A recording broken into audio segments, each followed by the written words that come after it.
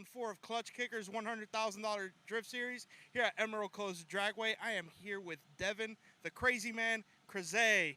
How's it going, Devin? How are you doing? This is your first time here at Klutch Kickers. How you feeling? I'm feeling pretty good. It's a little hot, right? But I'm used to that. You know, I live in the Carolinas. I'm feeling pretty good. You know, the track is a lot different than what I'm used to driving. It's pretty tight and technical, a little bumpy. The entry is super tough because you have to commit to it super hard. And if you don't commit, you're not getting all the way out, and it messes up the whole rest of the track. So it's a little tough, but you know, I'm really enjoying it. It's a good experience for sure. Welcome everybody. Tim Murphy with Drift Sessions. I'm here with Renato Garcia all the way from Brazil. So we're working with what's your name, sir? Chris. With Chris, he's going to help us facilitate this interview here. Renato, can you tell us what brings you here today? O que te traz aqui hoje? Estou procurando evoluir cada vez mais no esporte e aqui eu acho que tem uma grande oportunidade. He's trying to evolve himself on a sport, and he saw this as a big opportunity for him. So what experience do you have, and how long have you been drifting? Quanto tempo você está fazendo drift e qual a sua experiência? 2 anos e lá no Brasil já corro profissionalmente. About 2 years, and he runs as a professional down in Brazil on the series. What got you into drifting? O que te trouxe você pro drift? Acho que a adrenalina, né? The adrenaline. Prior to drifting, was he involved in any other type of motorsports or extreme sports? Antes do drift, você era envolvido em algum tipo de esporte, alguma coisa assim? Sim, bike, moto, arrancadas, tudo. He said like bikes, motorcycles, everything. He do like street bikes. So he's an adrenaline junkie is basically what you're saying. So that's good to see. Those are the kind of drivers that we love, especially here at Klutch Kickers, because they put on the best show for the audience. Tell us a little bit about how you found out about Klutch Kickers. Como é que você soube sobre o Klutch Kickers? É um evento bem comentado aqui nos Estados Unidos, muito famoso. E todos os meus amigos falaram que eu tinha que ir e eu não pude perder. He said it's a very well-known he's a very well-known for the sports and everything. He's bringing a lot of people from different states, and he couldn't lose it because we started telling him to come, and he said, let's go.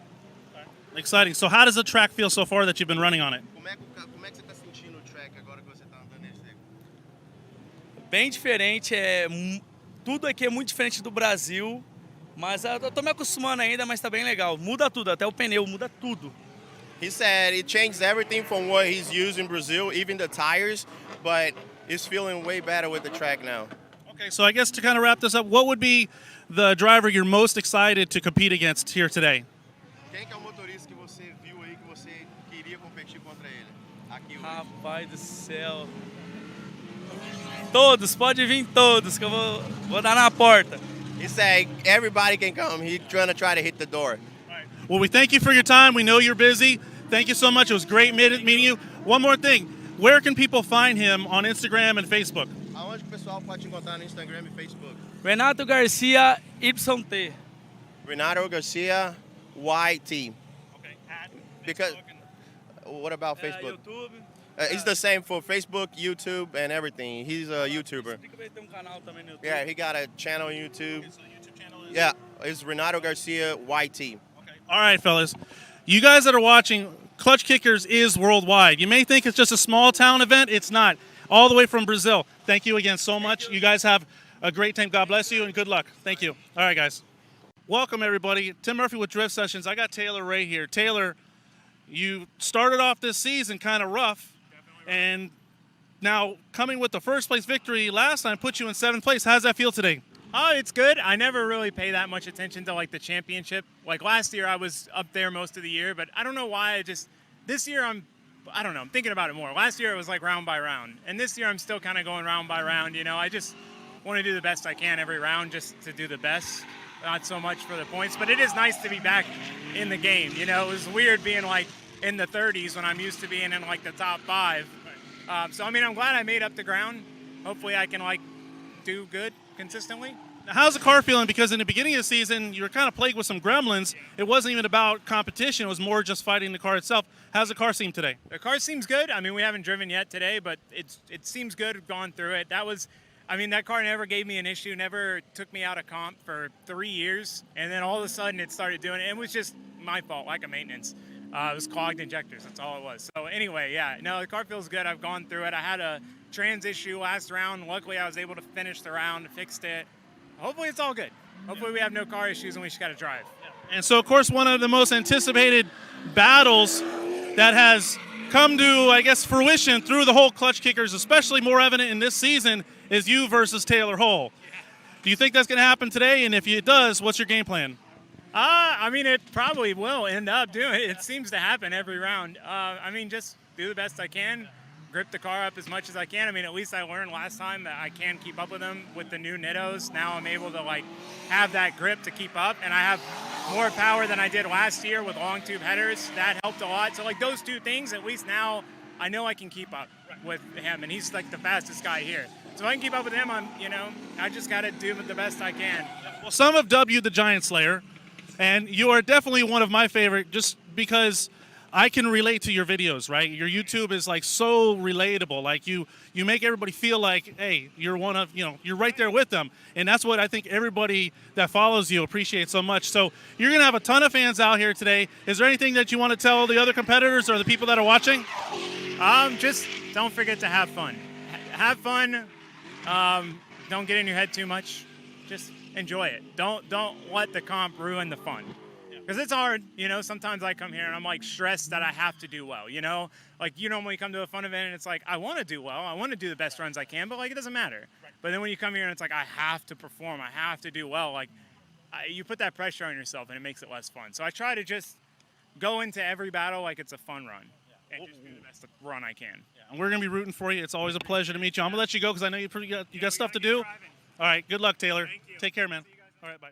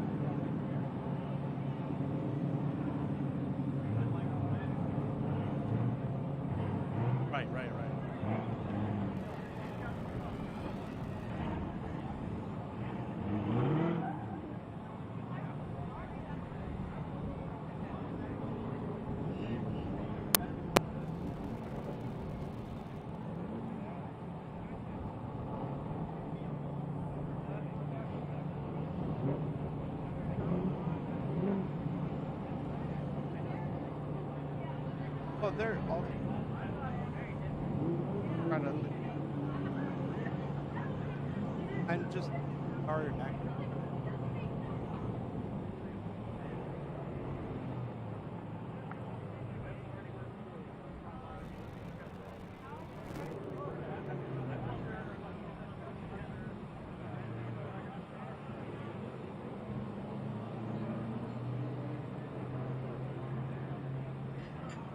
I just.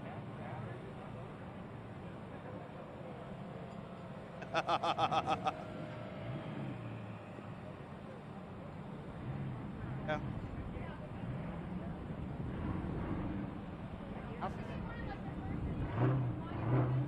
They gave me $5.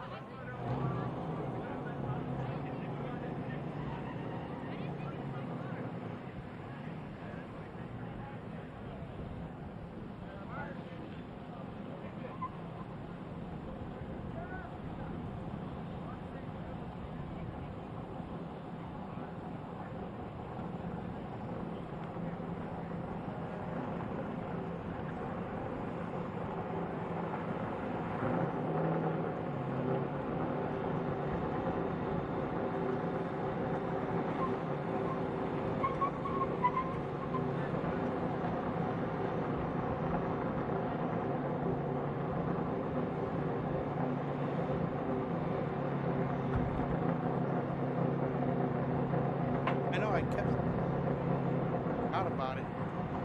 Like the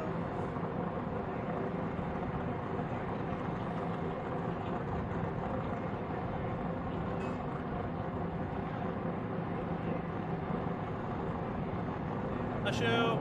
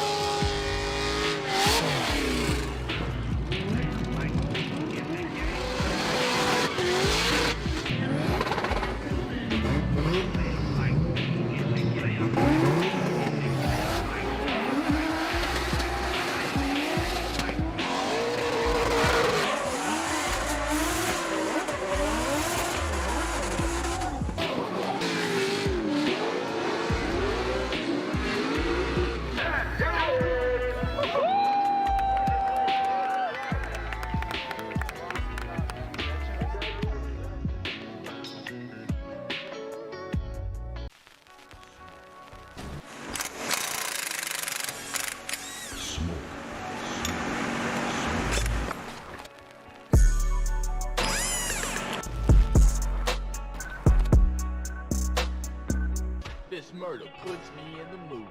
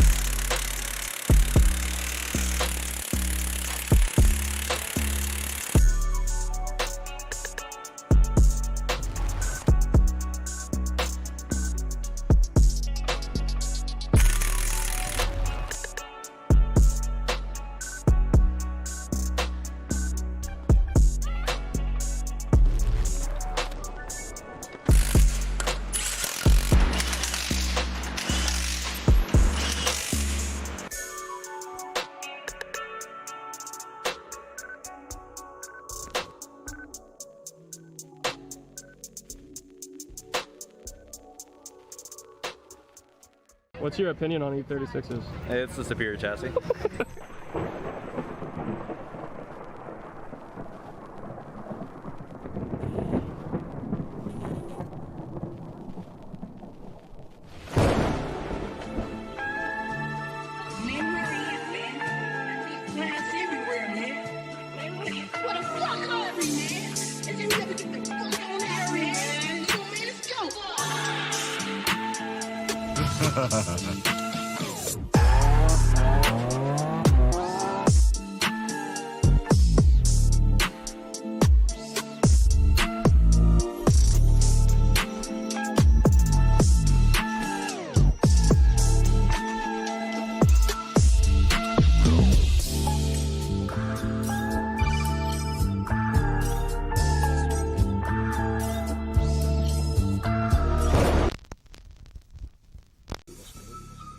Since I was a kid, but before opening and filming the skits, I had to go to get rich. I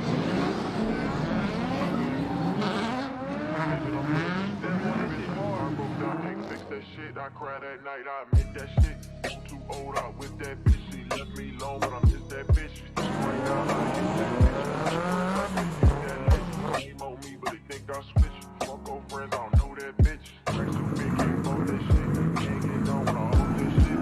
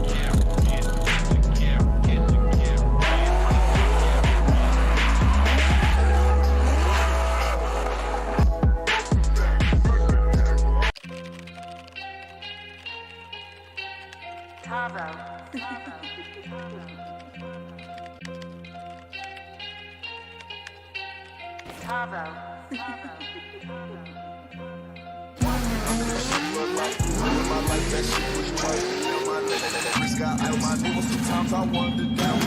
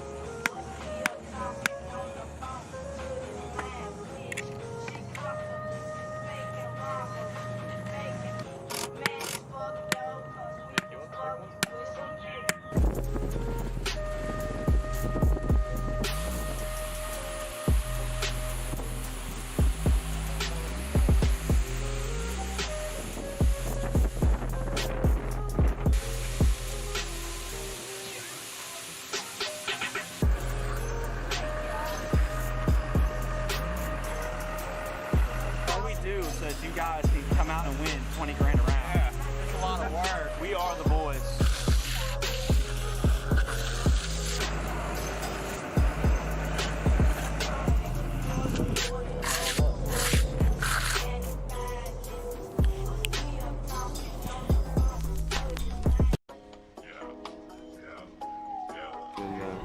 The bottle heater is set so you don't turn on and stuff.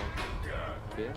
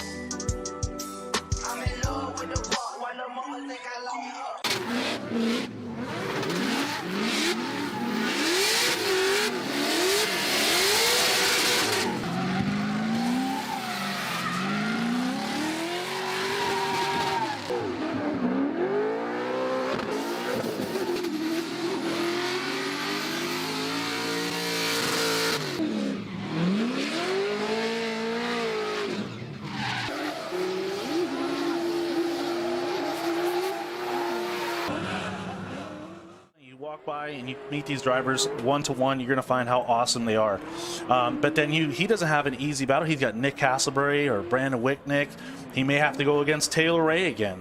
Connor O'Sully, he is new, but he's no slouch, so there's a good chance he has to go against. And not only that, one of probably his toughest competitors, aside from Taylor Ray, is Nate Hamilton. And Nate Hamilton, his car is on point today. He looks like he's on fire. Yeah, Nate Hamilton, he qualified 4th. He's definitely one of those drivers that always gets close to the end, or makes it all the way through. So he's definitely one of those guys to look out for. Of course, you were mentioning Nick Castleberry out there. I was talking to him. It seems like he's having issues with nitrous and the engine running on 7 cylinders. I hope he can get that fixed before his time to Can't he just bump up the nitrous and just push a little more of the other 7? Yeah, we got Alec Honda on track for his buy run. There you go.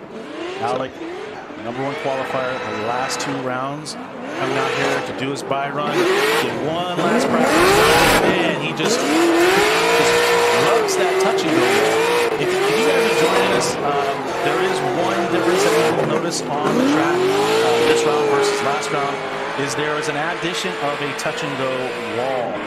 And it's making it a lot easier for the judges to be able to guide the drivers through the track. With that touch and go off, you do see some of the line right there where the gentleman there is standing. That white line is a marker. If a driver hits it and knocks it past that line or beyond that line, it will be faulted to that driver as a 0. So that wall could be a major deciding factor today as we watch these battles. Absolutely, but you could see that Alejandro took advantage of that by run to really gauge how to get to how to approach that wall there. But next up, we're going to have George Thomas and Sean Booth. These are two Red S chassis, both powered by RBs, and both phenomenal drivers.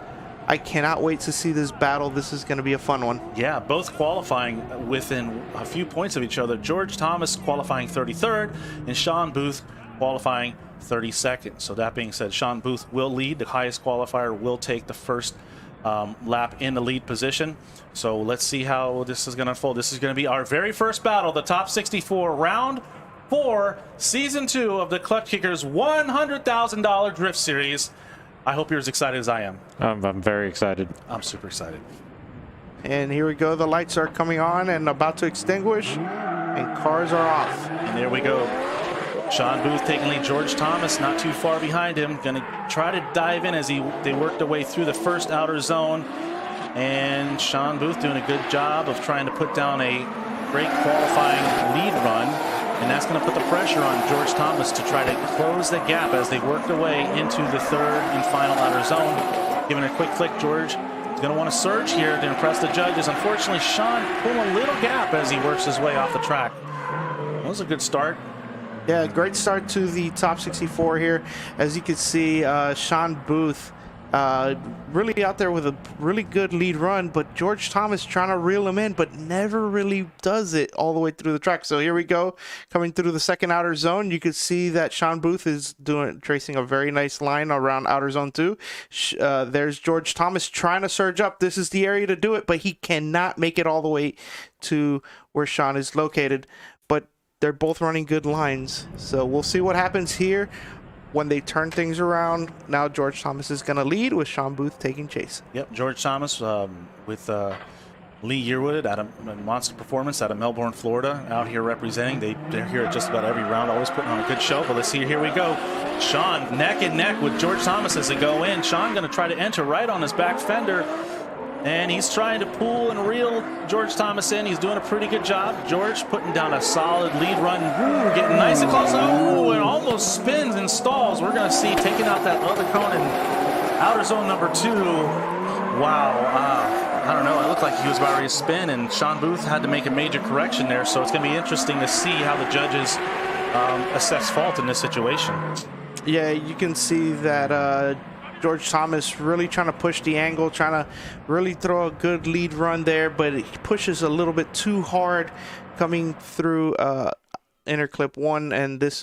Actually, I'm sorry, the touch and go. My bad. Look at all the angle he used. Yeah. He didn't spin, but yeah, but that's definitely a mistake where he's slowing down the momentum of the car, where Sean Booth has to make lots of adjustments just so he can keep up and not lose him. They also look like teammates. Sean Booth. Sean Booth gets the win. Yep. There you have it, folks. There it is. Sean Booth will make it into the top 32, and he will be going. He's got his hands full. He's going up against Alec Honadale. Oh, yeah, that's going to be a tough one for him. But anything can happen here in Klutch Kickers. We've seen some crazy things happen. Oh, yeah, we've seen a lot of crazy things happen. Up next, we're going to have Troy Manners qualifying 17th against Sarah Harrow qualifying 48th. This is going to be... This is two very different cars. One a V6 Mustang driven by Sarah, and Troy with the JZ powered BRZ there, which is almost really a pro car. Right. This is a major power difference here. We're going to see Sarah did battle some gremlins. Hopefully she's got that all worked out. Sarah, you may know her from her role in the Netflix series Hyperdrive. She's out here drifting with everybody. Let's see how Mr. Troy Manners lays down his lead lap. Troy Manners is looking to put down that 100-point qualifying lead run. Oh, hitting that inside clip, bringing it nice and tight into the touch and go, flicking it into outer zone number 2, trying to ride that outer edge there right in front of the judges. That's where he wants to impress them and make the most impact as they work their way into the third and final outer zone. Sarah Harrow still there in the distance, trying to close that gap. Unfortunately, not able to, but it was a solid run for both drivers nonetheless. Yeah, so you can see that even though that Troy Manners did hit that inner clip, I think it was not with the leading side of the car. Let's take a look here as he's going right through. Nope, that was with the trailing side of the car. They're coming through into outer zone 2. This is where you'll see Sarah Harrow straighten out right there. Oh, wow. Trying to keep up. It's kind of tough keeping up with such a power difference, especially when the car in front of you has double or more of the power. Right, and then trying to cut that line is a risky thing because if you cut that line too much, it's going to cost you. Yeah, the judges do not want to see that, but they're turning around. Sarah will be leading, and Troy Manners giving chase. And the lights are about to extinguish. Right, and we mentioned often sometimes following a lesser horsepower car on the track tends to be challenging and could cause a major mistake. So let's see what happens. As Sarah Harrow seems like she's doing well. She's very inside on that first outer zone. She's trying to bring it back in, get into that touch and go, and she does kind of extend it not as deep as she needs to be. And she makes her way through the second outer zone. Troy Manners trying to close that gap, and he's doing a pretty good job. Almost kind of looks like he's playing a little safe. Yeah. He's going to dive in here. He just wants to do enough to take home the win. He's got a spotter. I'm sure he knows Sarah Harrow is already sitting on a major deficit with that straight down. Absolutely. You can see that he was trying to keep his distance, make sure that he doesn't make any mistakes, and then just reeled her in right at the end just to make sure that he doesn't get an incomplete. Yep. And there you have it. Looks like Troy Manners gets the win. He's going to advance on to the top 34, and he will be going up against the winner of the next battle, which is Willie Pupi Espinoza, owner of King's Performance out of Central Florida. And we have Dustin Miles of Styles in not his normal chassis that we see here. I believe he's running a different car today, correct? Yeah, today he is running what he considers, or what we all consider, the Pro car. This car has been in Pro 2 in the Formula Drift Series, so this is a very serious car here. And but he's going up against Willie Espinosa, which actually also has... Hang on. Getting word that Willie Espinosa is forfeiting, and Dustin will be getting a bye run. Oh, what a shame. Yeah, what and we saw that yesterday. We saw Willie working through some gremlins yesterday, so unfortunately he was not able to get those ironed out. So Dustin Miles gets a free practice run before he goes in the top 32, and here he goes as he works his way around the track. Always a ton of style, just an exciting driver to watch. Always puts down a ton of smoke, drives 110%, full throttle, as you can see just by the smoke that comes out, and definitely one of my favorite drivers out here. Absolutely. Just to reiterate exactly what's going on with Willie's car, I did see yesterday that he was having clutch issues with the car, and I don't know if that's exactly what's happening today, but it could be something that is rearing its ugly head once again. So unfortunately for Willie Espinosa, he will not be moving on to the top 32, but fortunately for Dustin Miles, he will be going up against Troy Manners in the top 32. That's going to be an exciting battle, so don't go anywhere for that. We're going to have Ethan Hodges coming up now for his bye run. And as I can see in the live stream, I see a lot of love from Brazil, and I am going to practice my Brazil on my Portuguese and say, boa tarde, muito obrigado por estarme assistindo e acompanhado a series Klutch Kickers. I probably murdered that, but I did what I could. Hopefully they understood what I said. Basically, just thank you for joining us. It's great to see so many fans from around the world to tune in and love on Klutch Kickers the way they do. You are a brave man for saying all that. I would have never done it, but you know what? I got a golf clap. Yep. So we have Ethan Hodges.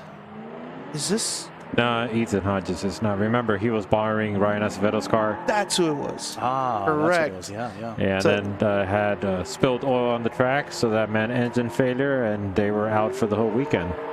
That is a shame. That is correct. But so we're going to be moving on to Steven Tassinaro versus Hayden Kitchell. Steven is borrowing a car as well as I guess his car wasn't doing too hot. Right. So let's see as they make their way down the track. The graphics strong. It's like we said, Hayden Kitchell taking the lead against Steven Tassinaro borrowing a car. Yeah, there's a lot of borrowed cars, right, this round. Let's see as they make their way through the track. Wow, some good proximity as they make their way into the third final outer zone. Ooh, little bobble there. Yeah. Not a bad tandem there. And don't be confused by the graphic there. Hayden was leading against Steven there. But anyway, yeah, you can see that Steven Tassinaro not really 100% comfortable in that car. It must be very differently set up to his 350Z that he normally drives. You can see a lot of bobbling, a lot of steering input, and it was definitely a messy run for him. Hayden, not too bad of a lead run. I think, you know, he's got a little bit of an advantage going into the second run here. So let's see if Steven can turn this around. Yeah, I'm missing seeing Stefan Tassinaro's car. I really love his black on yellow livery that he usually sports out here, and he always puts on a great smoke show for everybody. But here they go. Let's see what he can do in a borrowed car as he makes his way down the track. He's going to initiate. Hayden's going to try to get right on the back bumper as they make their way through the first outer zone. Let's see if he can maintain that proximity as they work their way into the touch and go. Stefan get nice and tight in there on the touch and go, and they work their way into the second outer zone, while Hayden almost just getting within a half a car length of that back bumper of Steven Tassinaro's borrowed car. It's interesting to be driving a borrowed car, huh? Definitely. Yeah, it must be challenging. So he works his way through, and it was a good run nonetheless. Well, the challenging part is getting the car set up to your preference. Correct. And so it's a bit of a hassle, but right. And there you go. You see the judges deliberating. They're always out here working hard, putting a lot of time. You look at the splash zone. Look at the sign. Look at all the mud and That's the clay. what I was thinking. And these guys are right in the mix of things. So they're getting pelted with clay and sand and all kinds of stuff just by the looks of the sign in that wall. And we ran into Will Parsons earlier today, and he had mud all over his shirt. So it's got to make it a little challenging, right? we're going to have to hose down the judges after this event. Yes, we might have to hose it down. Judges, what better place to hose the judges down than at the after party at the Island Hotel and Resort, right on the beach, or we could just dunk them in the water. Yeah, so judges definitely deliberating here this run. If you don't know who the judges are from left to right, it was Will Parsons, Officer Dan, and Mr. Dwayne Ramsey. About a total of almost 50 years combined experience from not just competing at the pro level, organizing events, and teaching drivers how to drift. So they have been involved in just about every aspect of drifting that you can imagine. So it's great to have them here to bring that experience to the judging and to the judging criteria as well. All the judges make themselves available for all the drivers in order to ask questions. I've even seen some drivers talking with the judges, say, hey, listen, you saw my practice runs. Hayden wins. Hayden Cottrell. Hayden Cottrell will advance on. Unfortunately, Stefan, he put forth a valiant effort in a borrowed car, so I wonder if somebody else is going to borrow that car now. Hang on, I'm getting word that Randy Noah is going to go on a bye run, so that means Fellow, his competitor, will be out. Wow. Oh, what a shame. Fellow and Bavaro, if you guys don't know Fellow, if you've been around drifting, especially in the Florida area for any amount of time, you'll know who Fellow is. He's a super awesome guy, and it's a shame to see him getting taken out by mechanical issues. And I foresee this top 64. Hopefully we're able to shed all the mechanical issues out, and it's going to make it for an amazing top 32. Yeah, I agree. This was a battle I was really looking forward to, as we know these drivers personally, and they're both excellent drivers. But, you know, this is actually good news, I guess, for Randy Noah, as he will continue on to the top 32, where he will be facing Keone Rodriguez, because Keone Rodriguez also has the bye run, as he qualified 8th. Yep. So Randy wants to take this time to dial in the last final settings of his car as he makes his way inches away from that touch and go. Beautiful line, as always. We're just always excited to see Randy Noah throw down some just amazing tandems. One of my favorite all-time tandems here at Klutch Kickers was Randy Noah versus Alec Honadale. But Randy was plagued yesterday with some mechanical gremlins. Fortunate enough for us, he was able to work that out. Yeah, we were talking to him, and in typical Randy fashion, he's like, yeah, car didn't want to go. Yep. But it's good to see him out here and being able to compete. We hope he makes it very far into the competition, as well as the other drivers as well. But not everybody can make it all the way through, so that's why we're here today doing the top 64 presented by Drift HQ. Keone Rodriguez is going to be coming up to the line. I've heard he was also having car issues, but we'll see Wow, that would be something. If he is not able to get a rundown, we definitely want to see Keone out there competing in the top 32. He always makes for an exciting battle. A fierce competitor coming all the way from Hawaii. Granted, he is now residing on the West Coast, and but he just bringing all that experience.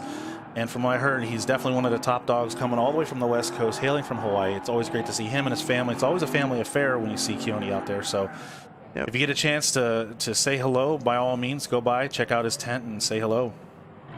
Yeah, so I do see some tire smoke behind the starting line. Oh, that actually, we see Keone Rodriguez right there. Good deal. That's what we want to see. We want to see all these cars out here getting that last by run of practice in as Keone makes his way kind of shallow on that inside of the first outer zone.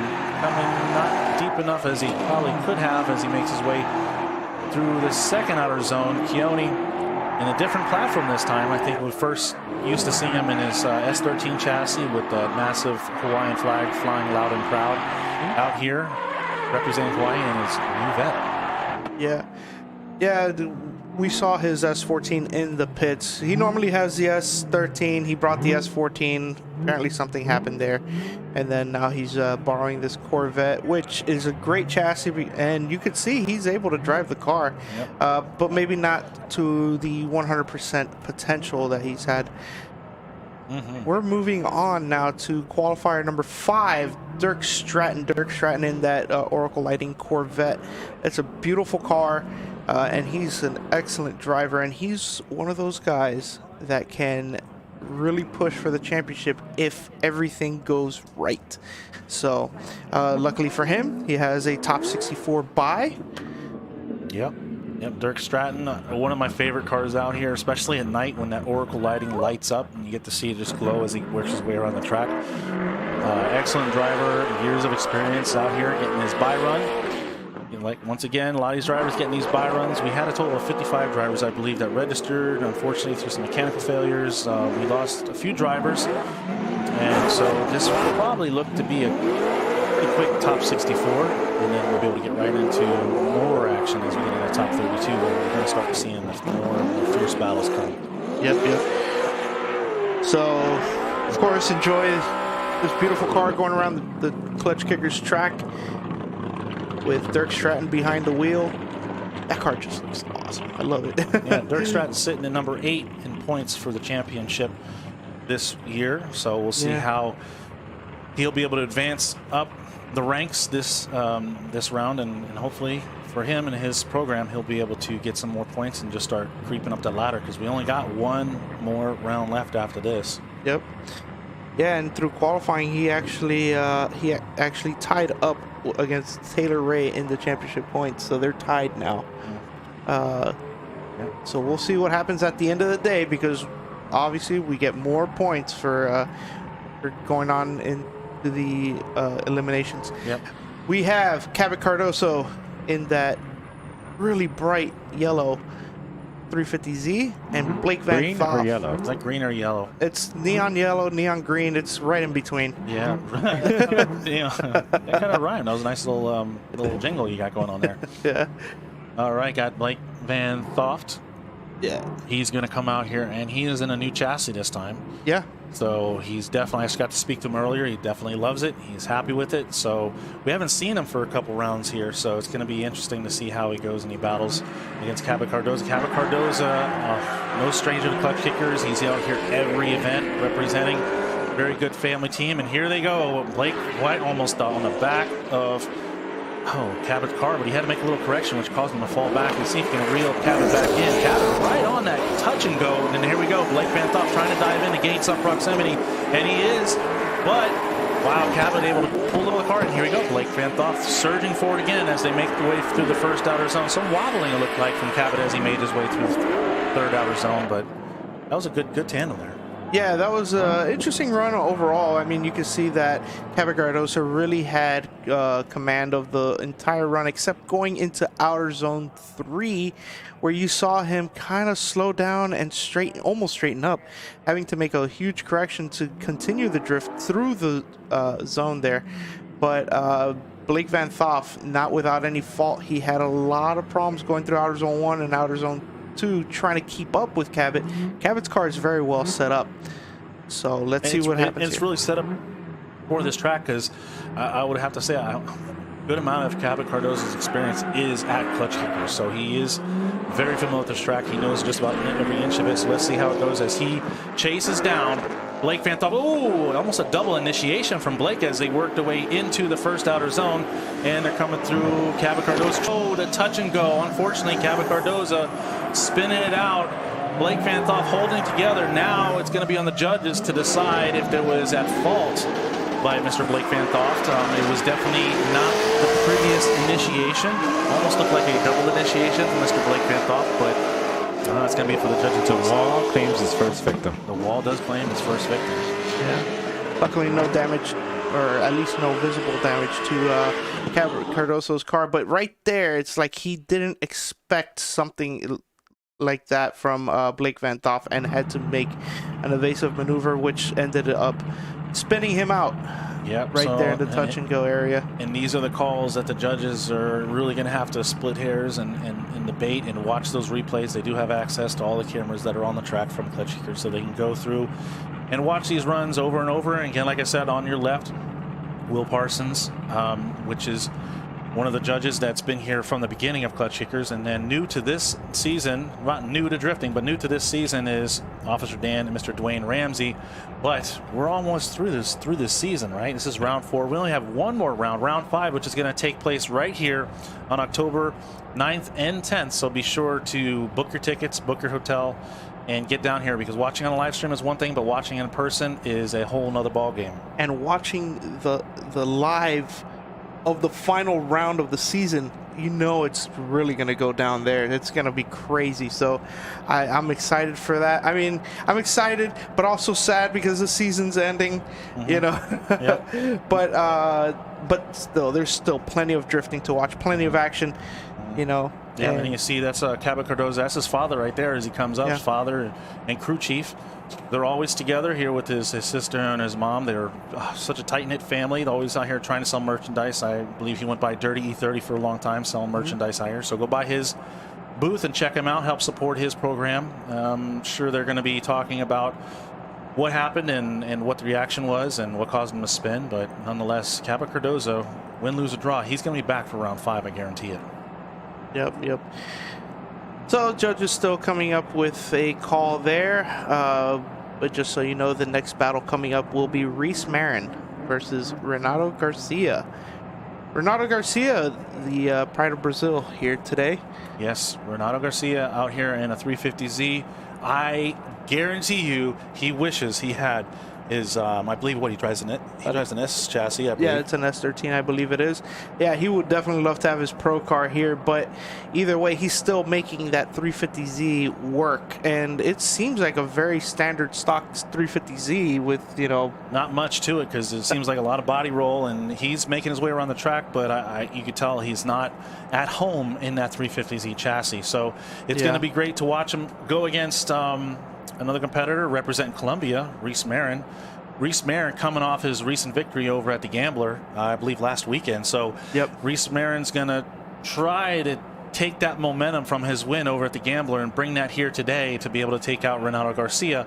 So is it an easy task? I doubt it. Both drivers have years of experience, so it's going to be exciting to watch this battle. Absolutely. Judges are still deliberating between Blake Van Thoff and Cabot Cardozo here. I mean, there must be something that they're really looking at in the touch and go area. I don't want to put fault on anybody there, but when something like this happens, you know, the judges really, it becomes tough. It becomes very tough. We've all been judges in smaller events before, and we feel the pressure. Correct. You know, in an event like this where you got so many world-class drivers, I can't imagine, you know, the responsibility put upon you. Because in typical grassroots events, you have a handful of drivers that are really dialed in. So the really hard-fought battles are the more neck-and-neck battles don't usually happen till the end. Klutch Kickers, with the amount of drivers that are out here, as you can see the bracket right here, it's just littered with world-class drivers, so you're getting world-class tandems almost right off the bat. And that's what makes Klutch Kickers so exciting and so different from any other series where a driver, we have a new driver out here we're talking with, Will Couch. Will Couch out coming out here for his first time, I believe one of his first competitions. And one of the things he was most excited about, which is contrary to what you see and hear a lot of times, is that he was so excited to drive against pro drivers in pro cars. He didn't look at it as if it was unfair or you know, this should be restricted. He was like, that's what I come here for. I come here to challenge myself. And I don't know of another place in the States where you can challenge yourself as a grassroots driver than Klutch Kickers. Yep, absolutely. I think this is you know, one of the best events in the whole country, and maybe even around the world, where you have that opportunity. And I know so many people argue against it, but if you do come and drive here, wouldn't you want to go up against some of these monstrosity of cars with these amazing drivers and really prove to yourself that you can keep up? Yep, and what people don't realize is that the track, the way the track is designed, the way it's grippy and technical, that it helps level that playing field. We've seen drivers in half the horsepower as the other driver being able to take them out, right? Yep. And a lot of these higher horsepower cars, they're stressed to the limit. So you see a lot of drivers like Willie Espinoza. He's already taken out because he's had mechanical issues. So. Yeah. But unfortunately, we're still waiting for the judges to make their call, and then we are in the top 64, sponsored by Drift HQ. Drift HQ is no stranger to drifting. If you've been around drifting at any time within the last few years, you know who Drift HQ is. They provide mobile parts. Their trailer's usually on site, providing drivers what they need. They've rescued me out of a jam when I was at the American Union competition. Yep. And so did Reese Marin and his crew. They were able to help me to continue compete that day. Also, we want to thank the Island Resort Hotel, the official accommodations of the $100,000 Drift Series, located right on the Emerald Coast, right on the beach. And like I said before, this is where you want to go today. After this event, you want to head over to the Island Resort Hotel and join us all for the after party. You get to rub elbows with drivers, staff, and judges. So that's going to be exciting. We also want to thank BC Racing Coilovers. It's not about where you start, it's about where you are. They were founded in 2006 in a garage. BC Racing North America currently offers over 1,100 suspension kits, all custom made to fit your exact needs. So that's amazing. I've rocked BC coilovers for several years, so I definitely trust their equipment and all of their products as well. Chase Bays, no stranger as well. They focus on high-end fluid transfer products for the aftermarket automobile industry, designed to increase performance and aesthetics, all while saving weight and space. Drift HQ, like I said, we want to thank them as well. Grip Royal Steering Wheel, the official steering wheel of the Klutch Kickers $100,000 Drift Series, providing steering wheels for first, second, and third place winners today. Noel, you have their steering wheel and you love it. Yeah, it changes the feel of the car with just such a simple part. It does. It makes it so much more fun to drive. Ignite Racing Fuel out here again, the official race fuel of the $100,000 Drift Series. Nitrous Outlet, the official nitrous supplier. RTS Race Tech Services, the official transmission. Kensei Wheels, custom wheels with the focus on quality and innovative.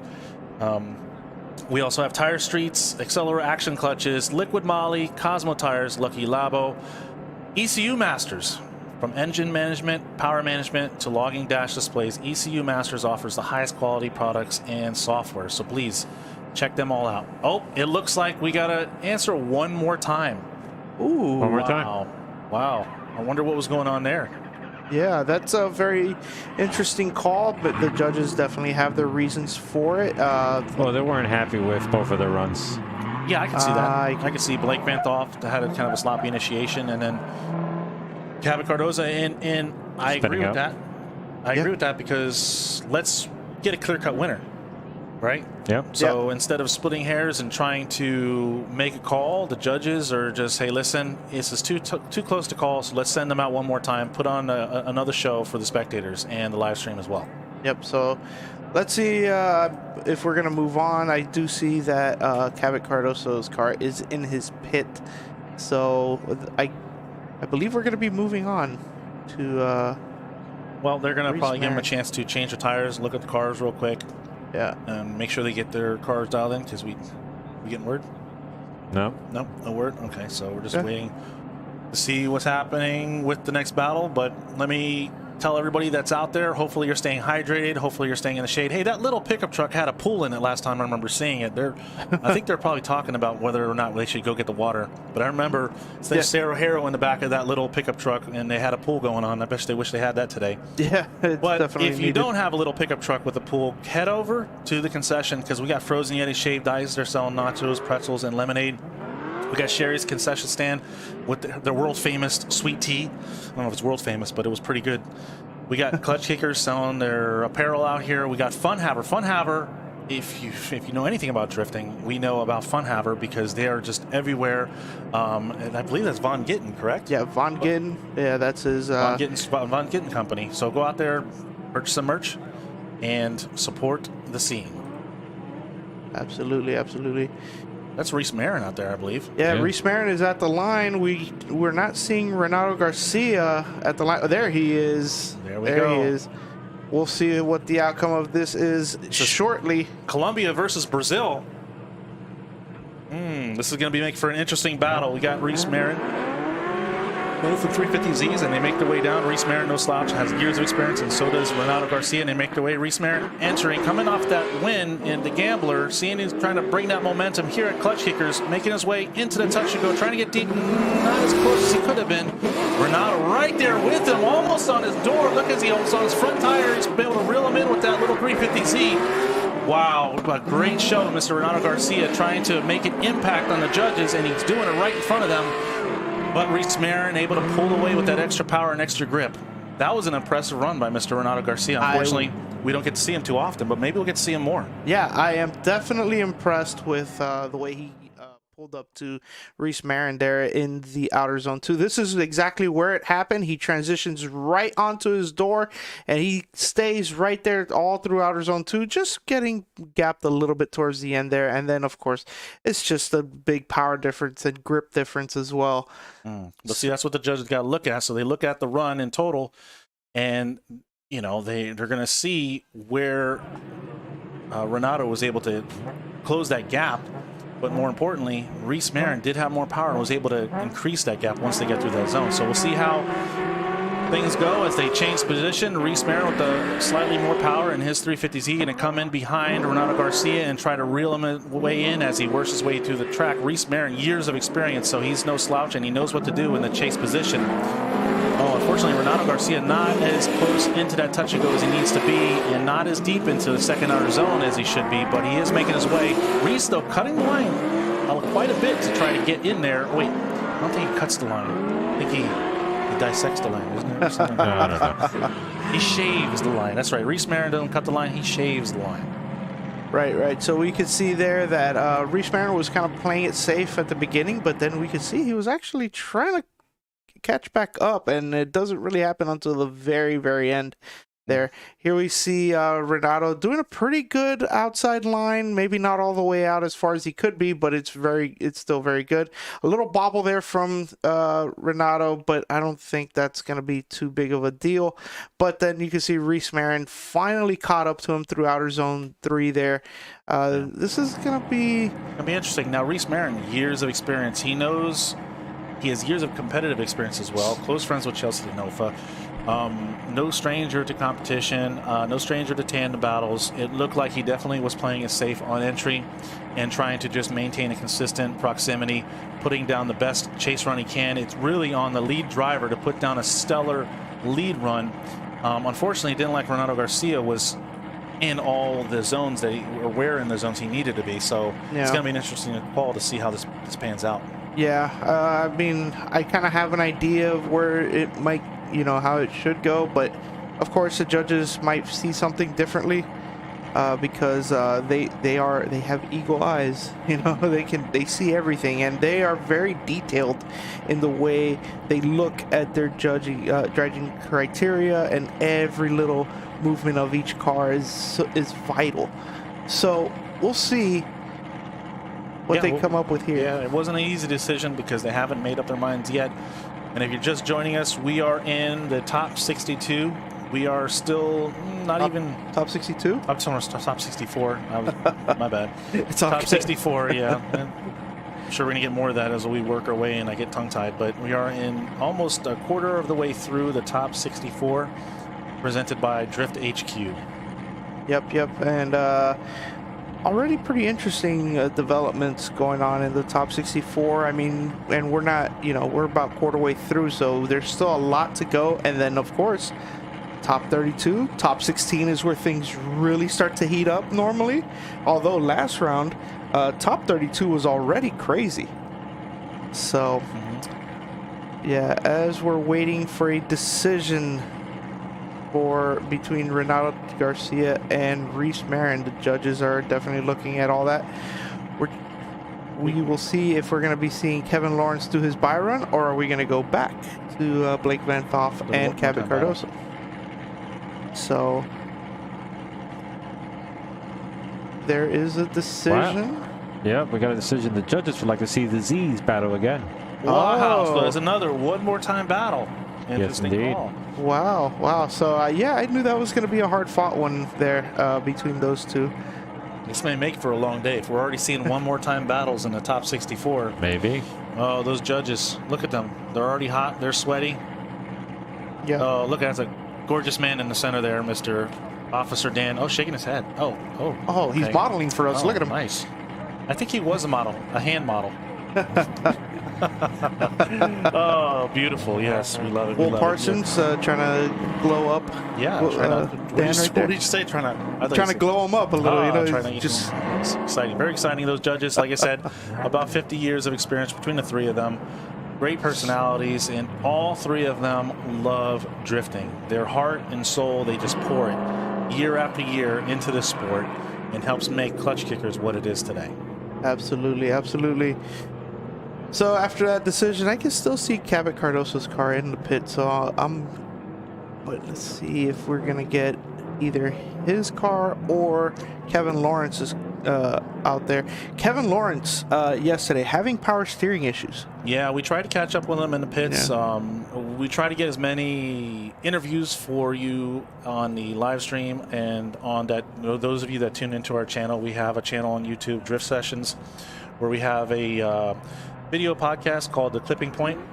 You could check out several interviews that we have. We have them posted up on our YouTube channel where you can check out interviews from all three judges. We've had Passionate Pat Gooden was our most recent, and we've had several drivers from all over the country on our show, and it's been great to be able to catch up with them. You are absolutely right. In the burnout box, you see Blake Van Thoff and Cabot Cardozo already at the line, ready to do their one more time battle. Very interesting call there, but of course the judges, using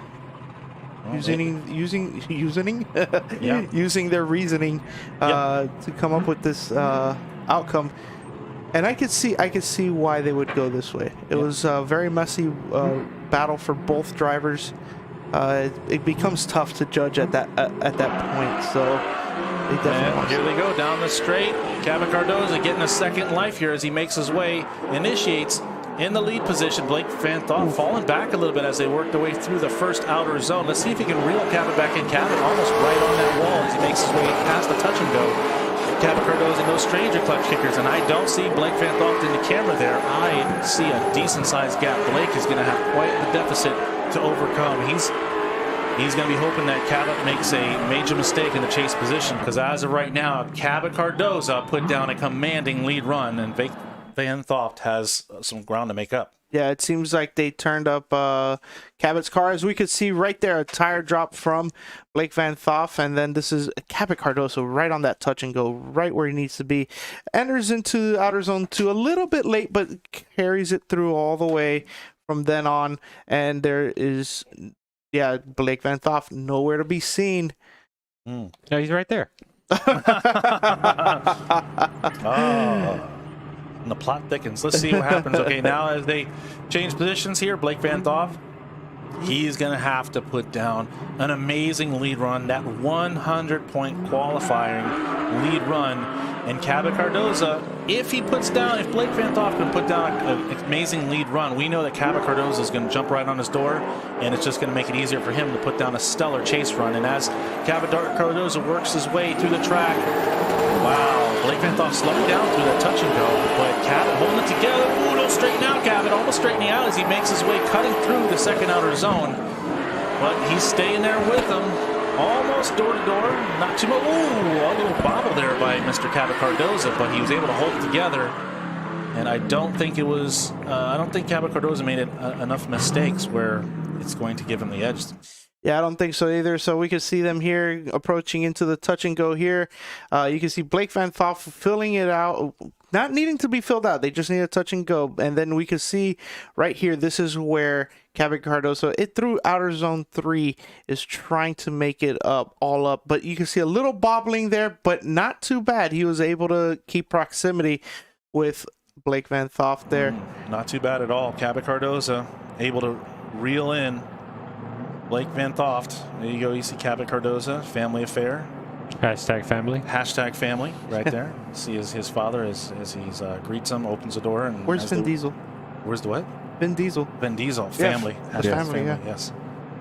Anyway, probably trying to cool off from sitting inside that car for such a long time. Well, actually, he'll be able to cool off longer because Cardozo gets the win. Nice. Cardozo gets the win. Unfortunately, Blake Van Thoff going to have to call it a weekend. Hopefully he stays and hangs out and roots on his favorite drivers and friends as the weekend continues. Right. So now we're going to see if we're going to be moving on to Kevin Lawrence or going back to Renato Garcia versus Reese Marin. Well, we'll see. Lee Yearwood's going to be coming up. He has a bye run. Lee Yearwood. No way.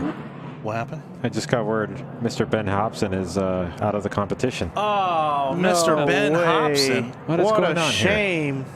Oh, there you go, folks. Did he not have the proper fitment? What's going on? I don't know. Mr. Ben Hobson, unfortunate.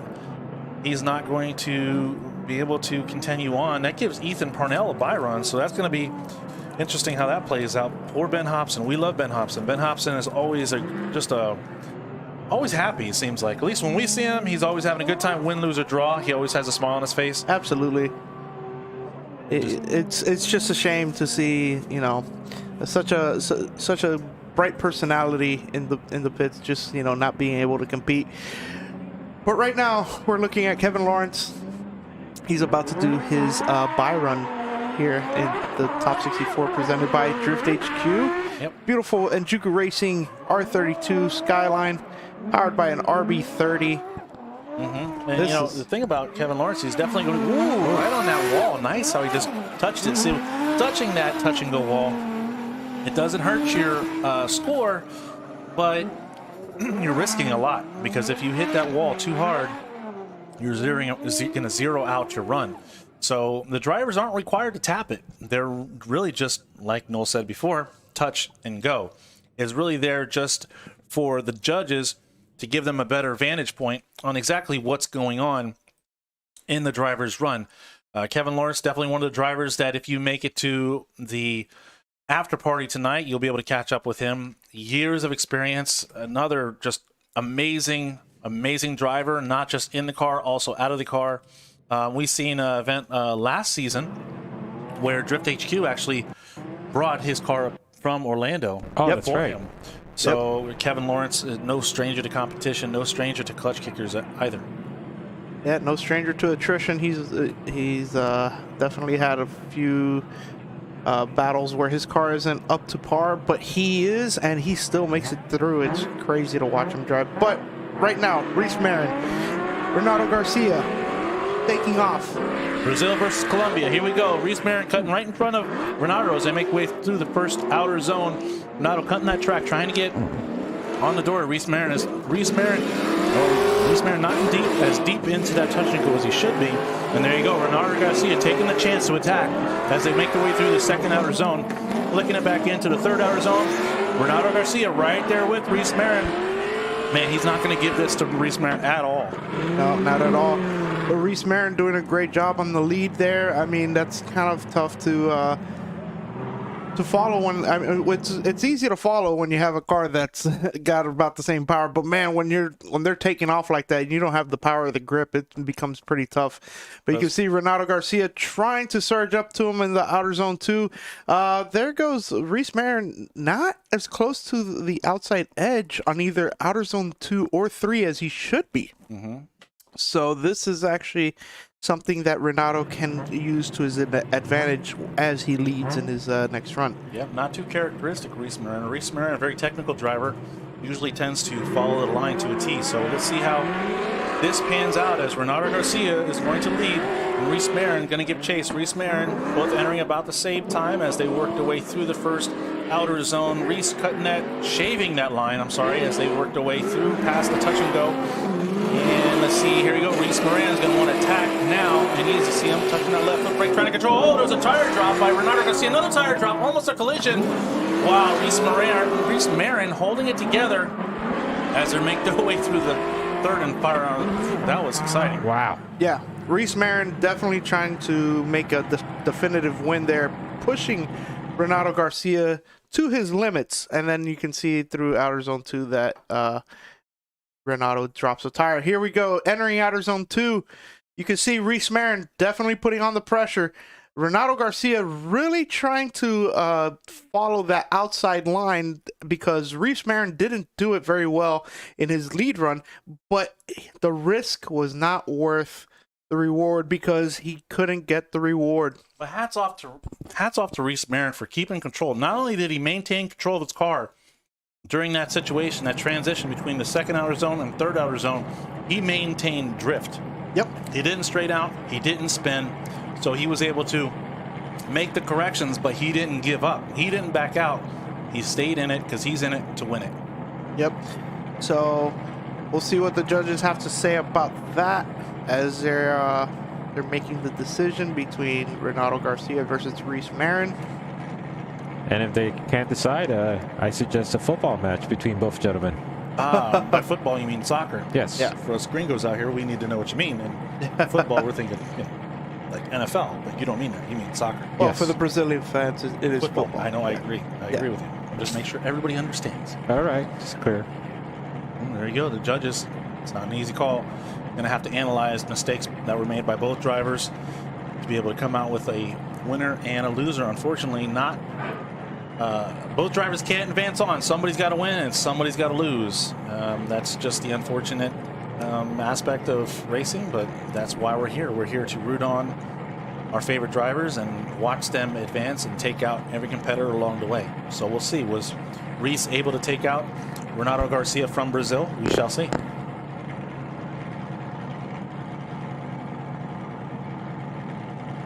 Oh, while they're deliberating, I want to go ahead and just shout out our sponsors once again and just thank them for supporting Klutch Kickers. We're hoping to bring new sponsors next year. Right now, we got Island Resort Hotel, the official accommodation of the Klutch Kickers $100,000 Drift Series. Once again, that's where the after party is. That's where you want to come tonight.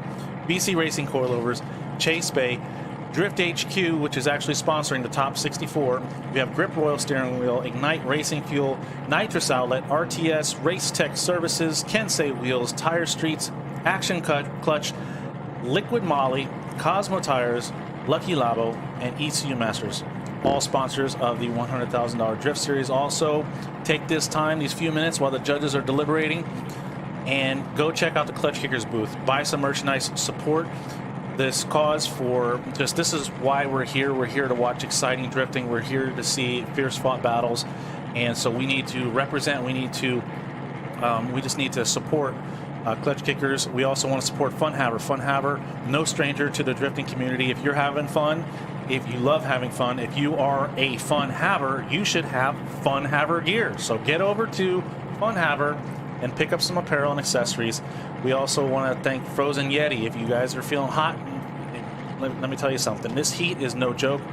We've seen it take out the best of us. So please stay hydrated and stay cool. But right now, it looks like Reese Marin is going to get the win, and he's going to advance on to the top 32. What do you think? Yeah, well-deserved win by Reese Marin there. I mean, unfortunate for Renato Garcia. He pushed hard. So he should hold his head up high, be proud, because that car shouldn't be very competitive out here, considering how very stock it is compared to some of the other cars, especially Reese Marin's car. Yeah, the main issue was the second dirt drop that caused Renato's car to slow down significantly enough to affect Reese's chase. Yep. But here we go. This is Lee Yearwood out on the track right now doing his bye run. Lee Yearwood putting a good score down yesterday, able to put him in a spot to have a bye run, and that's going to help him save his car. He's going to get one last practice lap done, and as you can see, Lee Yearwood, a lot of style, a lot of just full throttle all the way. Very exciting to watch. We've seen him progress in the Klutch Kicker series and just get better and better every round. Yeah, man, especially in the last 2 rounds, he's really stepped it up. I was noticing his driving really improving over those 2 rounds. But now we're going to be moving into what was supposed to be Ben Hobson versus Ethan Parnell. Unfortunately, if you haven't heard, Ben Hobson having car trouble and just not being able to make it to the line. And here's Ethan Parnell in that new livery on his S14. Looking real good out there. Looking very patriotic and American. Yeah, they're very red, white, and bluish, isn't it? Yeah. As he makes his way through the track. Ethan Parnell, ADP Motorsports at Parnell. Do you? Parnell.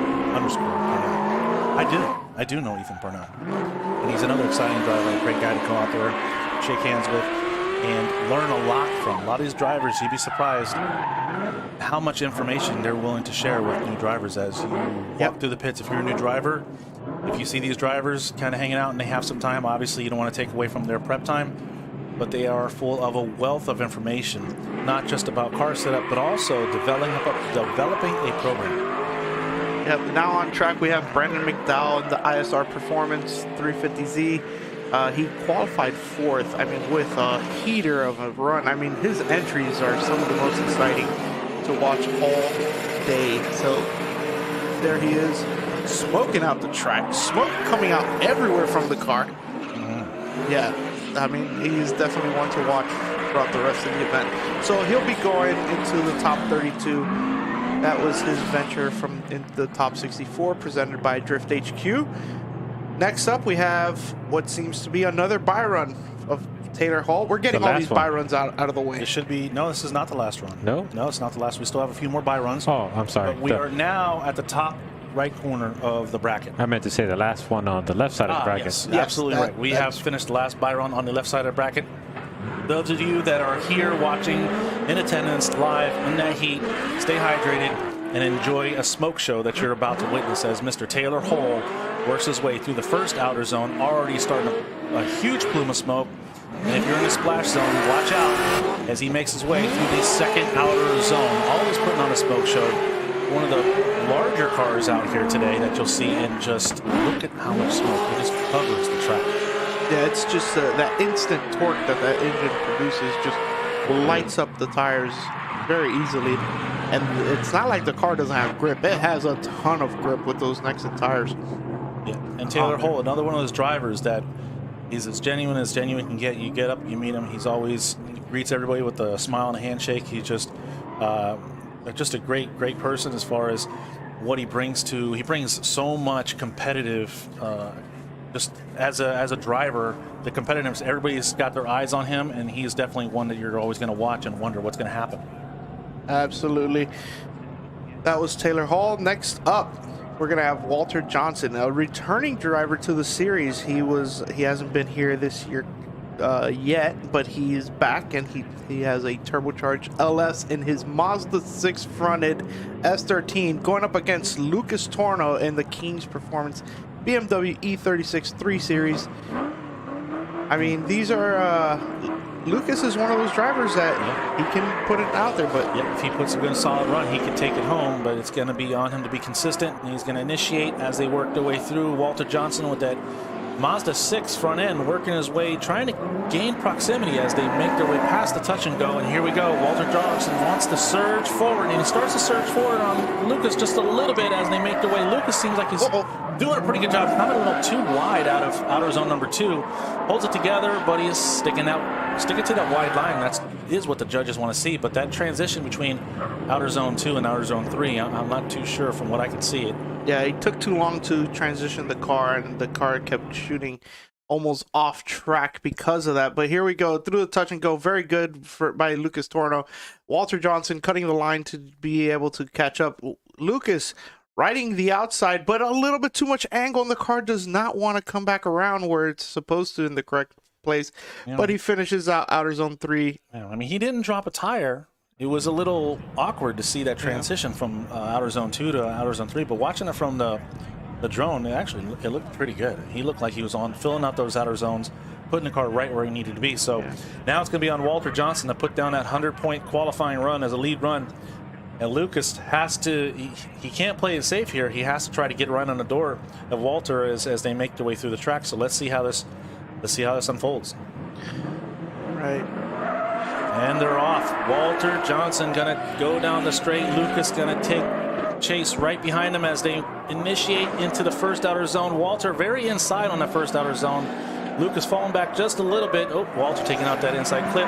Not as deep into that touch and go as he probably could have been. And here we go. Lucas going to surge forward for the attack, and he is. He's almost door to door with Walter as he works and surge forward again as he makes his way into the third outer zone.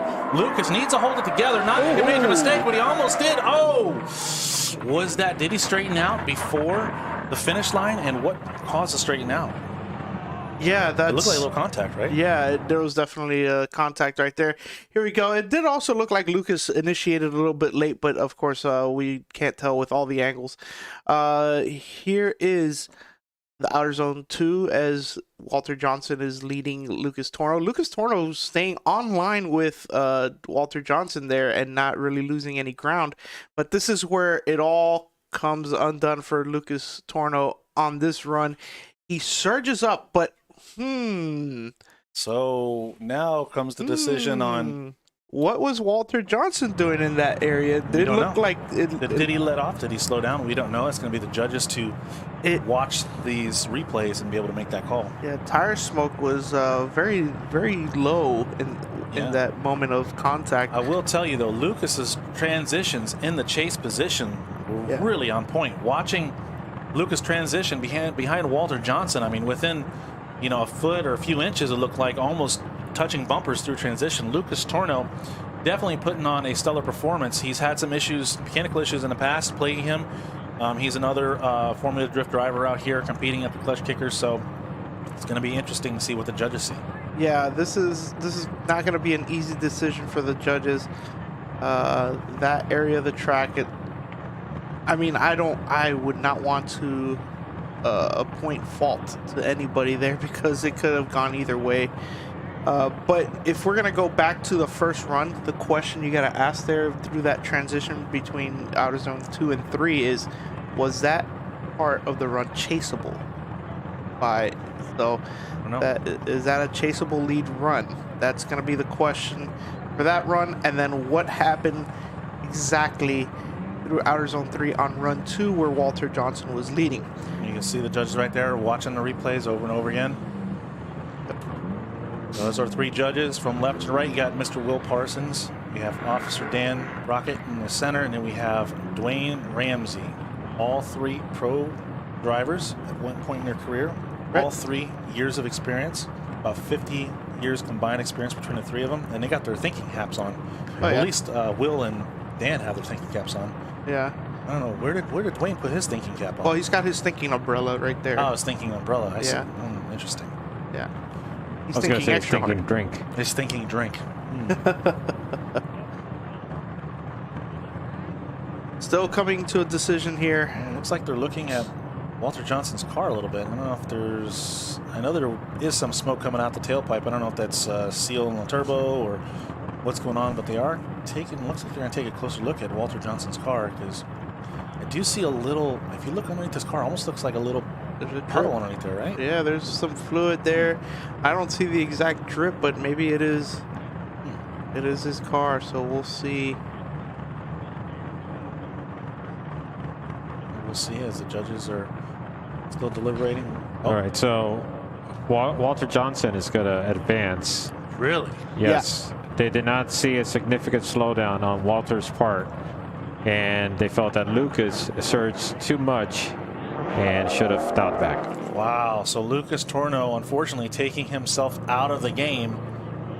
What a shame. Yeah, but yeah, they are looking at that Pollard right there, kind of curious. Yeah, that's Pollard. That's those Magic Mike Pollard's team they're pointing down at the ground. Yeah, there's definitely some fluid there on the ground.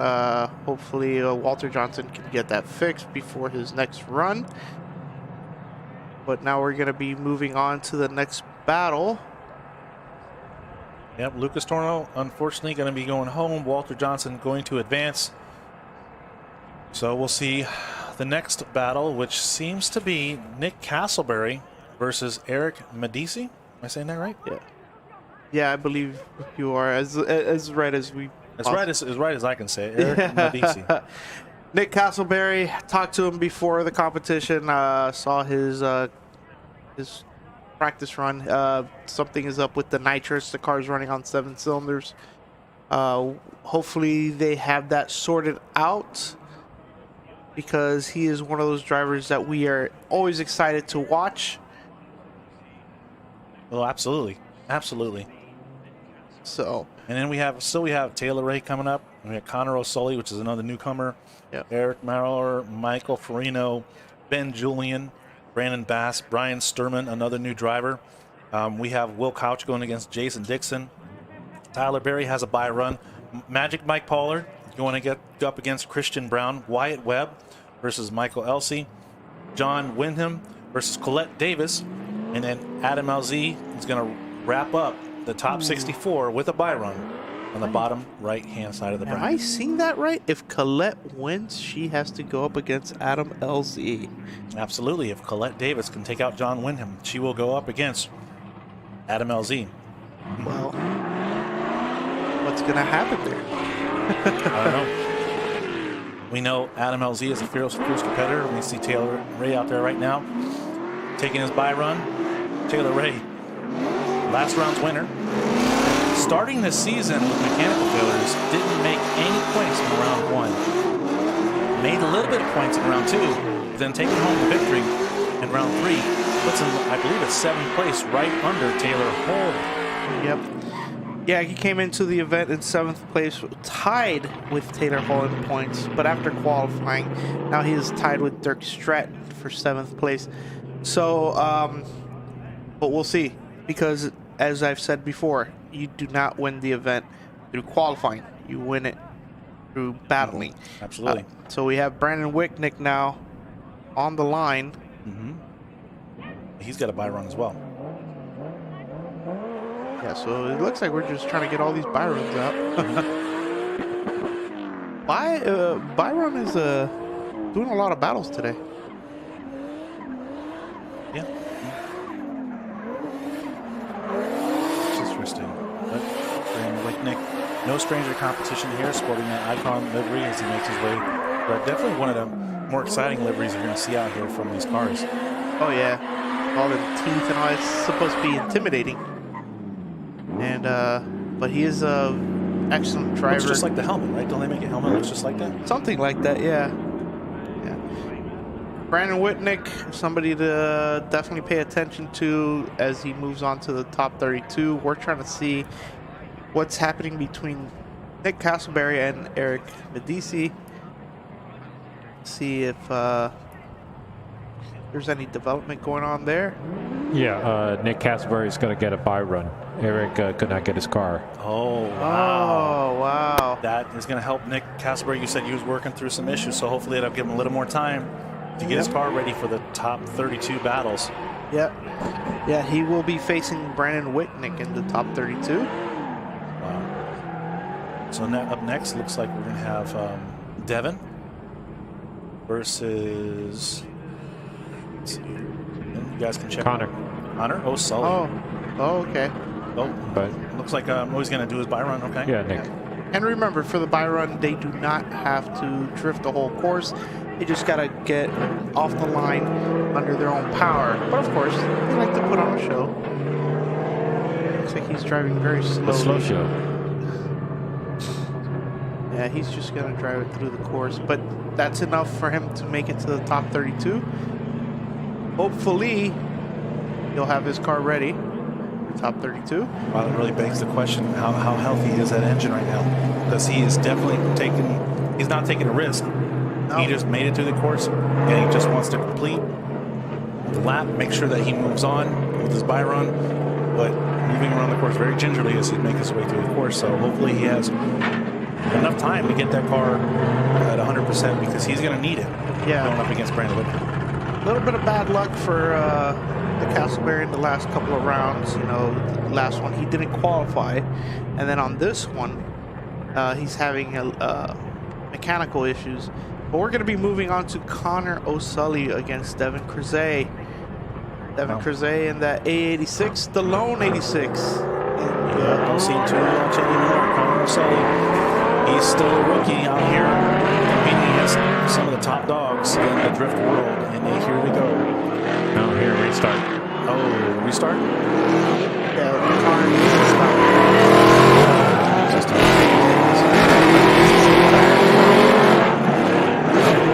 Devin's just taking this opportunity to get a little table practice right behind.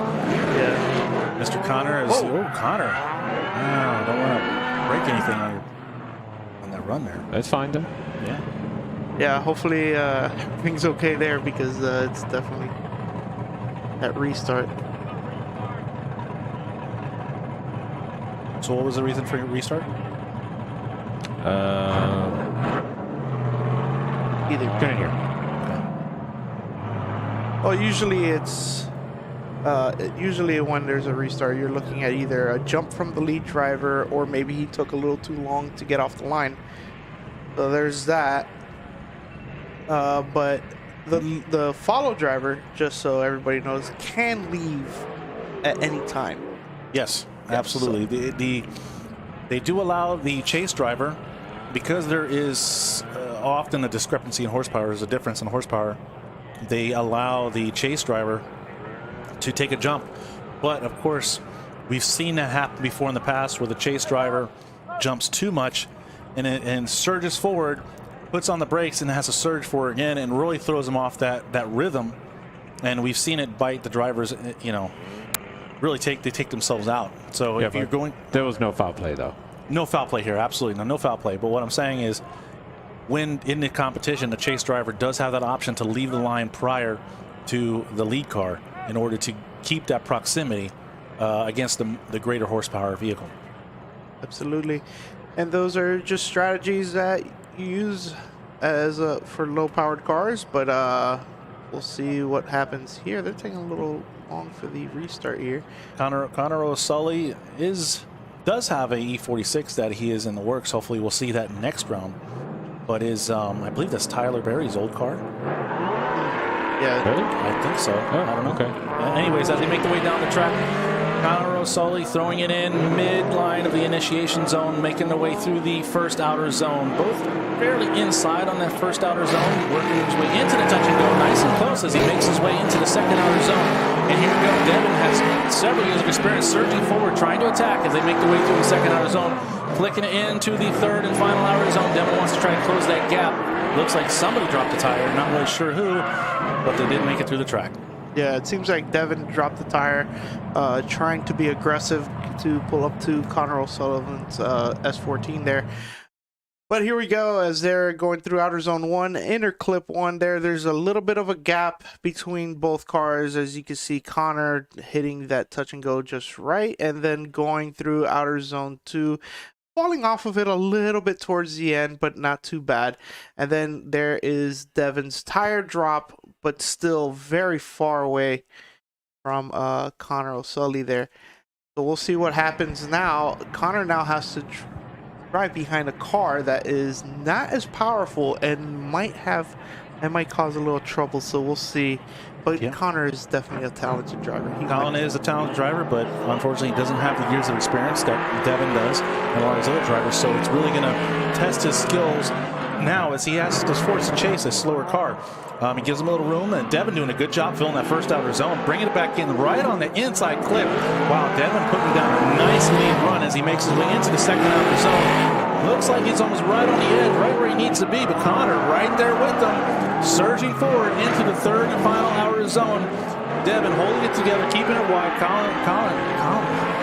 Connor right there with him. Yeah. Wow, I'm very impressed with Devin's lead run there. I mean, especially in an underpowered car, being able to fill out all the zones. Outer zone 1 filled it halfway, but then everything else, he was right where he needed to be. This is them going through. Oh, he entered outer zone 2 a little late there, so that's definitely a disadvantage there. Is it enough to outweigh the mistakes he made in his chase run against Connor? I'm not too sure about that, but the judges, deliberating to see. Yeah. Devin out here showing us that the 8.6 isn't a dead chassis. Trying to come out here and throw down with all these top dogs. I believe that's his first time out here driving and competing in Klutch Kickers.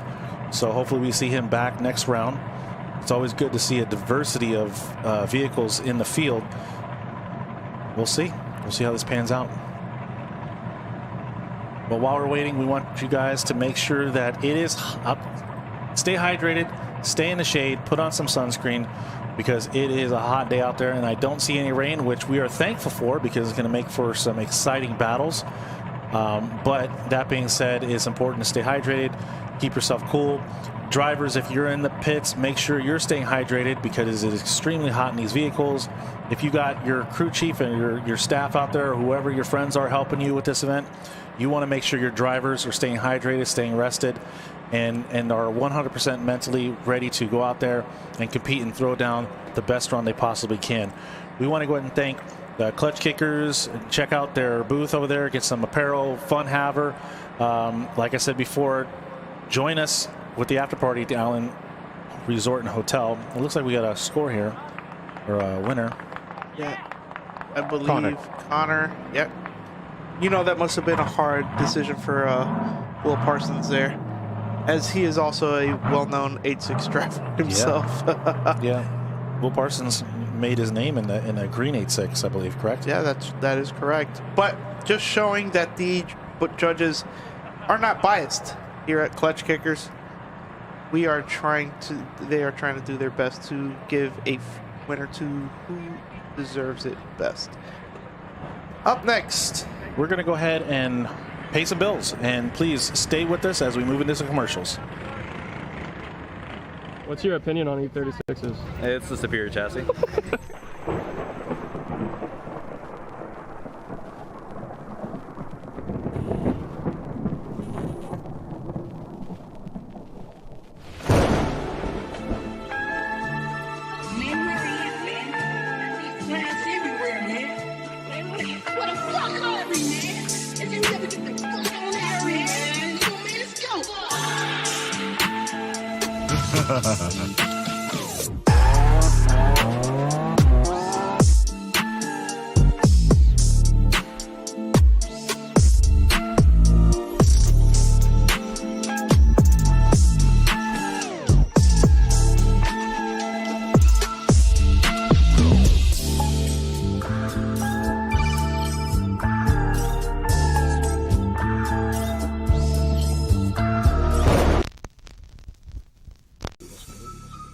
Since I was a chick, but before opening and filming the skits, I had to go to get rich.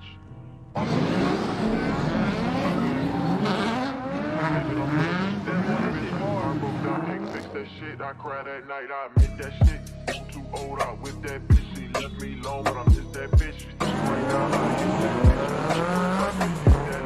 I hit on me, but they think I switch. Fuck old friends, I don't know that bitch. Straight too big, can't hold that shit. Can't get on when I hold this shit.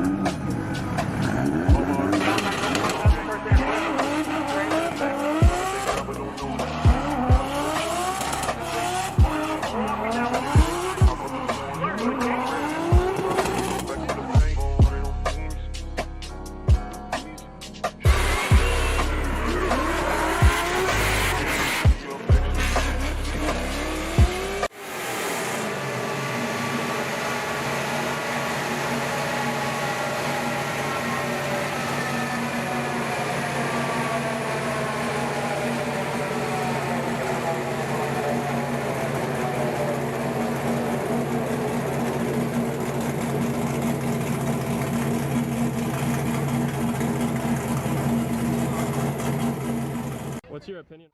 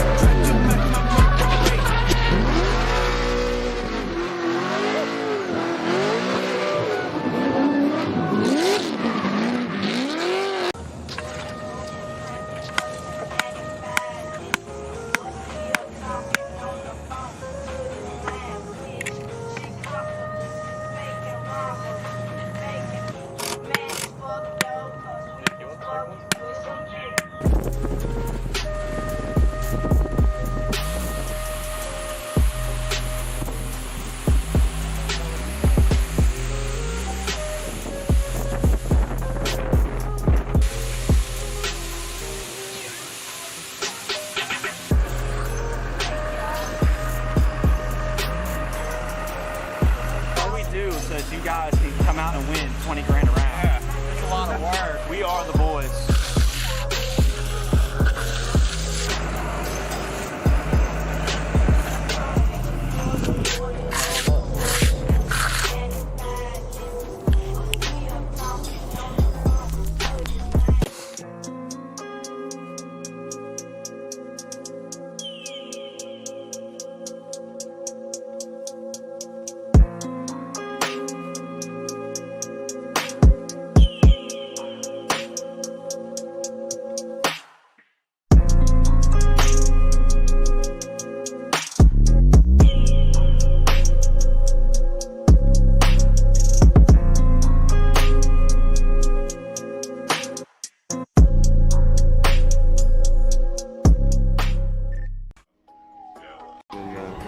The bottle heater is set so you don't turn on and stuff.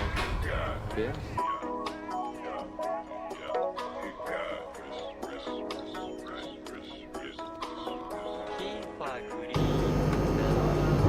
Fired up.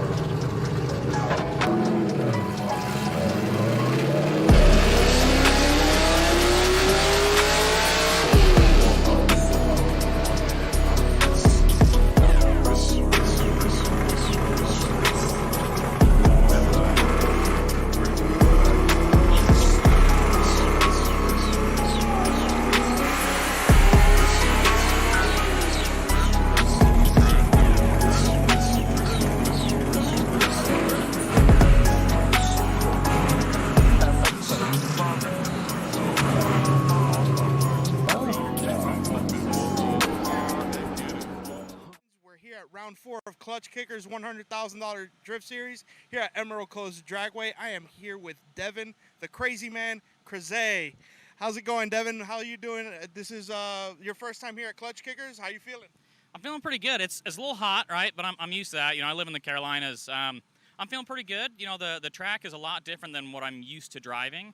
It's pretty tight and technical, a little bumpy. The entry is super tough because you have to commit to it super hard. And if you don't commit, you're not getting all the way out and it messes up the whole rest of the track. So it's a little tough, but you know, I'm really enjoying it. It's a good experience for sure.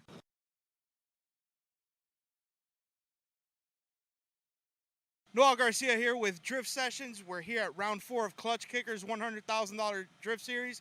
Welcome everybody. Tim Murphy with Drift Sessions. I'm here with Ronaldo Garcia from all the way from Brazil. So we're working with what's your name, sir? Chris. With Chris, he's going to help us facilitate this interview here. Ronaldo, can you tell us what brings you here today? O que te traz aqui hoje? Tô procurando evoluir cada vez mais no esporte e aqui eu acho que tem uma grande oportunidade. He's trying to evolve himself on a sport, and he saw this as a big opportunity for him. So what experience do you have, and how long have you been drifting? Quanto tempo você está fazendo drift e qual a sua experiência? 2 anos e lá no Brasil já corro profissionalmente. About 2 years, and he runs as a professional down in Brazil on the series. What got you into drifting? O que te trouxe você pro drift? Acho que a adrenalina, né? The adrenaline. Prior to drifting, was he involved in any other type of motorsports or extreme sports? Antes do drift, você era envolvido em algum tipo de esporte, alguma coisa assim? Sim, bike, moto, arrancadas, tudo. He said like bikes, motorcycles, everything. He do like street bikes. So he's an adrenaline junkie is basically what you're saying. So that's good to see. That those are the kind of drivers that we love, especially here at Klutch Kickers, because they put on the best show for the audience. Tell us a little bit about how you found out about Klutch Kickers. Como é que você soube sobre o Klutch Kickers? Show for the audience. Tell us a little bit about how you found out about Klutch Kickers. Como é que você soube sobre o Klutch Kickers? É um evento bem comentado aqui nos Estados Unidos, muito famoso. E todos os meus amigos falaram que eu tinha que ir e eu não pude perder. He said it's a very well-known He's a very well-known for the sports and everything. He's bringing a lot of people from different states, and he couldn't lose it because we start telling him to come, and he said, let's go. Exciting. So how does the track feel so far that you've been running on it? Bem diferente, tudo aqui é muito diferente do Brasil, mas eu tô me acostumando ainda, mas tá bem legal. Muda tudo, até o pneu, muda tudo. He said it changed everything from what he's used in Brazil, even the tires, but he's feeling way better with the track now. Okay, so I guess to kind of wrap this up, what would be the driver you're most excited to compete against here today? Quem que é o motorista que você viu aí que você queria competir contra ele? Aqui hoje. Rapaz do céu. Todos, pode vir todos, que eu vou dar na porta. He said everybody can come. He's trying to hit the door. Well, we thank you for your time. We know you're busy. Thank you so much. It was great meeting you. One more thing. Where can people find him on Instagram and Facebook? Aonde que o pessoal pode te encontrar no Instagram e Facebook? Renato Garcia, YT. Renato Garcia, YT. Okay. Because, what about Facebook? YouTube. It's the same for Facebook, YouTube, and everything. He's a YouTuber. Yeah, he got a channel on YouTube. Yeah, it's Renato Garcia, YT. All right, fellas. You guys that are watching, Klutch Kickers is worldwide. You may think it's just a small town event. It's not. All the way from Brazil. Thank you again so much. You guys have a great time. God bless you and good luck.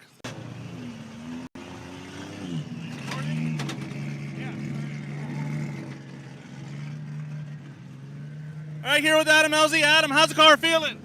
Not good. Not good. Why? What's going on? Just a lot of little mechanical issues that we got to sort, but we're doing our best to just get through practice. All right, well, you're always exciting to watch, and we really are rooting for you. We've seen the bracket. You're definitely one of our top contenders that we see going up there, so hopefully the car handles together. How does the track feel today? I did one lap. Felt good. So. Okay. Well, I'm going to let you get back to practice, and I know you're a busy man. Thank you for your time. Can I squeeze in a couple questions while you're in your car? Okay, thank you so much. We're trying not to bother anybody, but yeah, no, I know it's tough. People want to see you, so it's like, let me know when you're ready. I've been ready. All right, we're here with Ben Julian. He's practicing. Ben, how's the car feel today? Car feels great today. It's awesome. Yeah. How's the track feeling? Hopefully we don't get any rain. The track's feeling. Connor O'Sully, Tim Murphy with Drift Sessions. Connor, what brings you out here today? We just came out to throw some laps down. We were planning on bringing the E46. We ended up bringing the S14. It was all together. Just trying to lay some good laps down and see what we can do. All right, good deal. So I noticed after the last time I saw you, I started seeing stuff going up for sale. Started selling stuff. What happened? Started selling bikes. I was doing a lot of stunt riding, and I'm trying to really get into drifting. Just trying to get rid of some of the bikes and put some money into the drift cars and change some things around, do some upgrades. And so those of you that don't know Connor, how long have you been drifting for? I think I bought the car in late December of this year, so what are we at, 7 months? 7 months. So that just goes to show that if you have dedication and you really love it, because I could tell he's got the bug, you're going to be out to shredding today. So how do you feel about today's competition? I'm excited. It should be good. I think we should do pretty well. Hopefully we get into the top 32, see what we can do. And we're back, jumping right into the action, folks. We got Andrew Maurer going to lead Michael Farino, taking a little bit too much of a jump. We spoke about prior to the break. And what caused him to create quite a gap as they worked their way through the first outer zone. Andrew Maurer putting down a nice lead run as they worked their way into the second outer zone. Wants to keep it out nice and wide. Michael Farino trying to compensate for that mistake right off the start. So hopefully he can keep together and reel them in as they make their way through the third and final outer zone. Andrew Maurer so far looking to have the advantage moving into the second half of this battle. Yeah, so Michael Farino taking, biting more than he could chew off the line there and having to back out so to let Andrew Maurer initiate ahead of him. And then you can see coming through the touch and go area, Michael Farino trying to surge up, but a little bit too much in a weird place, so that kind of made it weird for him. Mm-hmm. So we had spoke about that briefly not too long before we took our break, that it is up to the chase driver. They do have that option to jump the light, but if they jump the light too much, what you're going to see is what just happened. Michael Farino really jumping way too early, having to almost put on the brakes to allow Andrew Maurer to initiate, because it is required. The chase driver is required to give the right of way to the lead driver. So as they work their way down the track. Wow, you see Andrew Maurer way out in front. What's going on here? Looks like a restart. It does. I don't know if that's a restart. I'm kind of confused on what's going on here. Did you see the light? Yeah, I saw the restart light. Okay, so it's a restart. Luckily for Michael Farino, his car does not have that much power, so tires should not really be an issue. Hopefully he didn't wear them down too much in previous practice runs. I'm sure he's got a new set on there and he's ready to rock. But it's going to be interesting as they get back to the line. Finish off the second half of the battle. Whoa, look at that. That's a nice little rig. Yeah. Holy cow. Man. I don't think I've seen that one yet. No. Yeah, that's new. That is pretty cool. Look at him. He looks like almost like intro or something out there. I mean, that's a real deal Holyfield right there. Animatronic or something. Yeah.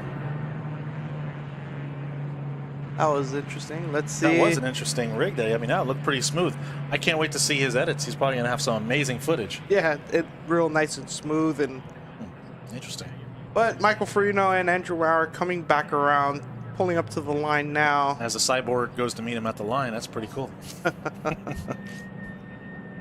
All right, you see Michael Farino there, Andrew Maurer pulling on up.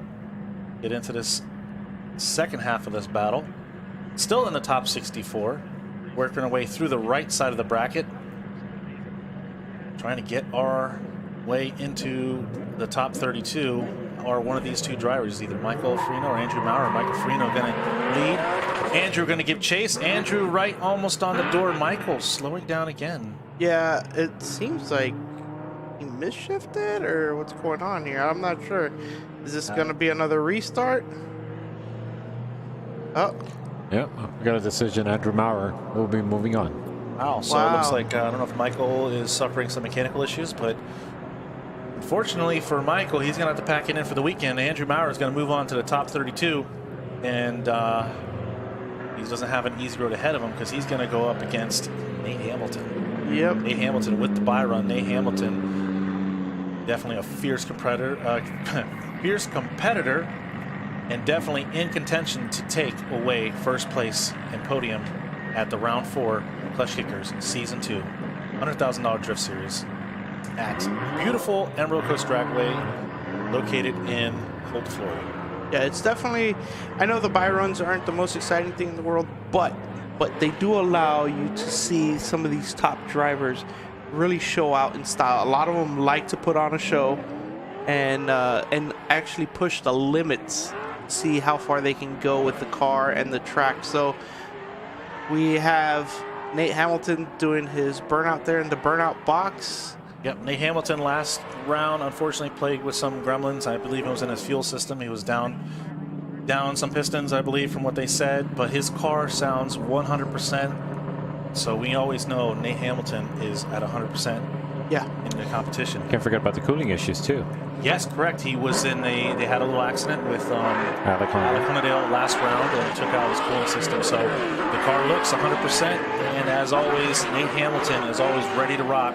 As you can see him throw down a buy run, already pouring out the smoke. He's not taking it easy. Get the last little bit of right inches away from the wall. Well, test that. Hey, if you're going to spin, now's the time to spin. So let's go ahead and chalk that up as a mulligan, and you can just restart that. And you're still going to move on to the top 32. Nate Hamilton, a fierce competitor out here at Klutch Kickers as always, and his car does seem dialed in. So Nate, let's not see you spin again, buddy.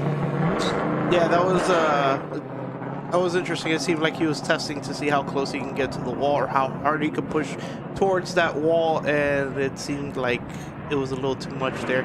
But now we have Ben Julian in the Ben Use Miata's Parts.com Miata. This car is, it's round 2 winner for this year. Round 2 winner, currently second in the point standing for the championship in Season 2 of the Klutch Kickers $100,000 Drift Series. That car, as you can see, it's seen a little bit of action. As you can see, that bumper just barely hanging on there. And how much you want to bet that those paint marks on the side of Ben's car, I think that's tire for Taylor Ray. Yeah, absolutely. You know, it's funny, Miatas usually look happy. That one looks like it's droopy.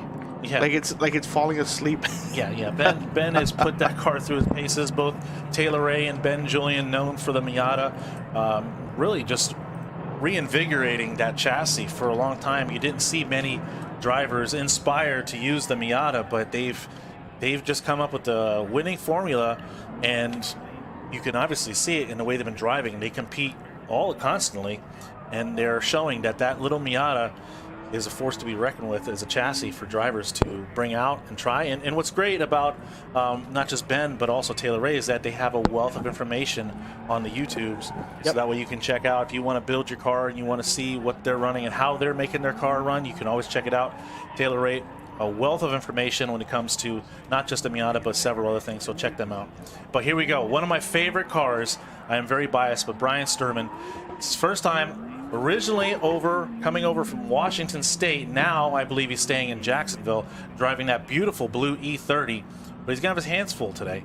He's going to go against a Brandon Bassett, a much more powerful Supra, as they work their way through the track. A Mark III Supra. So very rare to see these cars at a drift event. So let's see what happens here. Brian, definitely the lesser horsepower of the two cars, so we're going to see how it's going to affect Brandon as he gives chase.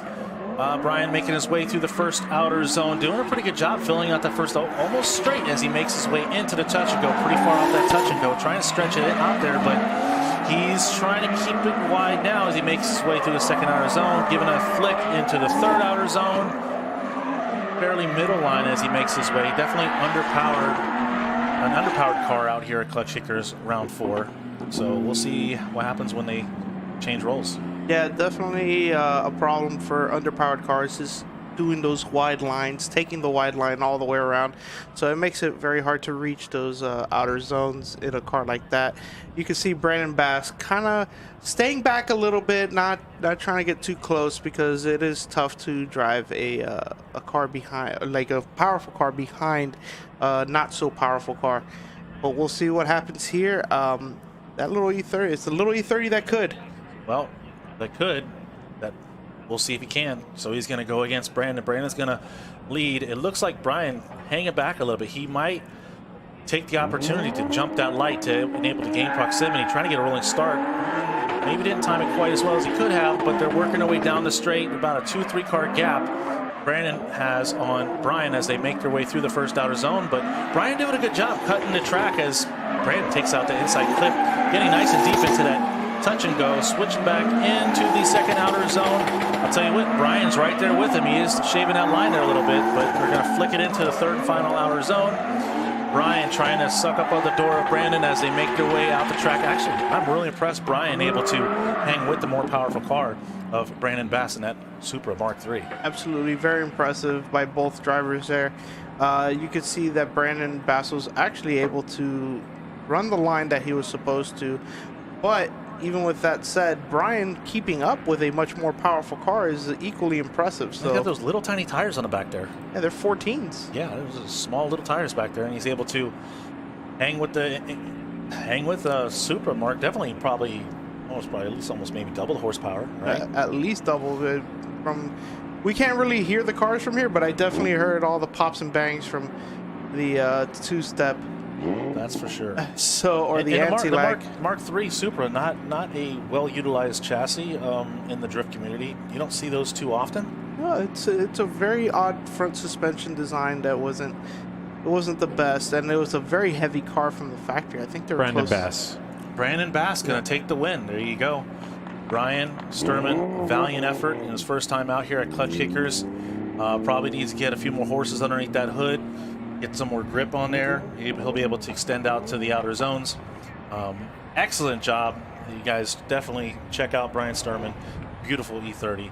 But unfortunately, he's going to go home for the day, and Brandon Bass is going to move on to the top 32. Yeah, and next up, qualifier number 23, Will Couch going up against 42nd place, Jason Dixon. Will Couch in that blue S13 hatch, really cool looking car. And then Jason Dixon, I believe he's in the FCR7. Yeah, Will Couch new to this round. Yeah. New to drifting, but I believe he only has about a year of experience as well. It's amazing to see some of the new drivers that we have out at Klutch Kickers with really not many years of experience, but able to perform and put on a show. for the audience and for those of you that are watching on the live stream, and really push the other drivers to the limit, right? Because they come in almost as underdogs. But Jason Dixon, I believe, had a couple issues yesterday with that RX-7. No, you're thinking of Alan Godoy. Oh, it was the other RX-7. Yeah, he coil patch or whatnot. Not good, not good. But anyways, Jason's almost right on the back bumper as well as they go down into the first outer zone. Jason trying to shallow up that line to gain some proximity. Will doing a pretty good job running a nice line. Unfortunately, a little shallow through the touch and go. Jason's going to have his opportunity now to cut that line in order to gain proximity. And he does gain a little proximity. He's going to try to surge forward here as they go through the third and final outer zone. Will doing a great job filling out the outer zones as he makes his way off the track. Yeah, pretty clean run for both of them. Nothing too extremely exciting, but at the end of the day, I think Will Couch was able to put on a decent lead run, as where Jason Dixon was, you can see a few bobbles here and there trying to figure out how to approach Will Couch's door. We'll see what happens now when they switch positions here, because it does seem like Jason Dixon's car is pretty fast when he gets on the throttle, and we'll see if that is true. Well, we'll see as they switch positions. Jason's going to lead. Will's going to give chase. And hopefully we'll have a winner after this battle. There you go. You see Will trying to take advantage of that roll start and able to gain proximity right out the gate as they make their way into the initiation. Both entering about the same time, working their way through the first outer zone. Will suck it up. I don't know. Did he hit him? I don't know if he hit him or what caused that spin. Yeah, that did not look like contact there. And also Jason Dixon looking like he initiated really late. I mean, right at the last standing cone there. So, I mean... He's having fun. Yeah. He is a fun haver. He is a fun haver, but his fun may be over. Yeah. At least for today. I just realized there's two different colors on each side. It's yellow on one side, it's blue on the other. Oh, yeah. Yellow on the driver's side, and then it's blue on the passenger side. Very clever. Yeah, very, very clever. Cool looking little livery. Simple, but nice.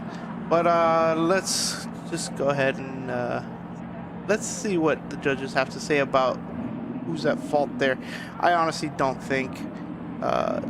it was kind of hard for him to see from our angle. We couldn't really see if there was contact. It looked very close. Yeah. To me, it looked like Will Couch was not close enough, but he was just trying to match the angle. With the win. Will Couch gets the win, so there you have it.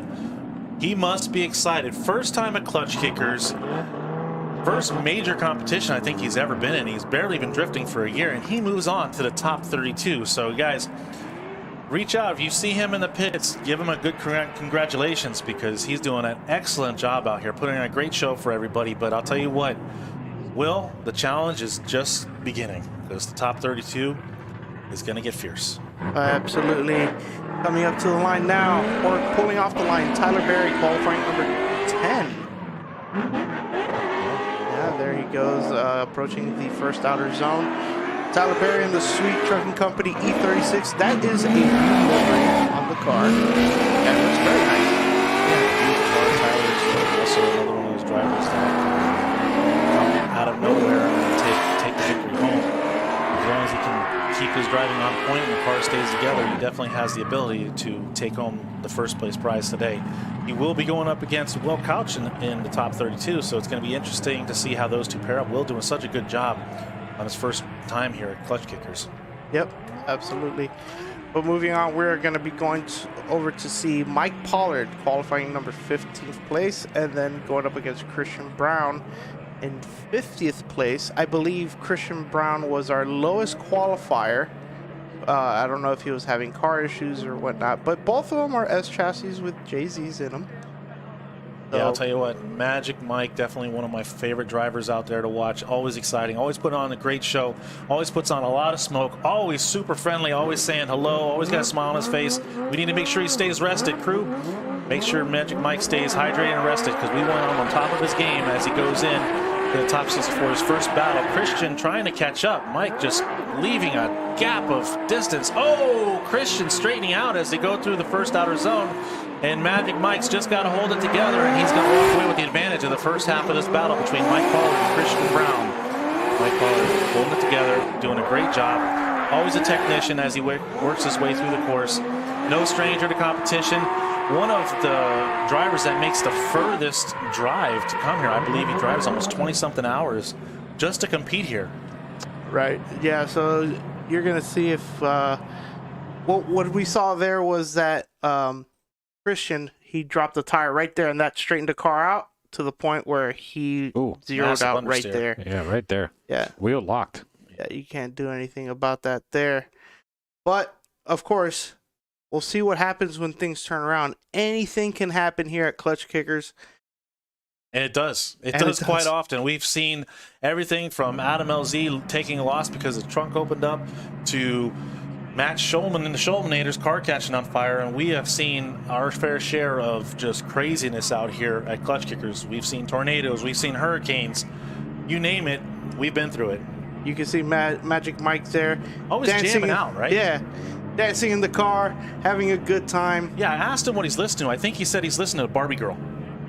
Okay. Wait, what? I think he said he's listening to I'm a Barbie Girl. I think Hey, that's if it what gets him in the zone. I think it does. I think it gets him in the zone. All right. No judgment here.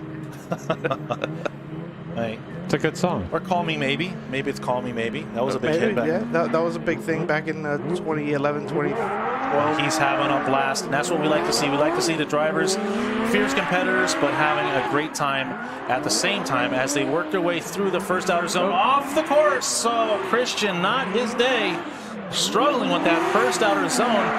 This looks like it's going to give Mike Pollard the clear passage onto the top 32.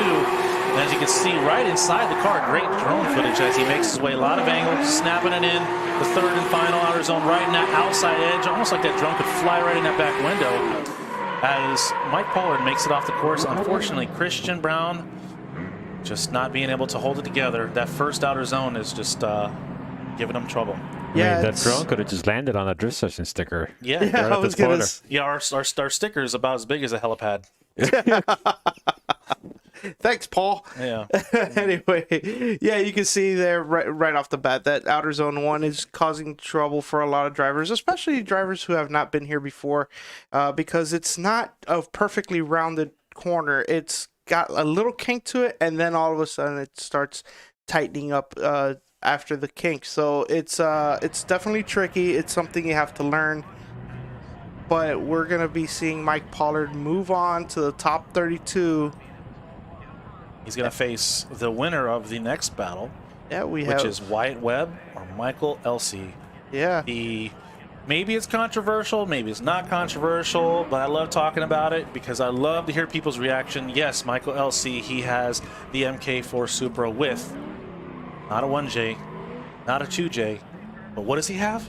An LS, all-American power, baby. American muscle out there in a Supra. Wow, it hasn't rejected a transplant yet. It's been holding together, and it's proven to be a very competitive combo as Michael Elsue has taken out some pretty great competitors with that car. Yeah, it's actually it's pretty crazy to watch that car go around, and you're like, man, it doesn't sound right, but it does move around in all the right ways. You know, he may be starting a trend. You know, you may think about it. People haven't done it. I think the main reason why people haven't done it is because it's almost sacrilege in the Toyota community to pull out a JZ out of a Supra. But he's making it work, and he's showing people it's a competitive chassis. So we might start seeing more of this. I think we've gotten to the point in drifting where it's like, if it works, it works. We're going to go with it because, I mean, we've seen Michael Elsue in this car absolutely rip, and it's gotten to the point where I've gotten used to seeing him like that. So absolutely. So we'll see. He does have Wyatt Webb, another experienced driver here. Here they go as they make their way down the track. Michael Elsue, he's going to lead. Wyatt giving chase, both initiating towards the end of the initiation zone. Wyatt really cutting that inside line through the first outer zone.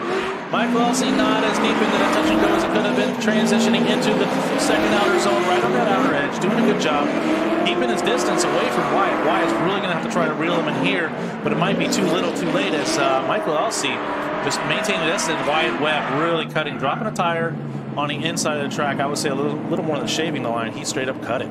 Yeah, it seemed as if Wyatt Webb was actually going straight through outer zone 1, as we're going to see right here. They initiate Man, Wyatt Webb a little bit farther Straight, right there, straight, and then cuts the line and then goes straight again. And this is definitely a big advantage for Michael Elsue. Going through outer zone 2, straight again by Wyatt Webb. And Michael Elsue just doing what he can to trace a good line throughout the course. A little off outer zone 3, but really you see Wyatt Webb go off a little with one tire there. So this is definitely a big advantage for Michael Elsue. He just has to keep his cool. And it's a beautiful Supra, though. I love the way the car looks. Looks great on track. Looks great sideways. I wish I could see some more of them, but there's such a high price tag nowadays. Yeah, they're rare and very expensive. Very expensive. So hats off to Mr. Michael Elsue. Not just removing the Elsue, putting the V8. Wow, he's showing that this is a proven chassis. And as they go into the initiation, Michael Elsue really just got to hold it together. Wyatt Webb almost straightening out through the first outer zone. He's able to keep it in drift and hold together. Throwing some angle, not quite in the touch and go as he should have been. Michael looks like he's playing it safe. He's just hanging back there, making sure there's enough distance between the two of them, surging forward in the third and final outer zone. Wyatt Webb, it might not have been enough. I don't know if that was enough. I think he just made too many mistakes, but we shall see. Yeah, it just seems as if like he just... The restart, gentlemen. Oh boy. Wow. That's a little lucky for Wyatt. Well, it may work to his advantage. Now the pressure is really coming on Michael Elsue. Is definitely sitting on an advantage moving into the second half of the battle. They're going to have to run that battle, that second half of that battle, one more time. So we'll see what happens. Mr. Webb jumped the light. Mr. Webb jumped the light. Okay. Trying to gain, he knows he has to gain that proximity because it's probably a much faster car in Michael Elsue's Supra. Yeah, but we got to make sure that Michael Elsue has enough tire because that car, with the power that it makes, can rip right through the tires. So hopefully he has enough tire for this battle. This might be a strategy by Wyatt Webb. I don't think so, but you never know. We shall see. The drone is does going look like up. Michael is sitting back a little further. Is he going to try to roll that light? Seems like he is. Oh, he's back there signing autographs for his fans. He's posting up on Instagram. All right, here we go. Wyatt Webb. Michael right almost on his back bumper as they initiate. Ooh, almost. Ooh, was there a little contact there? I don't know. Some sloppiness. There was contact. Was there contact? I see a big dent on the So Michael getting a little aggressive. That may hurt him as they make their way through the final outer zone. Both drivers able to hold together, both stand on the throttle, stand on the gas, trying to finish off this run. It's going to be interesting for the judges to call. Yeah, wow. Where to begin on this one? It seemed as if Wyatt's car did not want to initiate, at the right time, and you can see Michael Elsue's car just really pick up onto Wyatt Webb's door there, and then actually helping him initiate. It's like, here you go, buddy. I'm going to give you a little push start. Maybe a little late there, but he what's helped. great is both drivers stayed in it. They both stayed in it. They finished off the run, so now it's going to be on the judges to decide who was at fault, or are we going to go one more time? We don't know. Yeah, I mean, I really can't see this going any other way, but that's me. I'm not the judge. Yep. Thank goodness. Thank goodness, yeah, absolutely. That's not a fun, one of the most rewardless jobs in drifting is going to be being a judge. Definitely not a fun job, but we need it. Yep. And we got 3 great judges. We got a combination of about 50 years of experience. And just to have those guys up there, not, like I said before, they do more than just judge the event. They have so many more roles behind the scenes that they're able to help just bring Klutch Kickers to where it is today, as well as most of the staff out there. And folks, if you're out there and you see somebody in a Klutch Kickers staff shirt, just make sure you show them how much you appreciate them and how much you thank them for helping us today. And it looks like Michael Elsue. Michael Elsue gets the win. Michael Elsue going to move on to the top 32. And yes, that V8 powered Supra Toyota Chevriotta. What do you call it? Chevriotta? Or Toyevi? Toyevi? The Toyevi Supra. Yeah. With the V8 powered Supra. I know there's a couple people in the... Okay, we got a bye run. Colette Davis is out. Colette Davis is out. So John is going to get a bye run. Oh, wow. What a shame. So, folks, Colette Davis is pulling out of the competition. We're not really sure. Hopefully everything's okay, and well, I'm not really too sure what's going on. Hopefully we can get some word and more clarification on that, but it looks like John she blew a clutch line in practice and her car caught on fire. They couldn't get it repaired on time. So, folks, we're just getting word. Apparently, Clutch Davis blew a clutch line. Her car caught on fire, and they were unable to repair. And that is very, very sad. It would have been great to see a Colette Davis and Adam LZ battle. I think we've been waiting for that. Darn. Yes. Yeah, I'm very, very sad about that.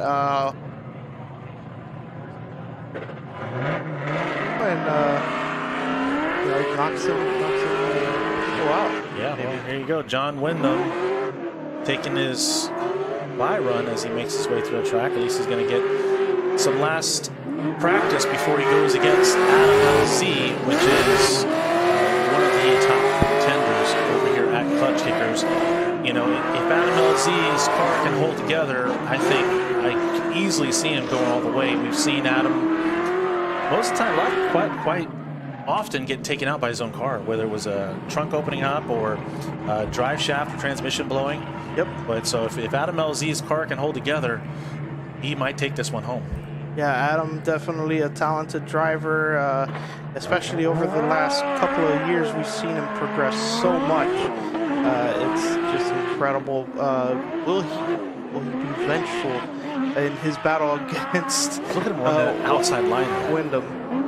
Yeah, I mean, Adam, just this very tactical driver, coming up quick in his drift career, just showing everybody how talented and how much he has and how competitive he is as well. He's coming out here and practicing, and we also want to mention that he did come out here one time in his pro car, and then there is that pro car versus grassroots car debate out here.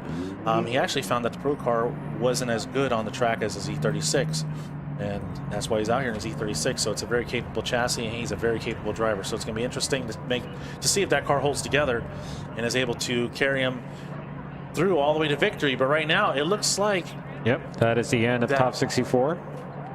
And we're now going to move on to top 32. So we're going right into top 32? Yep. All right, folks, don't go anywhere. We're going right into the top 32.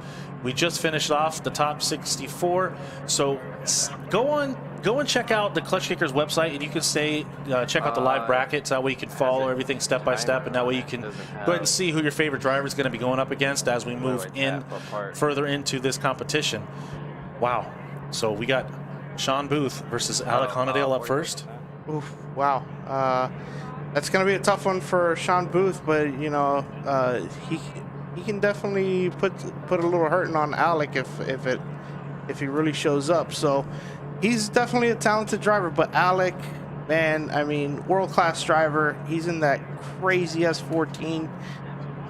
That's going to be a tall order for Sean Booth, but let's see what comes of this. Yeah, well, we'll see what's going to happen. We know that both drivers are definitely capable of taking it all the way to victory.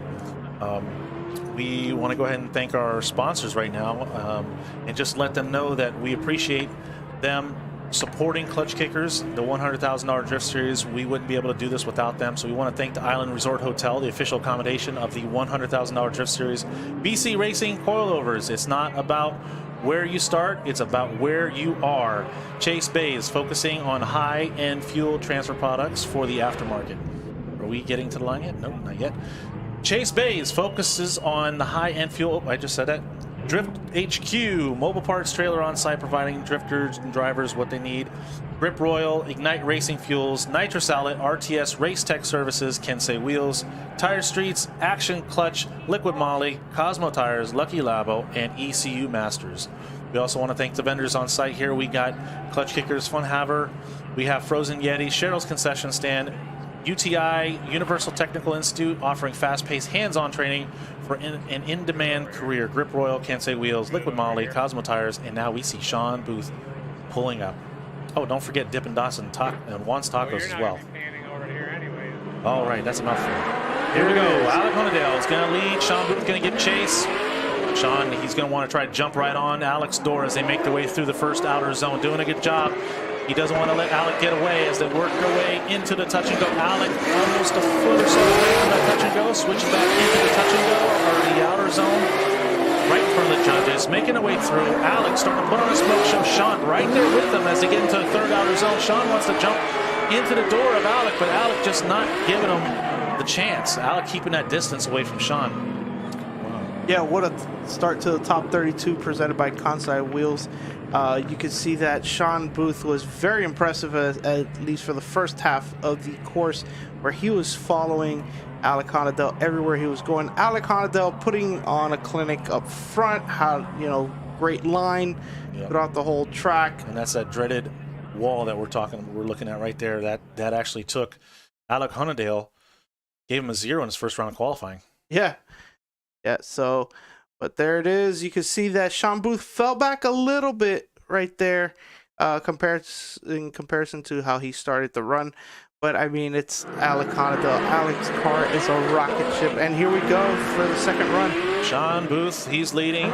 Alec almost right on the back of Sean's car as they make their way through the first outer zone, flicking it back into the touch and go. Sean doing a great job of filling in that touch and go, switching back into the second outer zone. Alec surging forward, trying to get right on the door, put a little paint, maybe a little tire on that door, but Sean able to pull it out. But wow, Alec right back in the pocket as they make their way through the third and final outer zone. Tell you what, Alec just... Man, he's a beast, that guy, when he gets behind the wheel. He is. He absolutely is. I mean, but Sean Booth with a great lead run throughout the track there, allowing Alec Honadell to have such a great follow run. Here we go through outer zone 1. You can see that Sean Booth was not filling it out, but he hits the inner clip going through the transition into the touch and go. Great job by both drivers there. Outer zone 2. Here comes Alec Honadell. Drops a tire there, but then continues on and was able to surge back onto the door of Sean Booth through the outer zone 3 and the finish line. And you notice the difference of power between the two cars, because when Alec's leading, there's a much greater plume of smoke coming out of the back of the car. He's on throttle a lot more.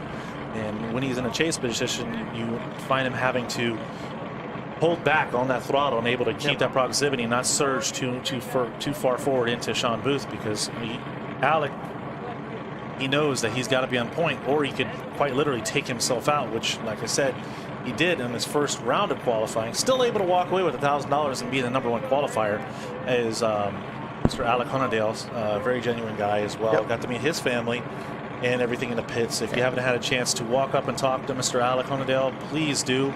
Great guy. Super nice guy, super calm.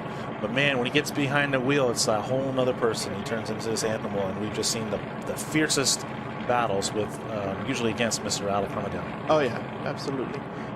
And he's a points leader for this season. Yeah, he is, and he's even stretched it out a little bit more for qualifying, since he did qualify first, and that gives him 6 extra points for the season there. Yeah, absolutely.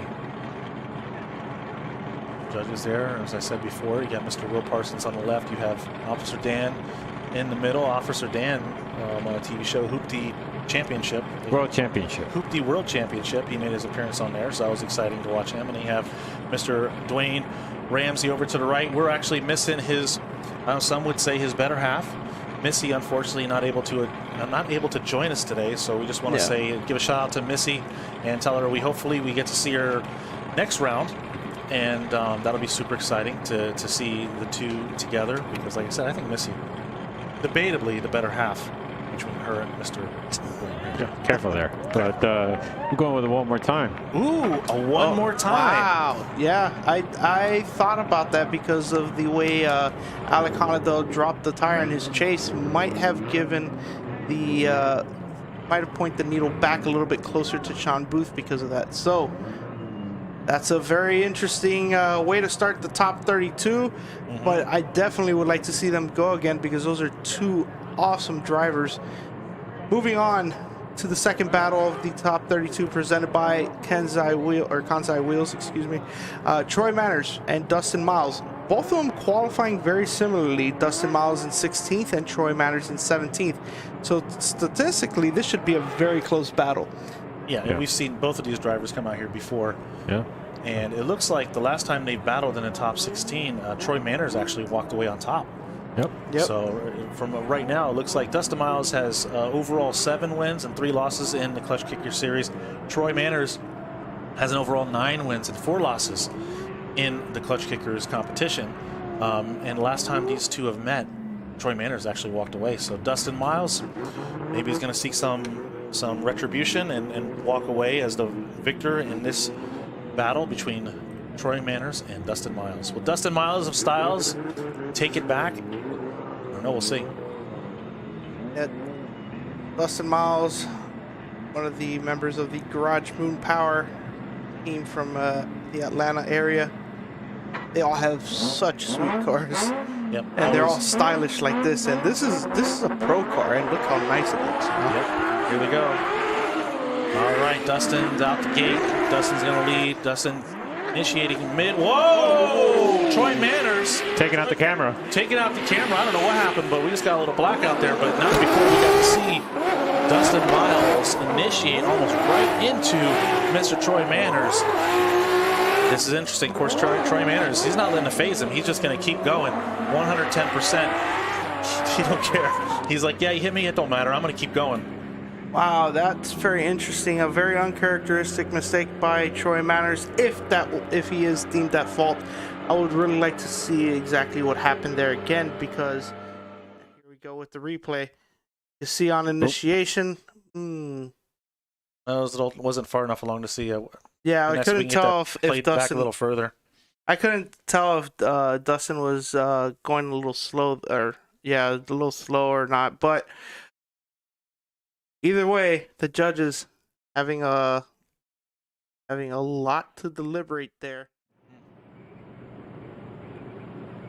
Well, judges, fortunately, they have access to all the cameras that Klutch Kickers has out there, drone footage, all the staff that are out there making sure that we can see every angle of the track, so they're able to review the footage to assign fault.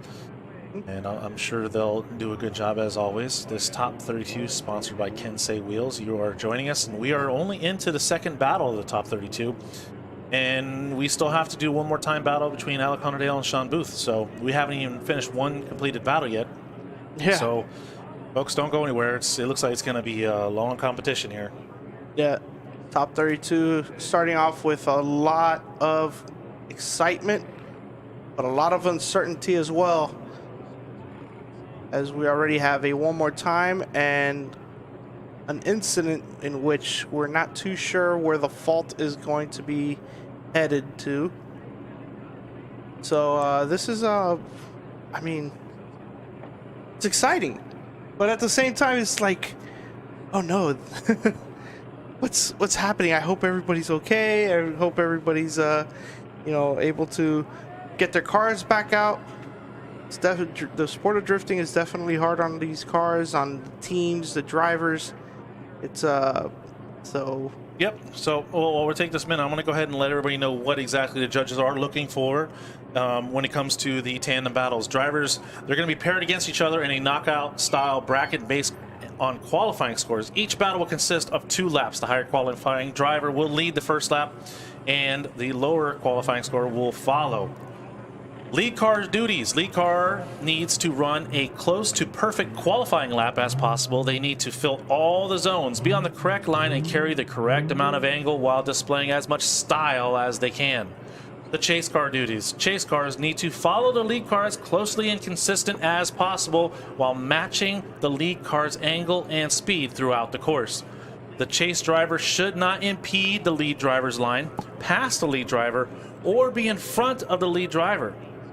Slight bumps and taps from the chase driver are okay, but cannot be hard enough to affect the lead car's line or momentum. The starting procedures. They are utilizing a countdown light at the start line. When the light extinguishes, the lead driver will be required to leave the line immediately. There is no timeable delay. Should a driver not leave the line immediately, the competition restart will be called. Competition restarts can be called a max of 3 times after the 3rd time driver is at fault. That being said, we are going to jump to a quick commercial. Don't go anywhere, and we'll hopefully have a result when you come back.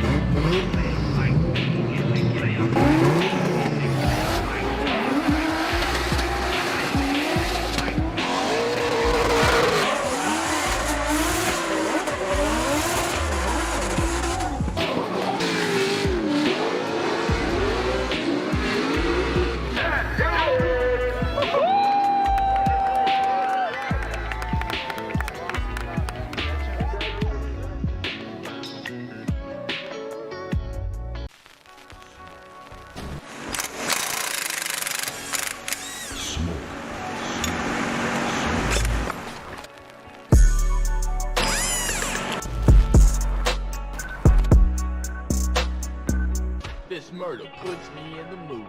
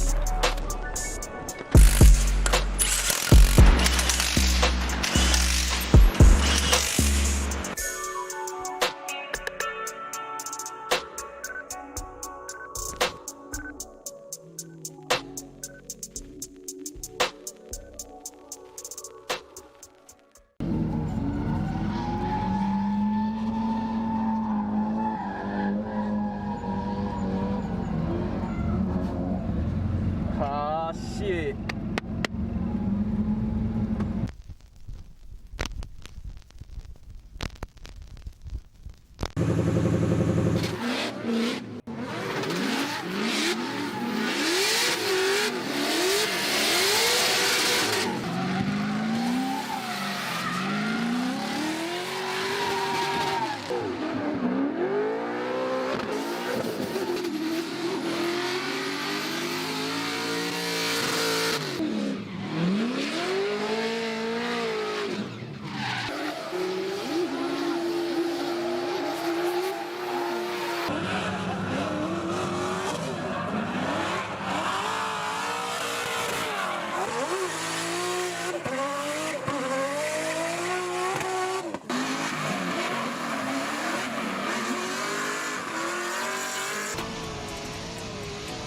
Nice and wide.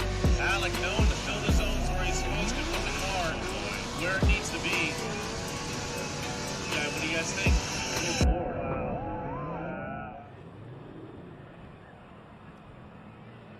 Well, looks like we're back here. While we were away, we found out. Ben, what do we hear from the judges? Troy Manners? Yeah, I believe Troy Manners. That's right. Yeah, Troy Manners was deemed at fault. Dustin Miles is going to have some time to make some repairs to his car. That being said, we're going to go into the one more battle of Alec Hunnadale versus Sean Booth. Yep. So this is going to make for an exciting battle. Like I said, we are just getting into the beginning of Klutch Kickers $100,000 Drift Series Round 4 Season 2. And it's already showing to be quite fierce battles already, because we're having a one more time battle on the first battle, and then there was some contact between Dustin Miles and Troy Manners. Troy Manners being deemed at fault, so Dustin Miles will have some time to make those repairs to his car before they come back out and complete their run. Absolutely. And here's Alec Hunnadale on the line waiting for Sean Booth. If you recall, on the first run, or the first time they battled, on the very first run, you can see that Alec Hunnadale was pulling away a little bit while still having a great lead line. But then on Sean Booth's lead, great lead line, Alec Hunnadale all over Sean Booth, but he did drop a tire, so that's how they came to the conclusion of the time. But here we go. All right, Alec Hunnadale, he's going to lead Sean Booth, giving chase. Alec putting a good gap, a good amount of distance between him and Sean Booth as they make their way into the first outer zone. Alec, a lot of angle, a lot of smoke on that throttle, getting nice and deep into that touch and go as he makes his way into the second outer zone. Sean Booth trying to surge forward as they make their way through that second outer zone right in front of the judges. Sean Booth wants to impress those judges and let them know that he's here to win as they make their way through the third and final outer zone. Of course, as always, Alec Hunnadale putting on a clinic and running an awesome lead line.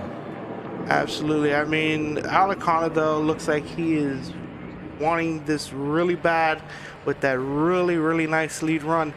But Sean Booth, even though he started off a little far back, little by little, eating away at Alec Hunnadale's distance there you can see through the touch and go, you can see Sean Booth picking up a little bit of distance there. And here we go through outer zone 2 into outer zone 3.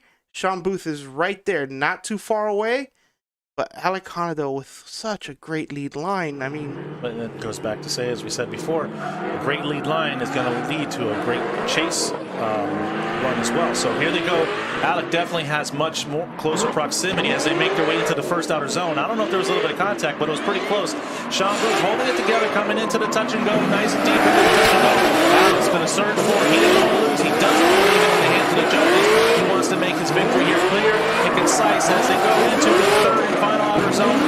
Wow, Alec almost putting his tire on the back of Sean Booth's car as they make their way through and out the third outer zone. Great run. Put your hands together for these two drivers. They're putting on a show in the beginning of the top 32.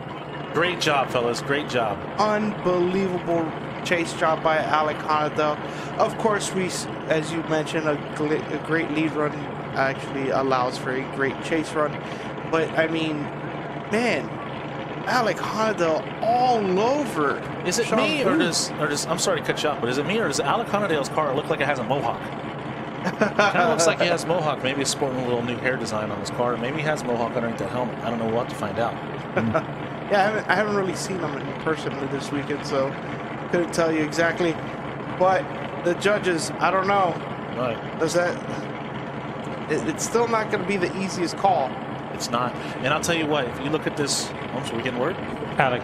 Alec gets the win, folks. Alec Conadale is going to move on to the top 32. Put your hands together for these two drivers, both given a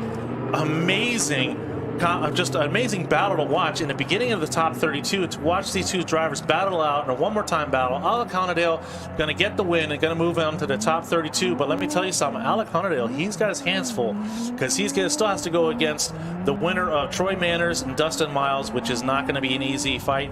And then he still has a chance to either going against Hayden Kitchell, Randy Noah, or Keone Rodriguez.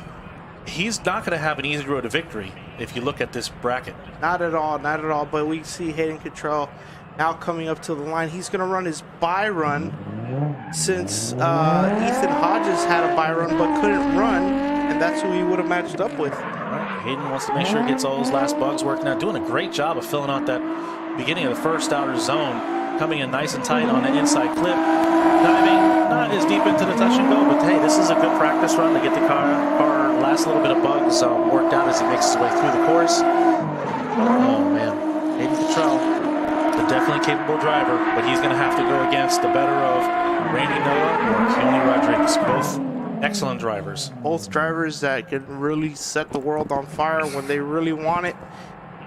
It's not going to be easy for Hayden, but with a bye run like that, it looked pretty good. So I mean, we never know. We are going to be visiting now the second run of Troy Manners and Dustin Miles. I believe they are ready to go. So, well, we shall see. I spoke to Randy Noah earlier. Randy Noah having some mechanical issues on his car and giving him a 0 on his first qualifying run. Able to bring it back together and put down a good qualifying score and join us in today's competition. He's going to be going up against Keone Rodriguez. So it's going to be interesting to see who wins that battle. But it looks like up next I can see Troy Manners getting ready in the warm-up box. But I'm going to take this few minutes right now to let you know what's at stake. These drivers, did they come out here just for fun? Well, yes, they're having a great time, drifting with their buddies and having a good time, burning some tires.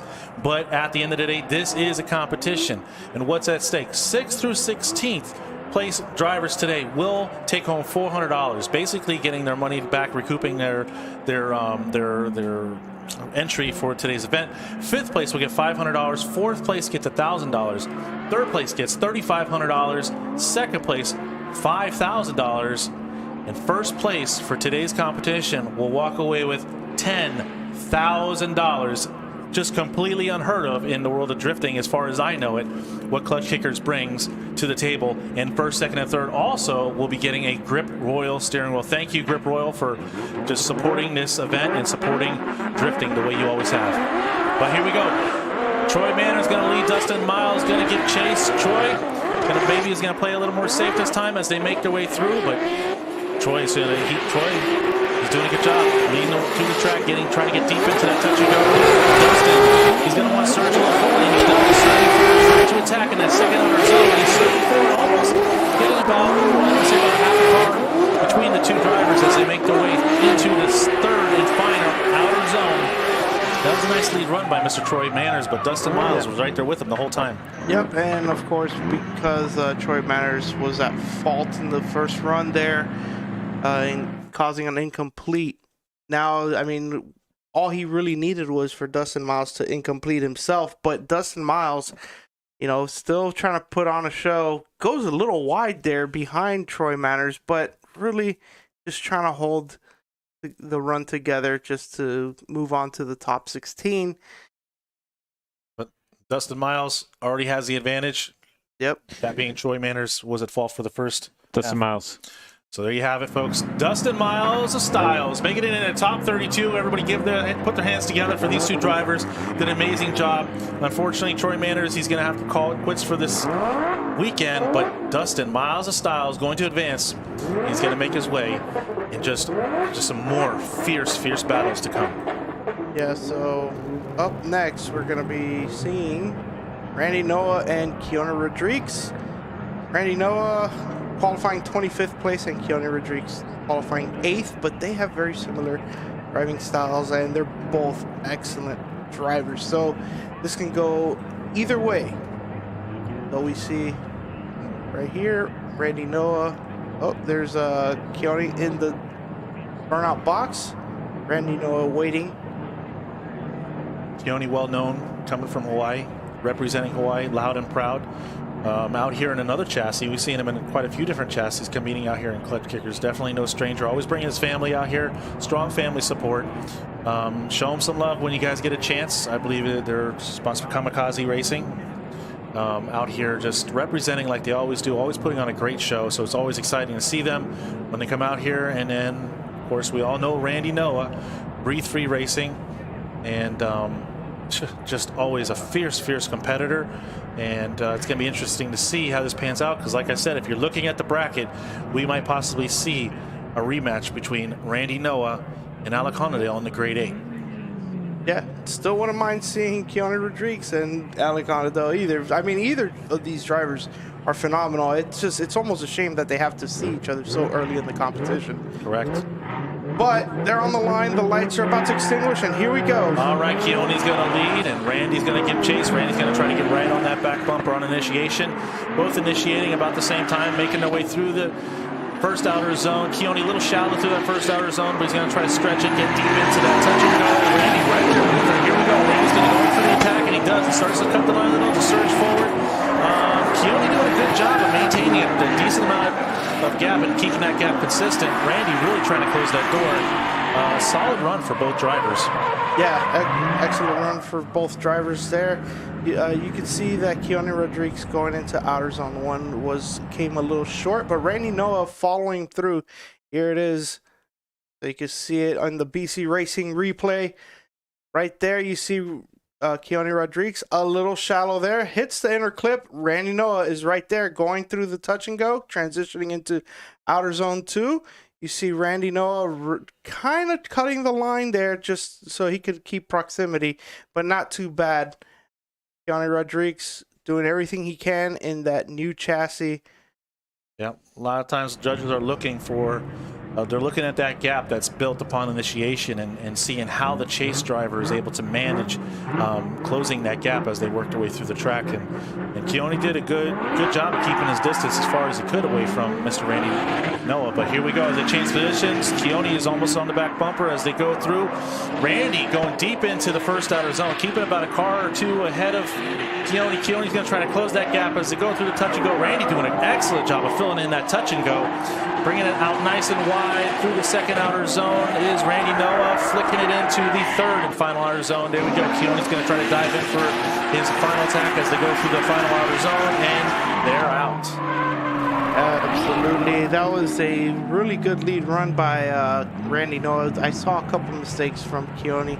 Although Randy Noah could have been a little bit deeper in outer zone 1, the rest of the run seems very solid throughout the run. Here it is in the BC Racing replay. You could see that Randy Noah gets out to outer zone 1 right at the end, misses the inner clip really, but then touch and go is perfect. Outer zone 2, pretty good. Keone Rodriguez right there, following him all the way through. Transitioning into outer zone 3, Randy Noah trying to pull a little distance. Keone Rodriguez cutting the line to be able to keep proximity.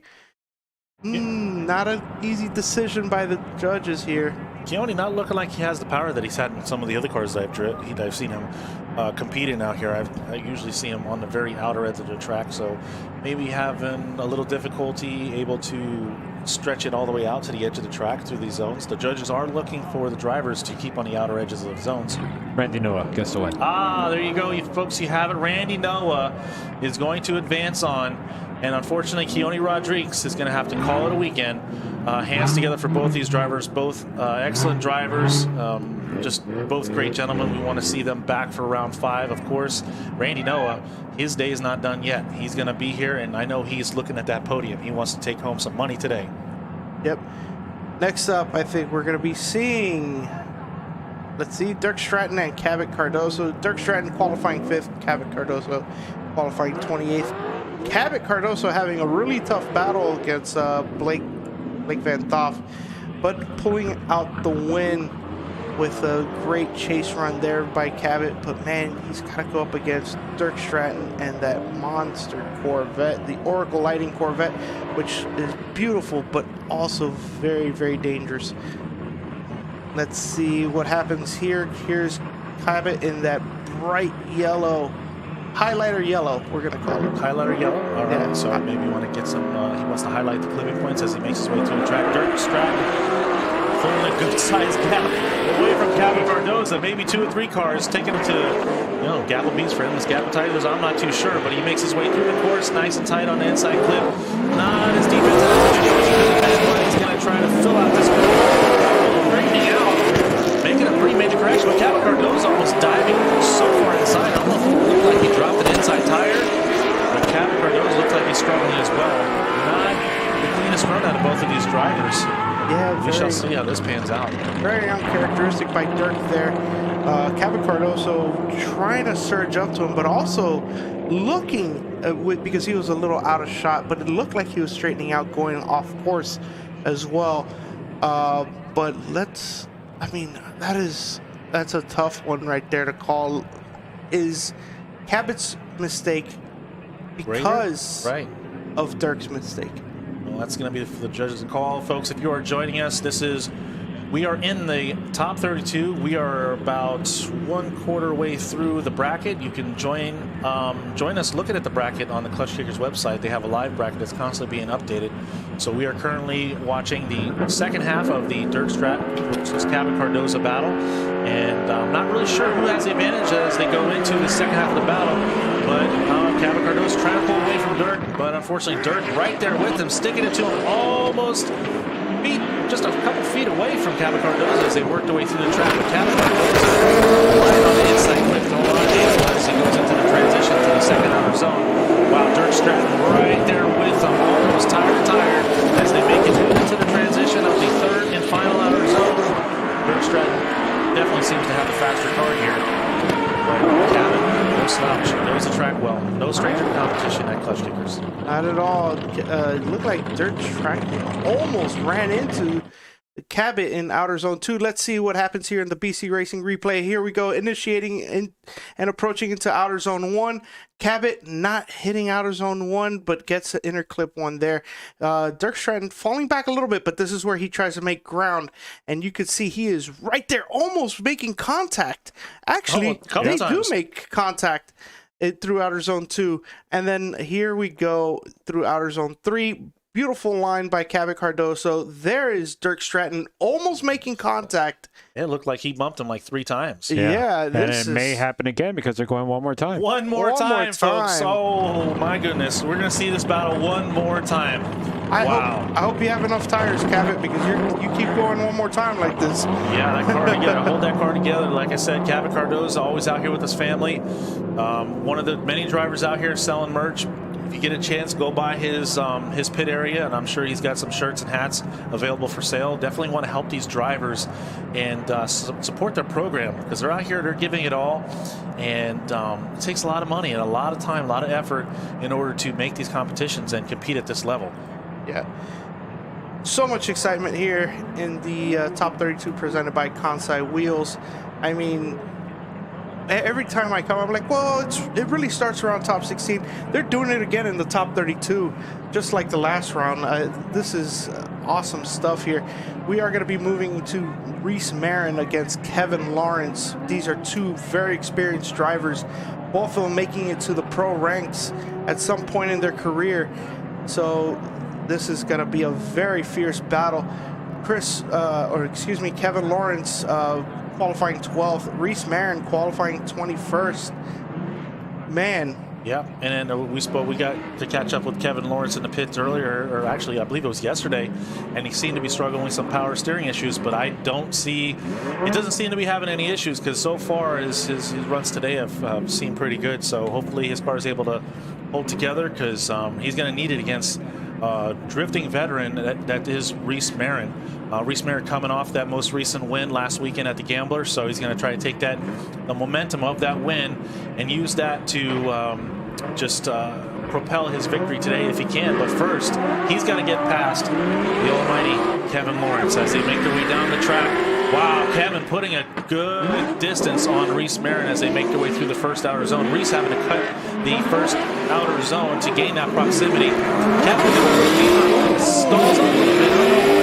Slowing down, throwing too much angle, but he's making his way. Reese able to maintain control. A little love tap in the back, but Rubbin's racing, and we all enjoy to see that here as they make their way through the third and final outer zone. Reese right there, door to door, making it off the track. Put your hands together for these two drivers. Always a fierce fought battle. Impressive run by both of them. I would like to see exactly what happened there entering or coming off of the touch and go. Here we go in the BC Racing replay. Initiating very early is Kevin Lawrence with Reese Marin in tow. They're going to transition through into the touch and go here, and this is where, oh yeah, not giving enough room to Kevin Lawrence is Reese Marin there. So yeah, I think that he will be at fault if there's anything to really fault him for there. Well, we'll see. It's going to be up for the judges to decide, but we have often spoke in the past of different points on this track that are the better points to attack. And one of the tricky areas of this track for the chase driver to attack is coming right out of that touch and go just into the second outer zone. Depending on the lead line, it can make it very scary for that transition. Yep. But here they go. We got Reese Marin. He's going to go out front. Kevin Lawrence is going to give chase. And here we go. Reese, nice initiation, middle of the initiation zone.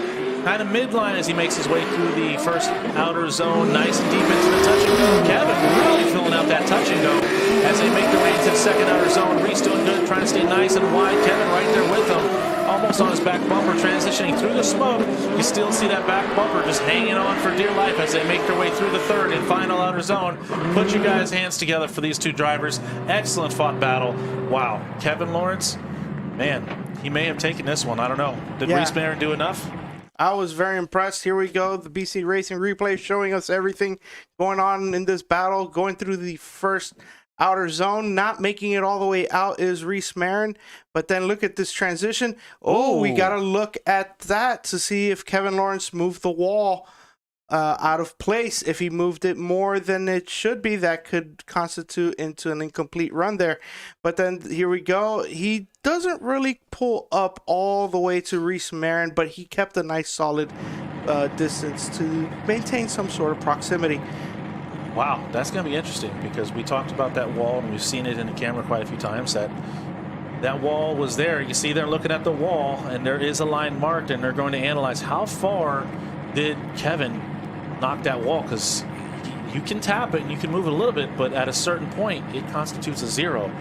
So unfortunately, filling out that touch and go, he did a great job, but it may have bit him in the end.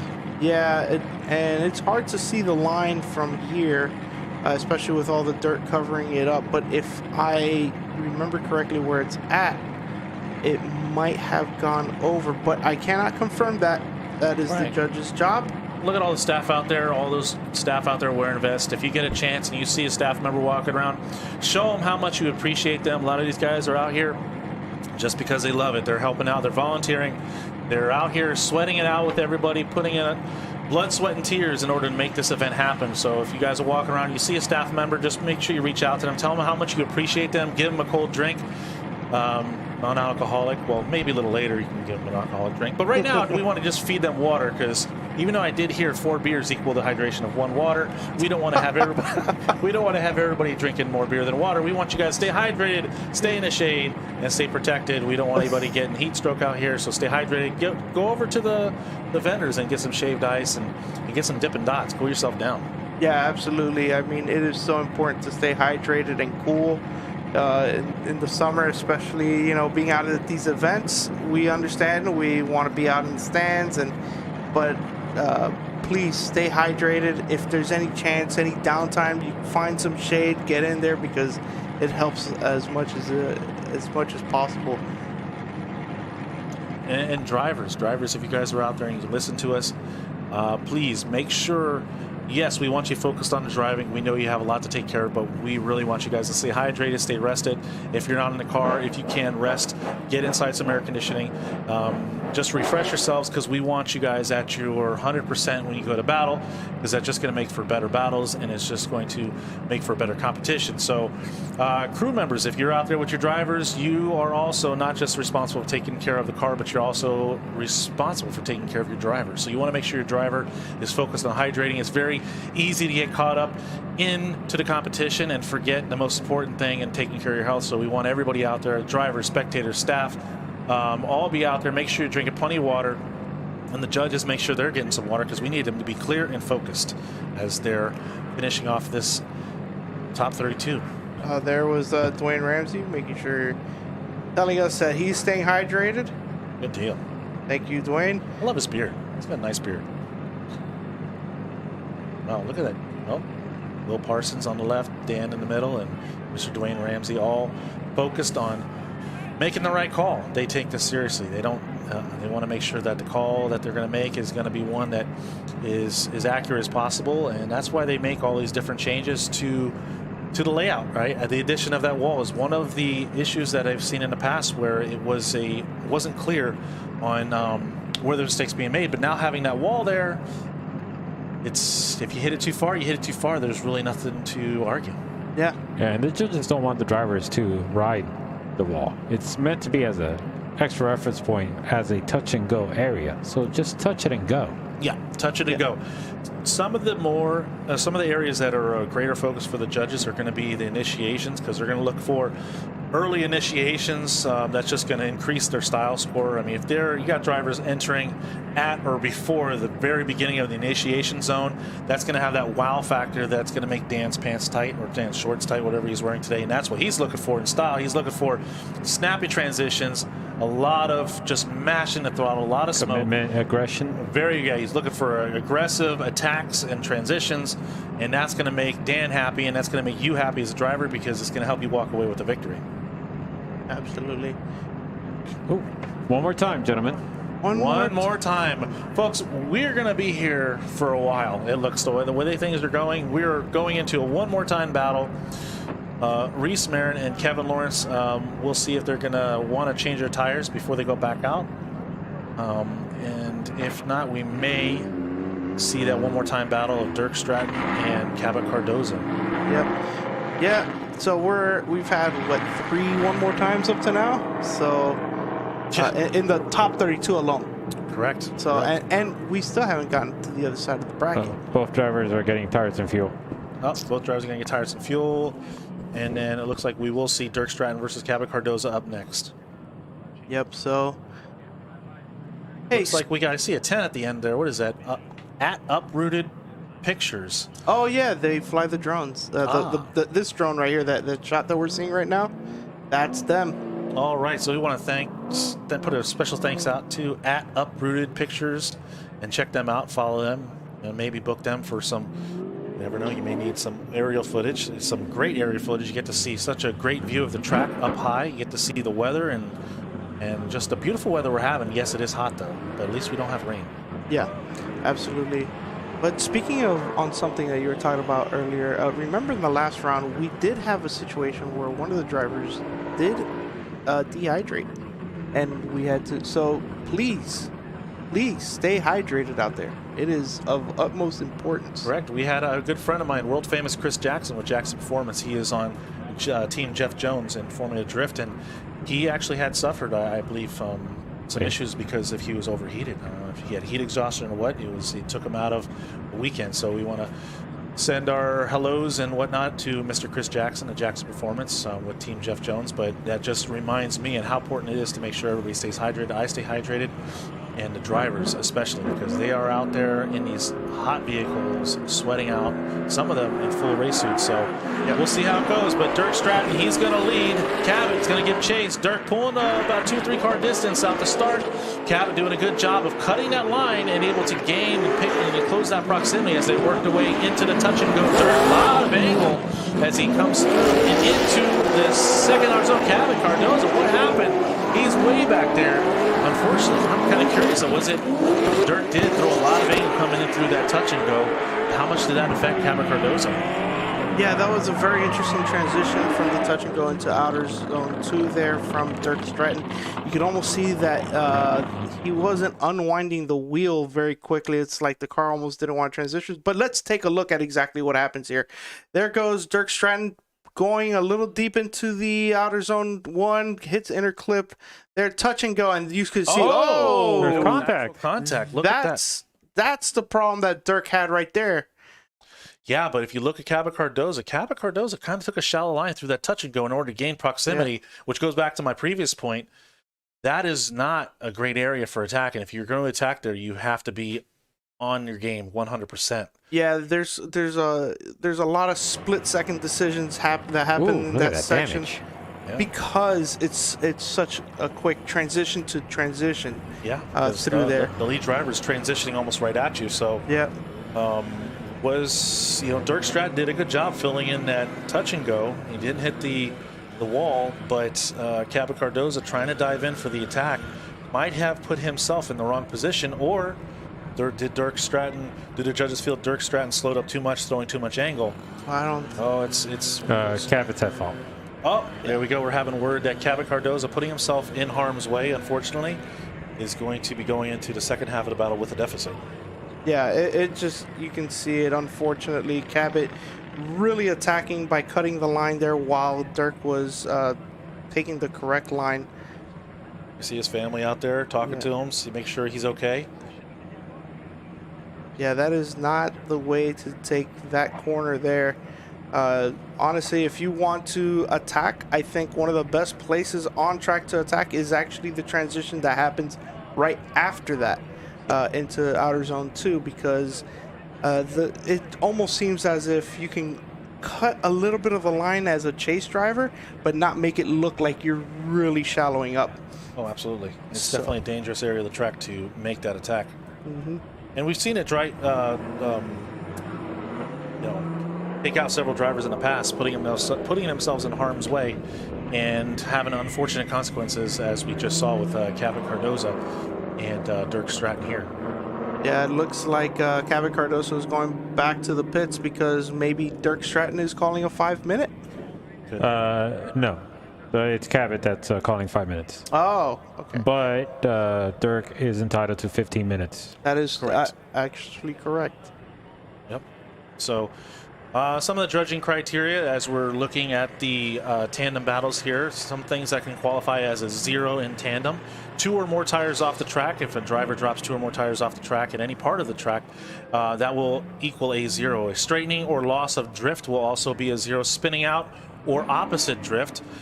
Opening of hoods, doors, trunks, etc., not as a result of contact, will also equate to a 0. Failure to be at the start line when it's your time to run is also a 0. Being at fault for contact that results in the other car making a major mistake is also a 0. Unsportsmanlike conduct, which we're fortunate enough we don't really see that here at Klutch Kickers. There is a lot of love among drivers. There are some rivalries, and it does get fierce sometimes, but for the most part, I think we can say that I haven't witnessed any unsportsmanlike conduct here at Klutch Kickers. Hitting a rear zone marker with the center of the rear wheel or forward will equal a 0. And hitting a front clipping point marker with the leading side of your car will also equal a 0. And here we got Lee Yearwood with his buy run. Lee representing Monster Performance out of Melbourne, Florida. And like I said before, we've seen Lee his experience to just grow and grow every time we see him come out here. He puts on a better show each and every event. As you can see, full throttle, a lot of smoke. Very exciting driver to watch. You never know what's going to happen.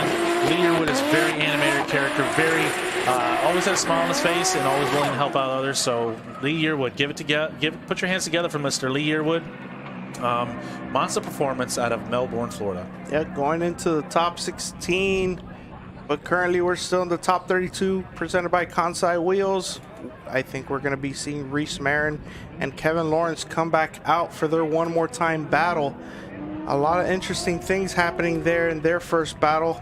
You could see that Kevin Lawrence tapped the wall going into the touch and go, and then moved it a considerable amount to the point where the judges may had to make a decision on that but Reese Marin, not without fault on his chase runs there, tapping Kevin Lawrence in the bumper there. And speaking of collisions, some of the things that is laid out for collisions and judging criteria, you guys can all check it out for yourselves. If you log on to Klutch Kickers, you can see the judging criteria. Everything that the judges are looking for and why they make their calls is on there. But right now, we're going to watch Kevin Lawrence. He's going to try to pull away from Reese Marin as they make their way into the initiation. Reese going to try to shave the line to gain proximity. Kevin really not too deep in that first outer zone, and he's going to flick it into the touch and go. Not as deep, playing it safe this time. He doesn't want to have any more silliness just take him out of competition as they make their way through the second outer zone. There you go, Kevin Lawrence flicking in. Reese trying to dive right in on his door as they make their way through the third and final outer zone. Very clean tandem. This was a clean run. It almost looked like both of them were kind of playing it safe because they were pushing it so much in the previous runs. Yeah, that is definitely what I saw as well. It looked like they were playing it safe, but let's see here in the BC Racing replay what we can see. Early initiation by Kevin Lawrence going into outer zone 1, but not getting all the way out there. Good around inner clip 1. And then doesn't go all the way out to touch and go. I think he got a little spooked by the wall there. But here we go through outer zone 2. Really good line by both drivers, and Reese Marin not cutting the line for proximity, but he does so actually in outer zone 3. Get a little more. Oh, here we go for the second run. All right, Reese, he's going to want to put down that 100-point qualifying run. Wow, Kevin right on his door, almost touching the side of his car as they make their way through, running a shallower line as he makes his way through the inside clip. Reese doing a great job of keeping it together, but Kevin is right there with him as they're going through the second outer zone. Kevin almost right on his door, doing an excellent job. He wants to make sure he takes home this win, and he doesn't want to make the judges think twice as they make their way through the third and final outer zone. What a great job, folks. Give it up for these two drivers. Will we have a winner? We'll find out. Yeah, it definitely seemed like Kevin Lawrence shot out a grappling hook and just rode along with Reese Marin there all the way through the track. Check out the initiation, midpoint initiation. There's Kevin Lawrence almost making contact, but keeping his distance through there. And then here we go through that touch and go around the outer zone. Kevin Lawrence still there, knocking on Reese's door, transitioning into outer zone 3. Surging forward is Kevin Lawrence. Not a bad run by either driver, but I mean, it's a very impressive chase by Kevin Lawrence. Yep, Kevin definitely putting a great chase run. Reese making it easy for Kevin, though. Reese putting down a nice lead run as well. So we'll see how that works out. Now, we do have to point out that Kevin Lawrence did take out that inside clip. Although he was in a chase position, so I don't know if that's going to affect the score or not. We shall see. It's very important to educate ourselves and go ahead and jump on the Klutch Kickers website, because you can not only just buy merchandise and find out about the next round, but you can also find out about the rules. Kevin Lawrence gets the win. Kevin Lawrence gets the win. All right, folks. Kevin Lawrence is going to advance, and he's going to move on into the top 16. And unfortunately, Reese Marin, he did win last weekend, but this weekend, unfortunately, is not for him. But if we all know Reese Marin, he's just an awesome guy all around, so he's going to come back stronger next time. And Kevin has to go against him. I'm sure he's not going to let him take it easily. Absolutely. But moving on to the second run of the one more time battle between Dirk Stratton and Cabot Cardozo. Cabot Cardozo is actually still in the pits, so maybe we're going to be moving to Ethan Parnell versus Brandon McDowell, which was supposed to be the last battle of the left side of the bracket on the top 32 presented by Kansai Wheels. There is Brandon McDowell going into the burnout box. An impressive qualifying run by Brandon McDowell, scoring a 91-point run there with an incredible early entry, aggressive. Can Ethan Parnell match that up? Brandon McDowell qualifying 4th, Ethan Parnell qualifying 36th. It's going to be interesting. Yep. I think these are two drivers that can really put the heat to each other. So absolutely. Well, while they're warming up their tires, I want to go ahead and tell you guys to, spectators, if you're here, go on, check the vendors out. We want to just point you over to the Klutch Kickers booth, and you can buy take home some souvenirs for some friends and some family, support the cause. Fun Haver apparel is out here if you have fun and you like having fun. Be a Fun Haver and show everybody you're a Fun Haver by wearing Fun Haver apparel and accessories. So we also want to invite everybody here to head out. It'd be great if we can get everybody here to the Island Resort and Hotel and just completely take over the Island Resort and Hotel in what would be the most epic after party yet. Well, we'll see. Will you guys make it out there? There's a pool, there's a beach, there's plenty of drinks, so come on, check it out. We want to have you guys go over to Frozen Yeti, get some shaved ice, Sherry's concession stand. We also want to thank Grip Royal, Kansai Wheels, Cosmo Tires, Liquid Molly, but we're going to get into this battle. Looks like Ethan Parnell is going to lead. Brandon McDowell is going to give chase, I believe. No. Other way around, other round.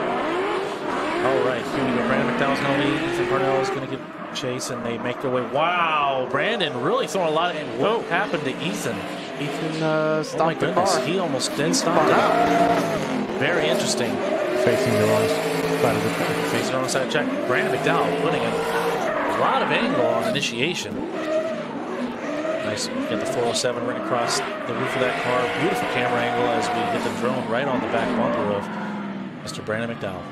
Yeah, it'd be very interesting to see what exactly happened to Ethan Parnell there. Very unfortunate. I was really looking forward to this battle. But, of course, Brandon McDowell with that very impressive entry. I mean, as I've been saying, his entries on this track have been some of the most exciting to watch. But that's not what we're here for. We're here to see a tandem battle. And, unfortunately, that didn't pan out in this run. But we'll see what happens during run 2. There is Brandon McDowell pulling up to the line in his ISR Performance 350Z, powered by a turbocharged LS. So Brandon McDowell is just going to want to put down a solid chase run here. The pressure right now is on Ethan Parnell. Right now going into the second half of this battle with a major deficit. Let's see what happens. We've seen other things happen. So as long as Brandon McDowell can hold it together, doesn't look like he's playing safe. Looks like he's almost going to jump right on the back bumper of Ethan Parnell, and he does. He does cut the inside of the first outer zone. Ethan doing a good job, get deep into that touch and go, but he did make that wall there. Let's see what happens as Brandon McDowell dives right in to attack Ethan as they make their way through the second outer zone, flicking it back into the third and final outer zone. Brandon right there with him. Doesn't look like he's playing it safe to me as they make their way off the course. Absolutely. Ethan Parnell with that touch and go area, he did tap the wall and it moved, so that's definitely going to be something against him. But of course, what happened in the first run is going to outweigh everything because Brandon McDowell did complete his chase run there. Boom, right there. Right there, moved the wall. Let's see if the judges say he moved it enough. Honestly, doesn't matter. It still might. It may not really play a factor because Brandon had a great chase run, so I don't think it's gonna. Yeah, I don't think it's really gonna matter. I think what's gonna happen here is they're just gonna be like, well, Ethan Parnell has an incomplete run there, and Brandon McDowell completed both of his runs, so 2-1. See that, trying to clean that line off so they can see exactly how far that wall was moved. This was brought up in the drivers' meeting. They did tell all the drivers, hey, listen, you don't have to tap the wall. I mean, you get close to it, great, but just be mindful. Brandon McDowell gets the win. Brandon McDowell's going to get the win. Brandon McDowell's going to move on to the top 16. Unfortunately, Ethan Parnell is going to have to call it quits for this weekend. Not before putting on a great show for everybody. Now we're going to finish the second half of that battle, Dirk Stratton versus Cabot Cardozo. Cabot calling that 5-minute timeout. We'll see if he was able to make whatever adjustments he needed to. Yep, this will finish off the left side of the bracket in the top 32 by Kansai Wheels. And boy, shaping out to be a very interesting competition. Yeah, it has been very interesting. The top 32 already bringing in the heat. It's been very interesting up to now. Lots of excitement, but also lots of head-scratching moments. Yeah. So it's always, that just makes for a great drift event, doesn't it? Absolutely. We like to see these battles. We like to see these pro drivers versus non-pro drivers, and we like to see these hard-fought battles. We don't like to see mechanical failures because nobody really wants to have a buy run and win through buy runs. Right. Of course, I'm sure a lot of them will take the money, but everybody wants to have a hard-fought battle and they want to win by taking out the other opponent. Not because of mechanical failures, but just based on driver skill versus driver skill. So, Cabot Cardozo, he is at a deficit leading into the second half of this run. Cabot going to try to see if he can put some distance on Dirk, but Dirk right there with him as they go into the initiation. Cabot making his way midline through the first outer zone, and man, he did get deep into that first outer zone. Now he's bringing it into the touch and go. Wow, Cabot Cardozo putting an amazing lead run as they go through here. Here you go, Dirk right there with him, trying to dive in, and here we go into the third and final outer zone, and Dirk's going to dive in and surge in for his final attack as they make their way through. Cabot Cardozo with an excellent lead run. Cabot Cardozo really impressing the judges here with an excellent lead run, but Dirk Stratton just doing exactly what he had to do to win that battle because of what happened in the previous run. But here we go through the first outer zone. Great job by Cabot Cardozo. Both drivers getting into that inner clip. Cabot Cardozo doing the touch and go just right. Dirk Stratton really having to cut the line a little bit to surge right back up. But here we go through outer zone 3. There's Dirk Stratton trying to ride the door of Cabot Cardozo. But Cabot Cardozo's lead line, very impressive. Unfortunately, with that deficit from the first half of the battle, Dirk Stratton. Dirk Stratton, there you have it, folks. Dirk Stratton going to move on to the top 16. Unfortunately, Cabot Cardozo is going to have to call it quits for the weekend, but we know he'll be back. Him and his family will be back bigger and stronger next time. But Dirk Stratton, congratulations as you move into the top 16 in that beautiful Oracle Lighting Corvette. Yeah, Cabot Cardozo, I'm really impressed with him. He's really developing into a great driver. Every round we see much more improvement. I can't wait to see what happens in round 5. I think we're going to see him move a little further into the competition, and I think it's getting better and better. But now, moving on to the right side of the bracket, we're going to start off with qualifier number 3. Taylor Hall in the Compcans Cadillac ATS-V going up against qualifier number 35 of Walter Johnson, with that Mazda 6 fronted S13 turbocharged LS. I mean, just a monster of a car when it comes out there. The amount of traction and grip and the experience that Taylor Hall, not Taylor Ray, but Taylor Hall is going to bring. I'm going to make a correction there. I don't know if they can hear me over there, but this is going to be Taylor Hall versus Walter Johnson. Taylor Hall in the Compcams Cadillac CTS-V is going to go against Walter Johnson in the Mazda converted Nissan. They make their way down the track. Wow, what a difference between two cars. Taylor just pulling a gap right out the gate as he makes his way into the first outer zone, diving into the touch and go, making his way into the second outer zone. Unfortunately, Walter not even in the picture right now. Walter needs to do a lot of cutting that line or something to gain that proximity, but Taylor Hall putting down a clinic of what a good lead run is to look like. He did drop a little bit of a tire there in the beginning of the third outer zone. Walter Johnson, unfortunately, not really nowhere to be found. Yeah, the power and grip of Taylor's Cadillac there is very impressive. It's just an amount that it's hard to just beat. Look at the line that Taylor had coming into outer zone 1. One of the few drivers actually able to get all the way out there. Good job by him on the touch and go, but man, Walter Johnson having lots of struggles trying to keep up with Taylor Hall there, cutting the line just to see if he can make up some ground, but doesn't even make it happen. Taylor Hall's Cadillac just way too fast right there. So I think this is a pretty big advantage to Taylor Hall.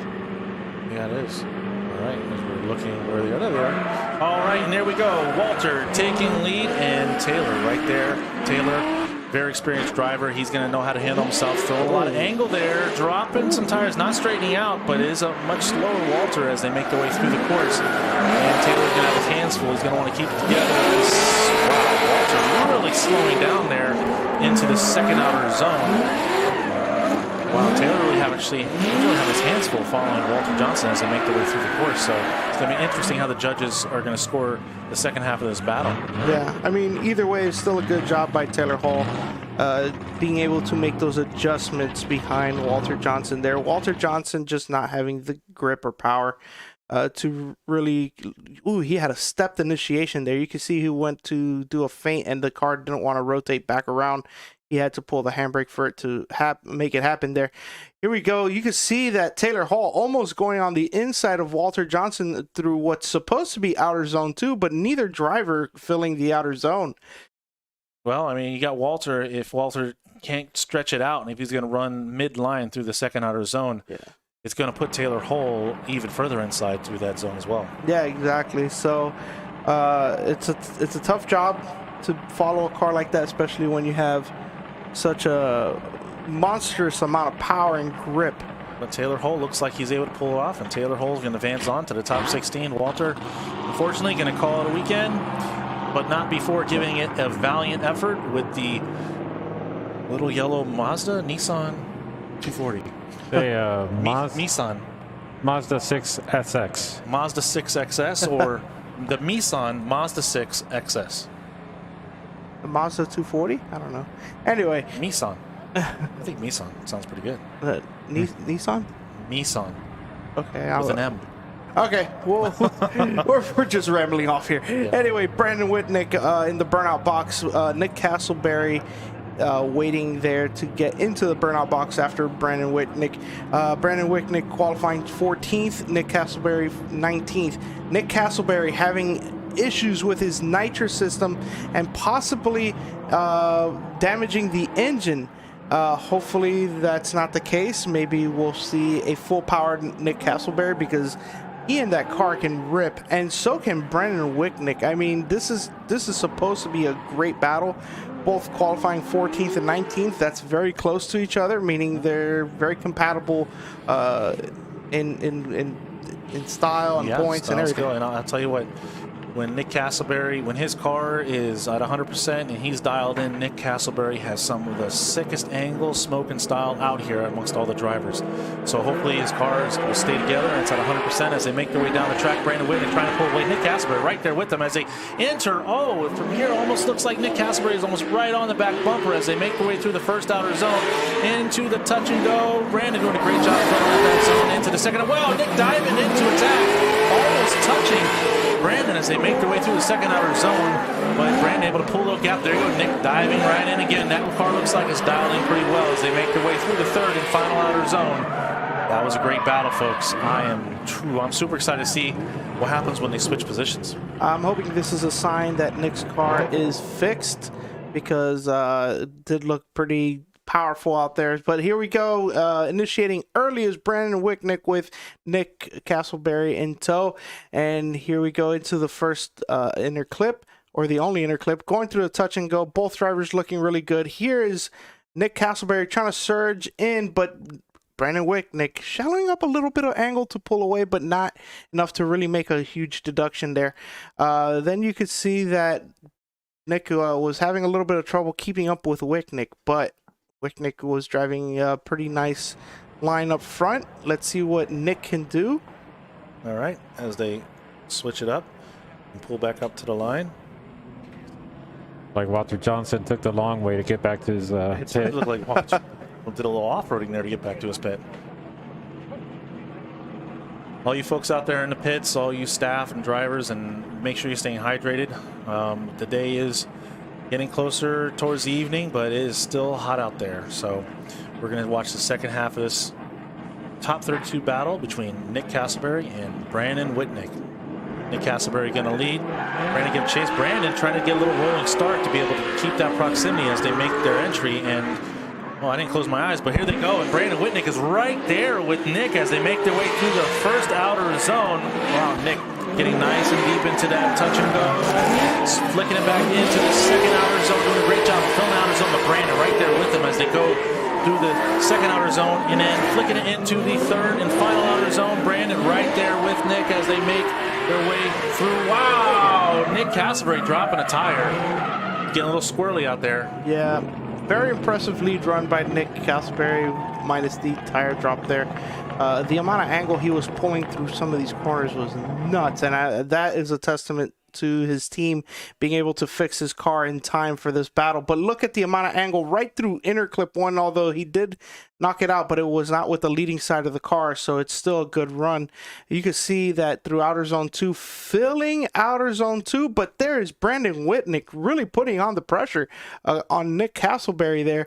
Brandon Whitnick not letting him go. No contact through here, and so that would be Nick's own fault right there. Nick, man, he's really filling out those outer zones. Nick is doing a great job of putting the car where it needs to be. Yep. Now the question is, if they end up going with it one more time, how healthy is Nick's car? Because it is already going through some issues. Yep. So if he has to do it one more time against Brandon Whitnick, hopefully his car will be able to hold together. So, well, let's see as the judges are deliberating.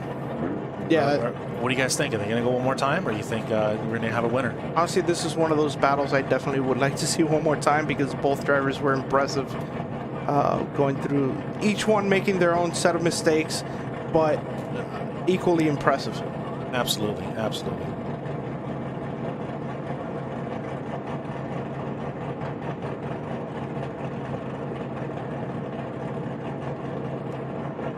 Well, folks, those of you that are just joining us and watching this competition, we are still in the top 32. We are working our way down the right side of the bracket. Brandon Whitnick. Brandon Whitnick is going to get the win. Unfortunately, Nick's going to have to call it a weekend. Put your hands together for these two. They're both excellent drivers, but Brandon Whitnick is going to move on to the top 16, and Nick Castleberry is going to have to call it an evening. Unfortunately, we always love seeing Nick out here just shredding and just throwing massive angle with a ton of smoke and a lot of style, but we're just going to have to look forward to the next round to see that again. Absolutely. But moving on, we're going to see a pretty intense battle between Taylor Ray and Connor O'Sullivan. Taylor Ray qualifying 11th, Connor O'Sullivan qualifying 22nd. Connor's right there in the burnout box. Taylor's already in at the starting line.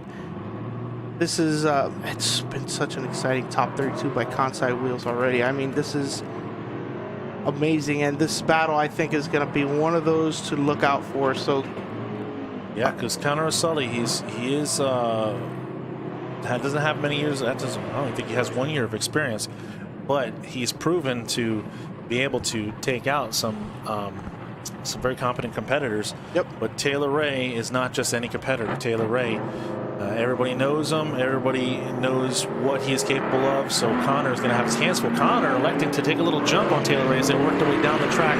Taylor Ray going to flick it in.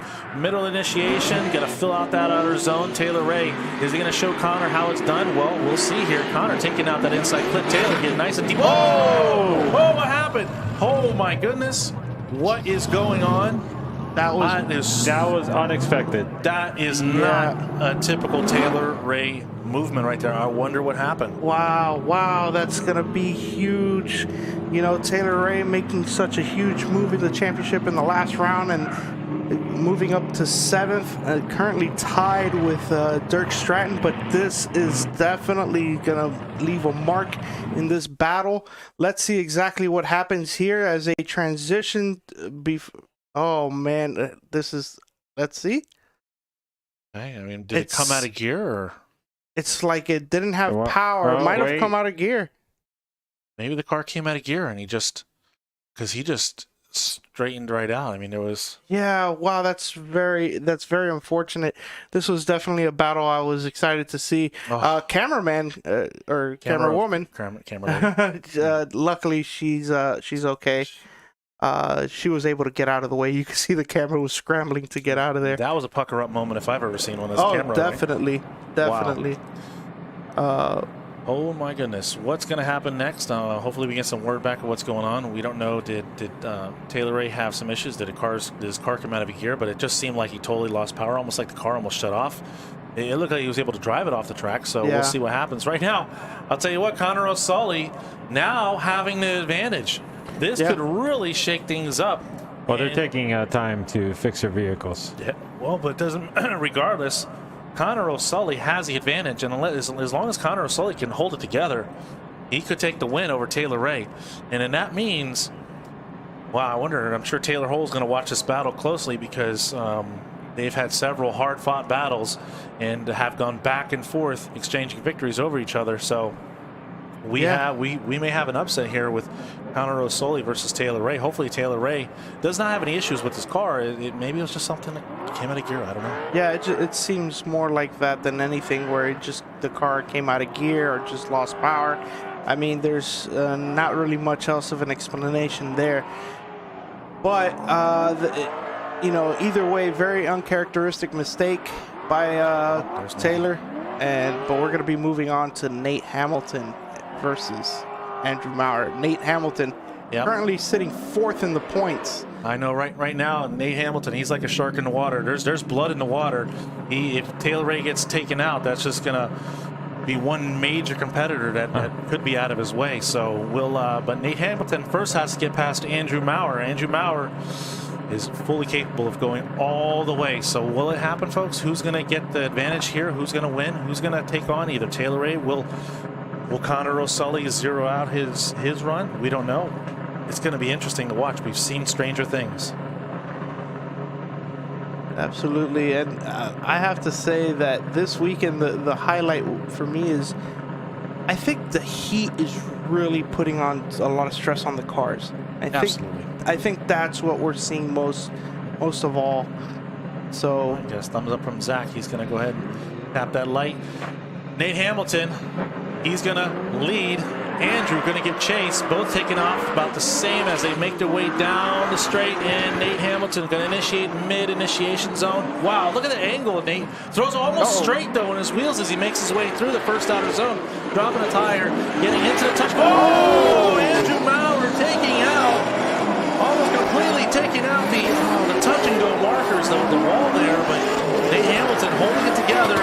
He's got some bumper hanging off, but that's no big deal. I'm just glad it's not a K-rail. Definitely not glad it's not a K-rail, glad it's not full of water. Those are just markers there for the drivers to be able to use and the judges to be able to utilize that touch and go. But wow, interesting. Yeah, let's see if we can get a clear picture of what happened here. Lots of angle by Nate Hamilton, but starts to unwind a little bit there because he was about to go off course.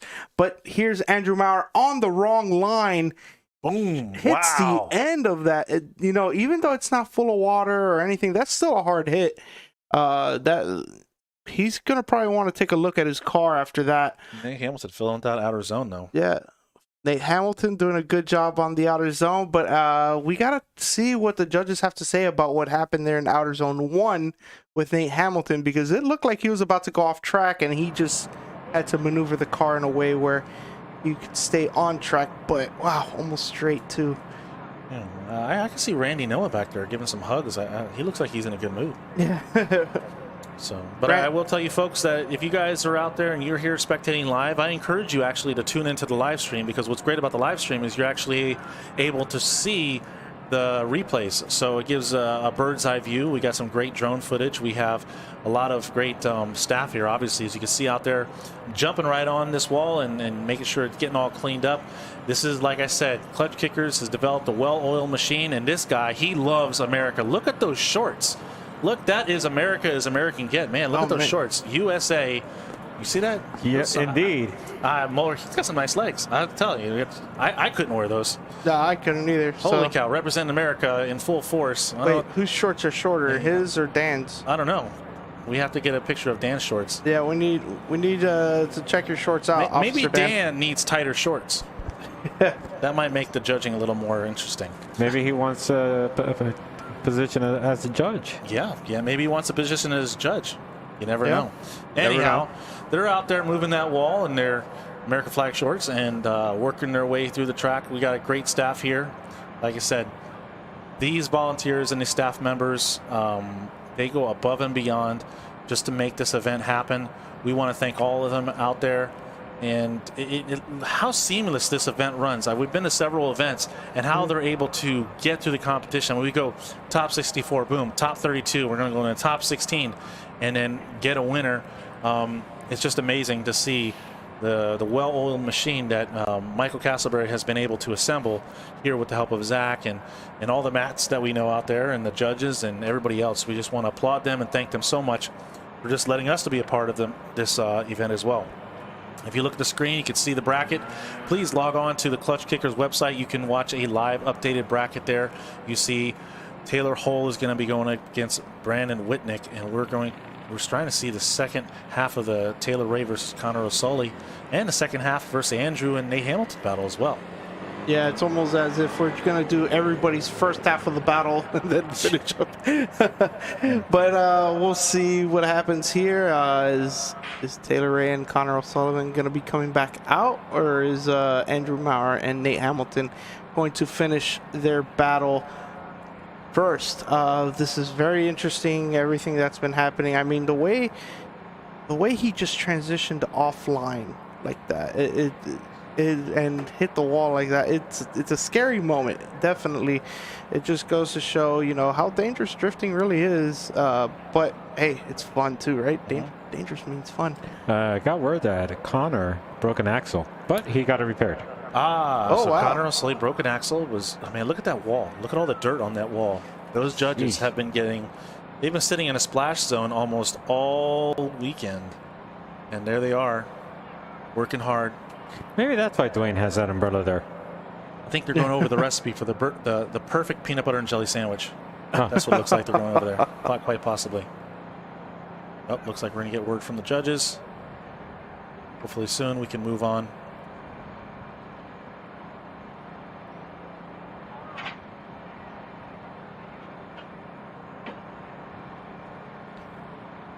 Just trying to reposition the cones that's on the wall. Make sure that's in the right place. There you go. Yep. Wall is cleaned up.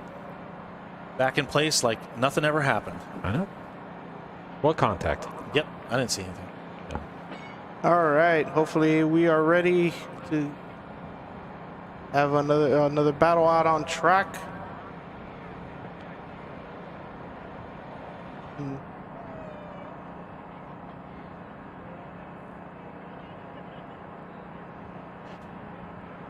Well, folks, I encourage you to log on to the Klutch Kickers website where you can see the current leaderboard. You can see Alec Honadale is currently sitting at first place in the championship for Season 2 of Klutch Kickers' $100,000 Drift Series, but followed closely by Ben Julian and Adam LZ.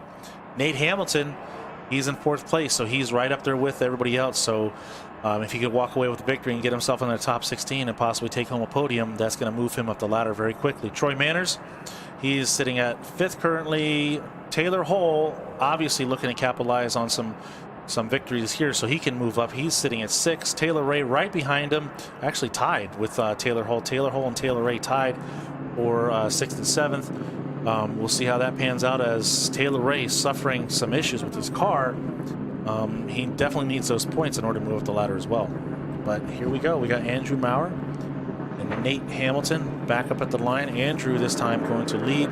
Nate Hamilton going to give chase. Nate is going to have to get right on that back bumper, and he gets a little jump off the line as Andrew initiating right in front of Nate Hamilton. Nate Hamilton almost on the back bumper of Andrew as they make their way through the first outer zone, going into the touch and go. And here they go, flicking it into the second outer zone. Nate can dive in. Nate does. He dives in. He's maybe about a foot away. You can see that side skirt about ready to fly off on Andrew's part. But here we go. Nate diving in for the attack in the third and final outer zone.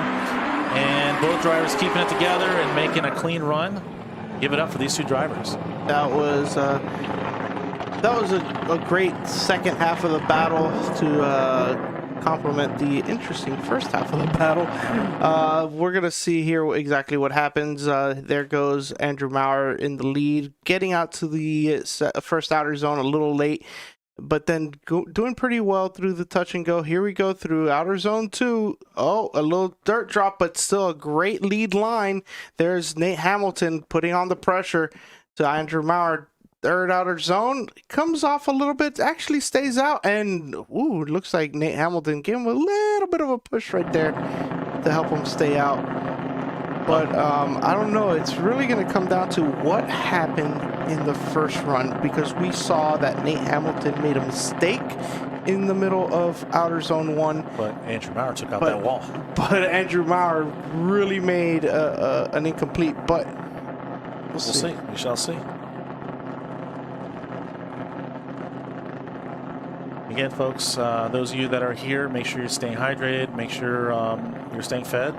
We have Juan's Tacos out here providing excellent food. We also have the Sherry's concession out here providing hot dogs, hamburgers, and plenty other items on the menu. We also want to thank Universal Technical Institute coming out here offering fast-paced hands-on training for an in-demand career. Whether you're looking to be an auto mechanic or want to get in another trade, check out Universal Technical Institute. Also Grip Royal Steering Wheel for providing gifts and giveaways for the winners of today. Kensei Wheels, we want to thank them for coming out and sponsoring the Klutch Kickers series. Cosmo Tires, Liquid Molly, Dippin' Dots, keeping everybody cool. Like I said, Juan's Tacos, make sure everybody's well fed. And also, don't forget, come out tonight, Island Resort and Hotel for the after party.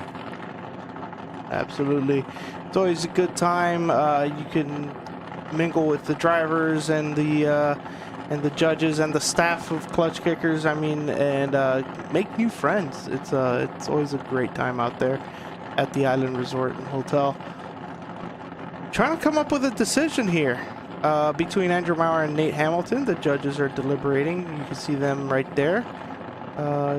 Looks like Will and Dan are talking to each other while Dwayne Ramsey is writing some stuff down. Oh, now he's looking over, trying to copy their answers. Well, I was just thinking, like, Nate Hamilton needs this win to stay in the championship race because he's sitting 4th in points. Yep. So Nate Hamilton really needs this win. He needs to not just this win, but he really needs to try to get on the podium today. Whoa, that's some dizzying drone footage. Good Lord. All right. If you're watching the live stream, hopefully you don't get it looks like a roller coaster. Yeah, hopefully you don't get vertigo. Oh, good Lord. Hey, that's some crazy flying there. Good show. Yeah, absolutely. Wow, so we're still waiting on the decision here. This is taking a little bit longer than I expected.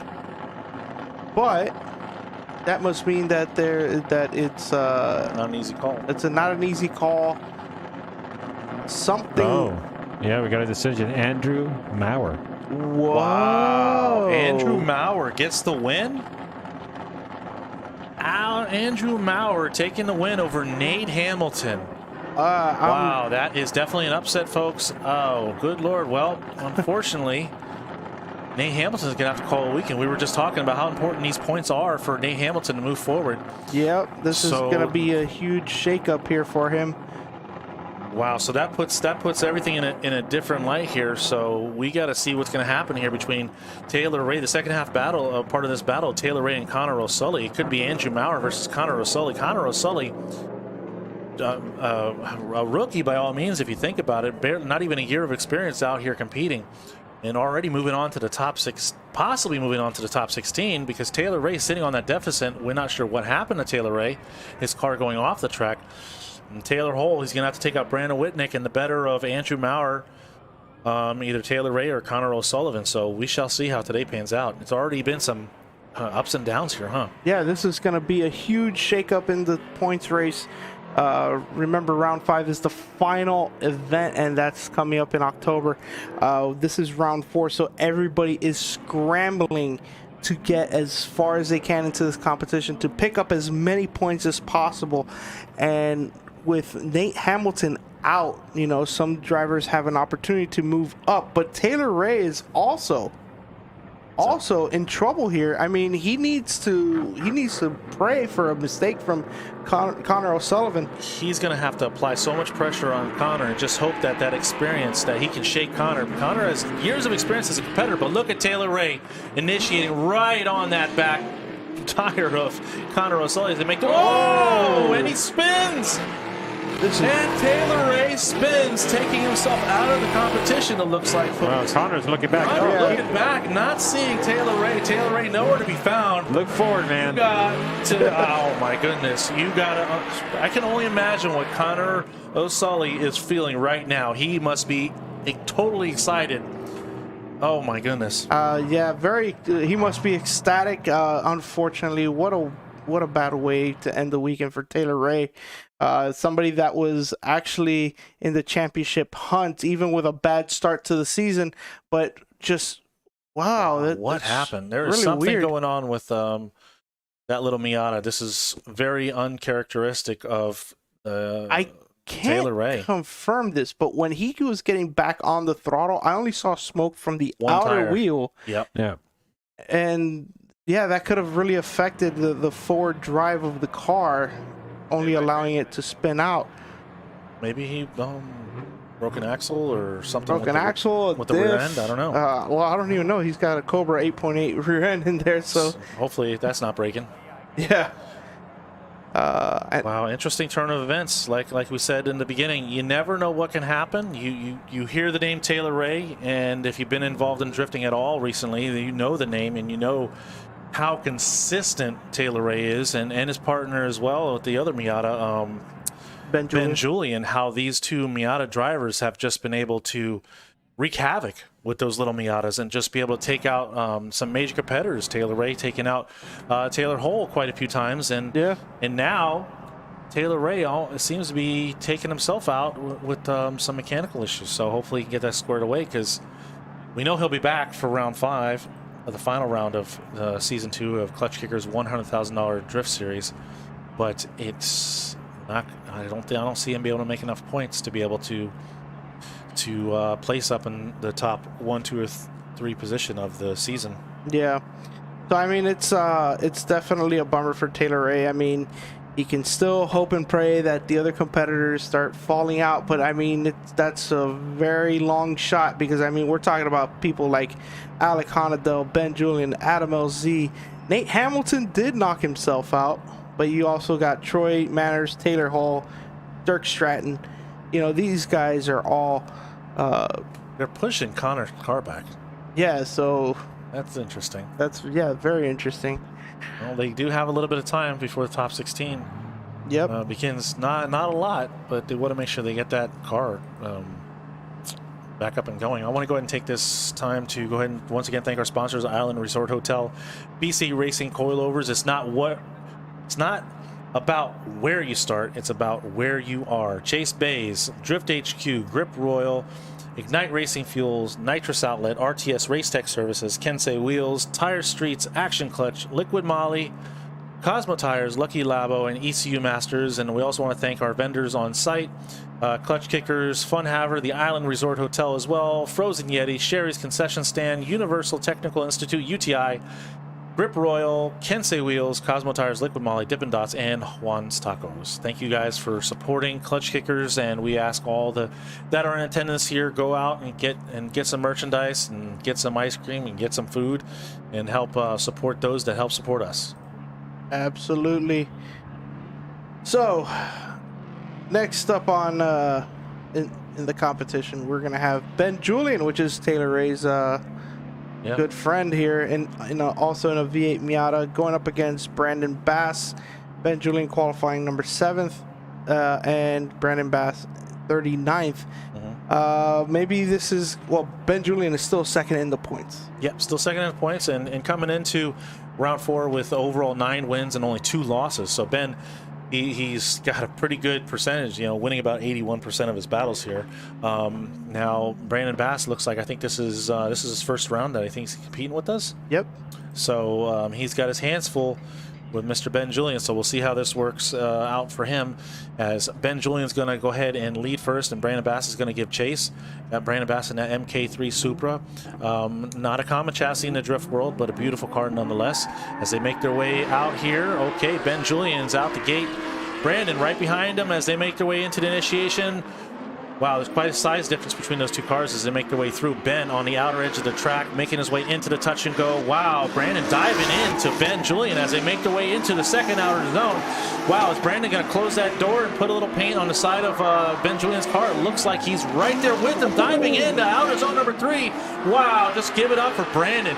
Showing Ben Julian, hey, listen, I may not have been here too often, but you better watch out. Wow, I mean, he's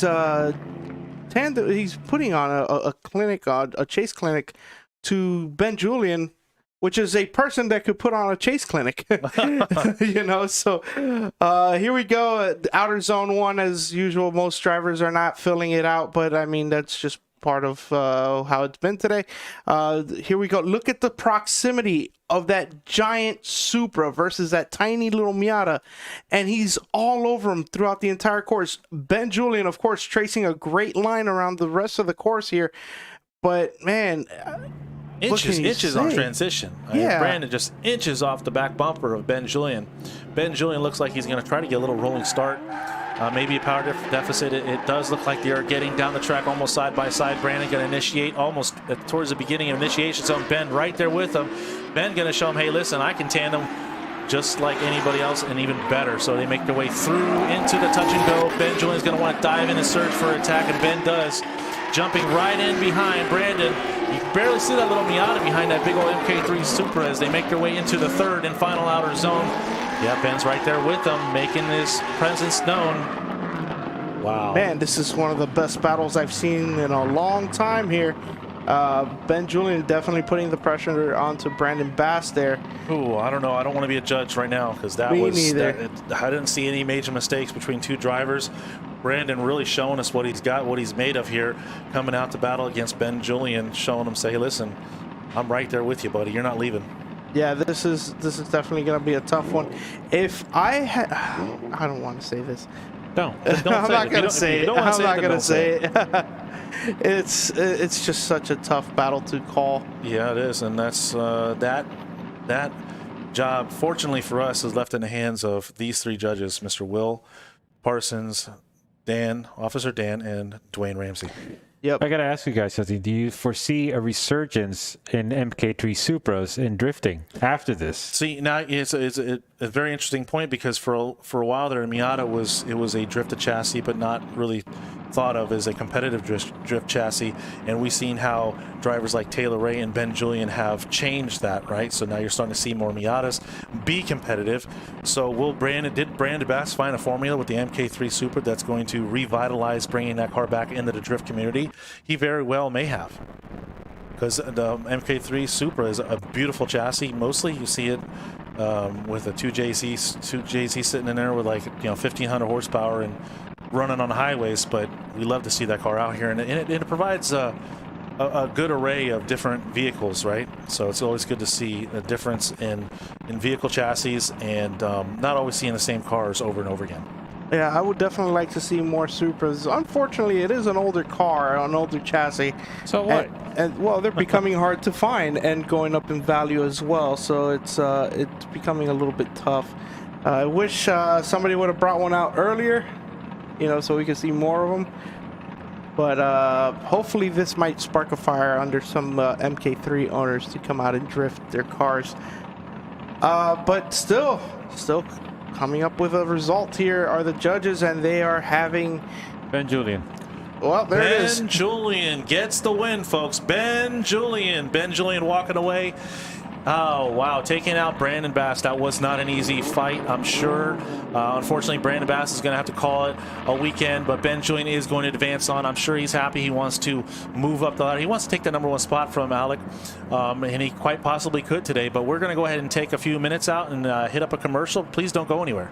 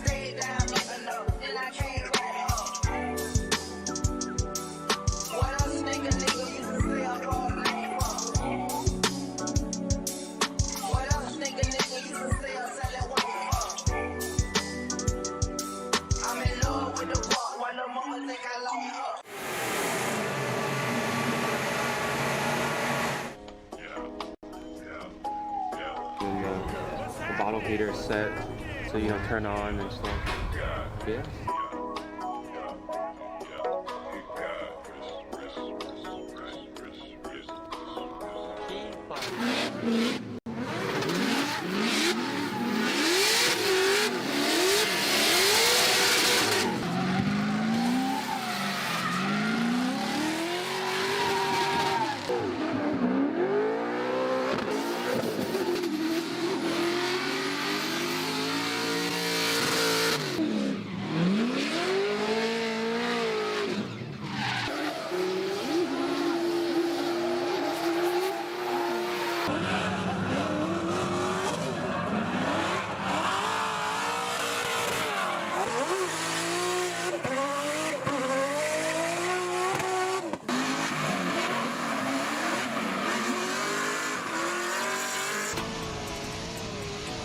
Nice and wide.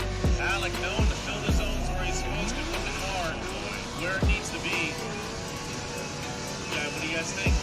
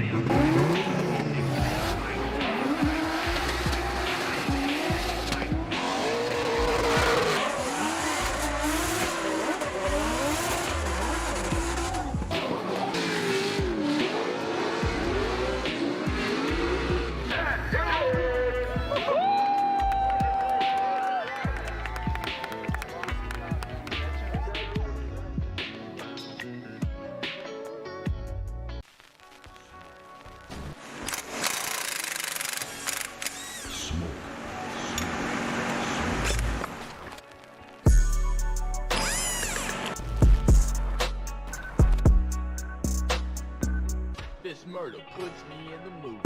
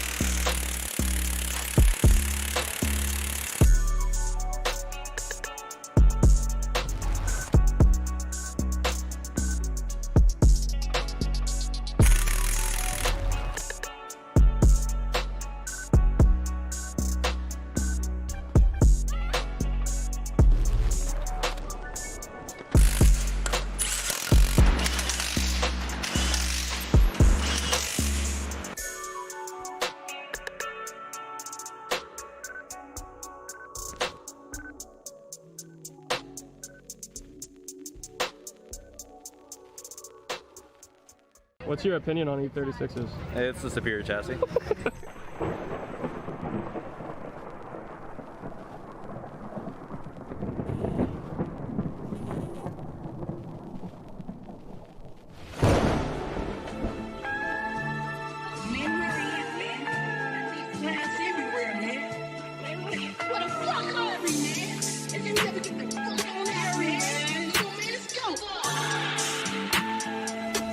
We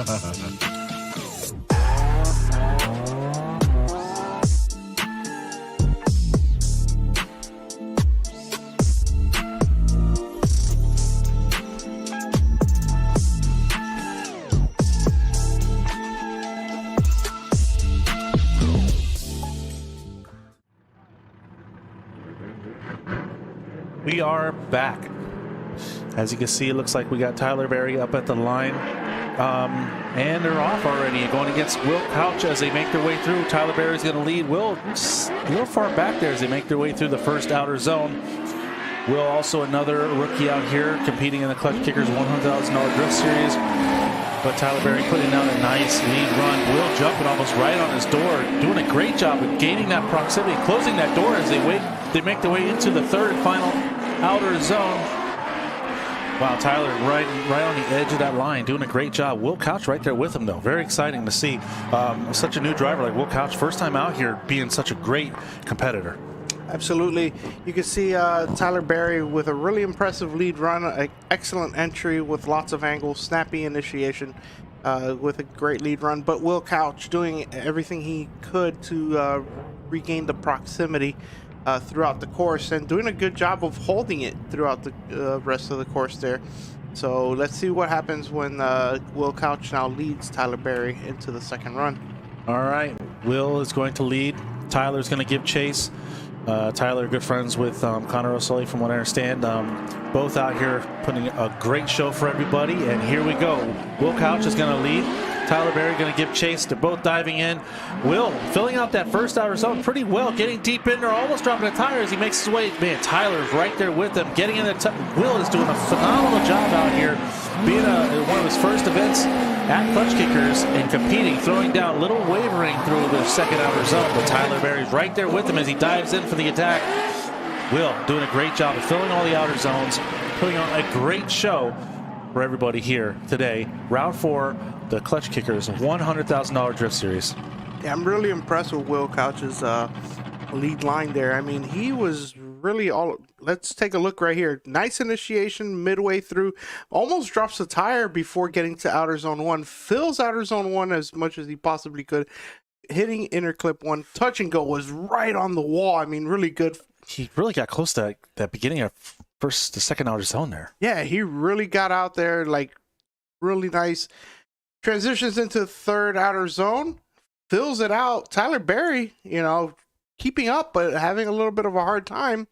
Well, I have to tell you that Will put down a great lead run there. Yeah. I mean, on the very edge of most of all the outer zones. The only time I saw him waver is maybe halfway through the second outer zone. But seems to be putting his car all in the right places. Tyler Berry definitely has his hands full. We'll see what happens as the judges are going to deliberate this call. Yeah, and also want to thank the fans in the comments for letting us know that Taylor Ray broke both of his axles due to a subframe malfunction. Oh, wow. Yeah, I definitely want to thank those that are contributing in the live stream chat. We want to thank you for helping us stay informed as well. So Taylor Ray apparently posted up on Instagram that he broke both axles due to a subframe malfunction. So unfortunately, his weekend is over. So thank you. I believe that was one of the guys in live chat. I think it was Chris on the live stream chat. So thank you so much. Right now, we're waiting for the judges to decide a winner here between Will Couch and Tyler Berry. Will putting down what a tremendous showing for his first time out here. Absolutely. I didn't really expect to see that much out of Will, and it looks like he's putting up a fight in every battle that he's been in up to now. He's definitely a lot more impressive than I expected. So is he going to make it all the way through?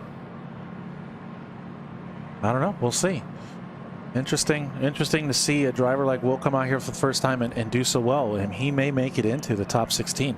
The thing about the Emerald Coast Dragway and the drift competitions here that Klutch Kicker they put together, this track is just known to be that great equalizer amongst different variety of cars, high power versus low power cars.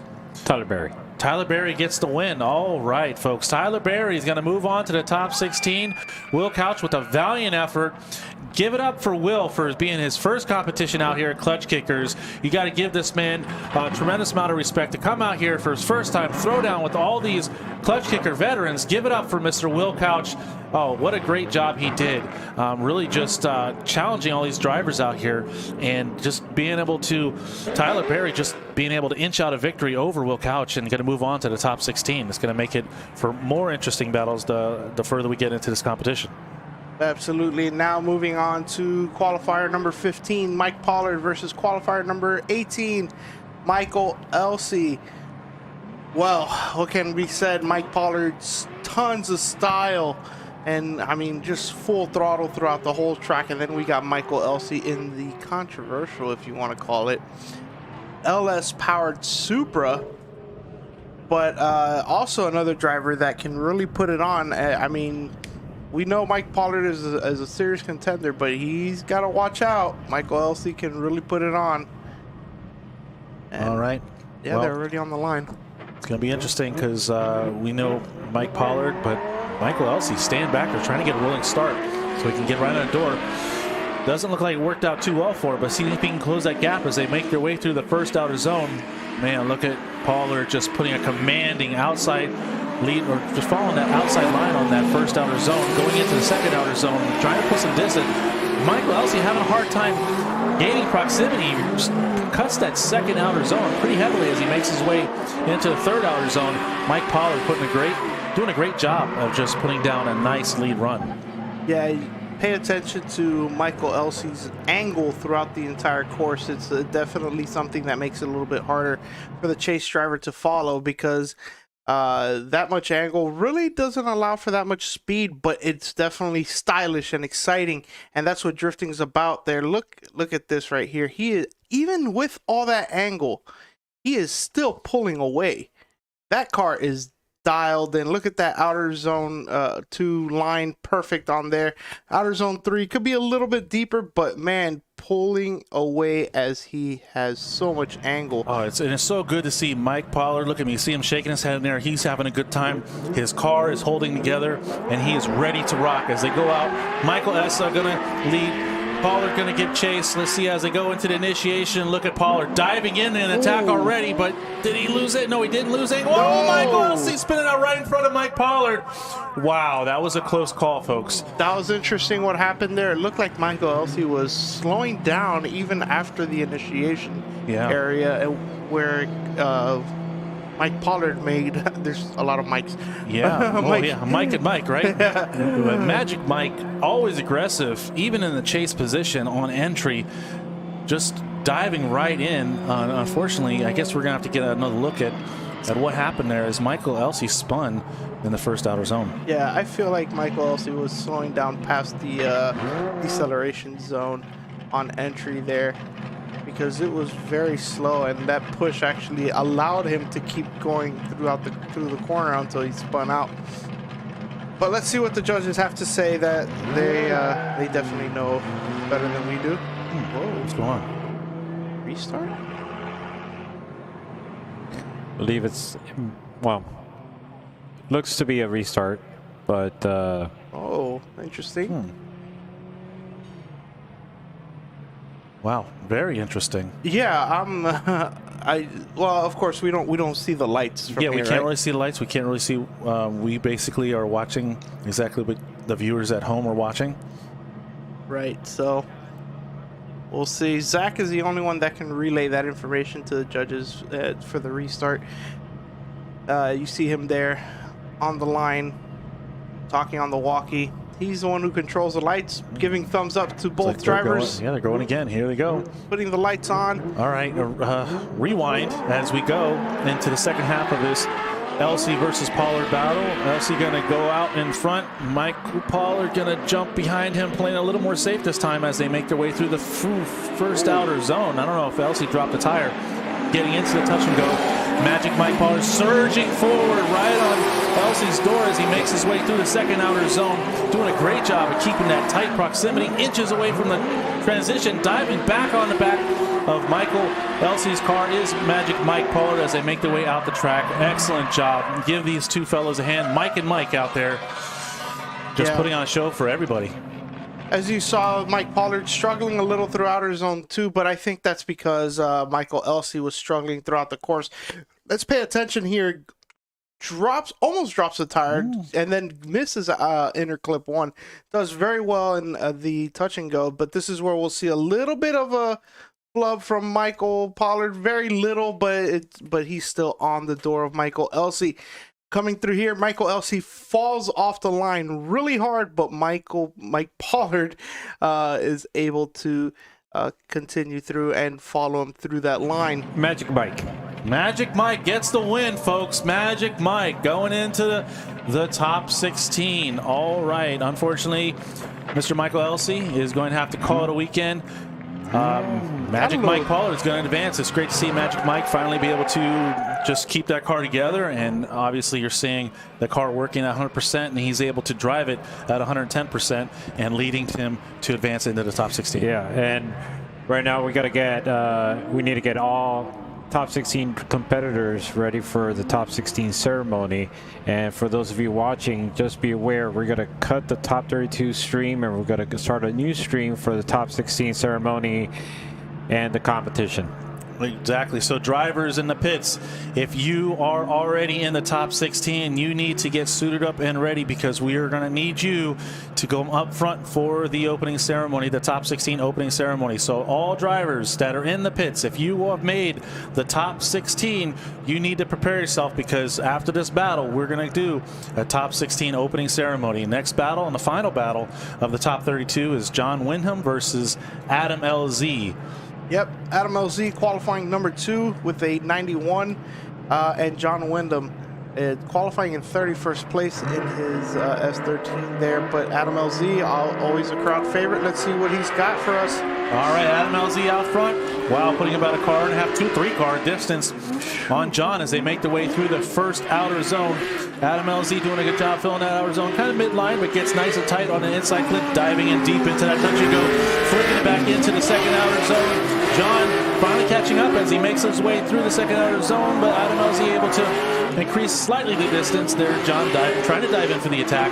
Unfortunately, maybe too little too late as Adam LZ putting down a clinic on his lead run. Yeah, I want to see Adam LZ through outer zone 1 there, even though he didn't make it all the way out, but it did seem like a little bobble. Let's take a look here on the drone footage in the replay by initiated right at the beginning, though. Yeah, but let's see right here. Right there. You can see right there. You see the little bit, but not too much of a mistake, as Windham is not even close to Adam LZ.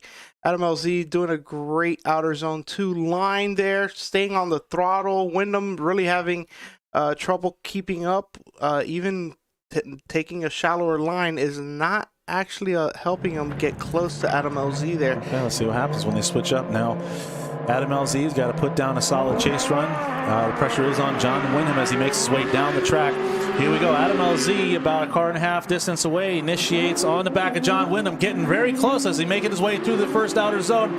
John doing a good job getting tight on that first side inside clip, and they get into the touch and go, flicking it into the... Whoa! Oh my goodness, folks. Oh no. Oh no, I see radiator fluid. Oh, there's coolant on the track. There's coolant on the track. We want to get that car off the track, but what happened?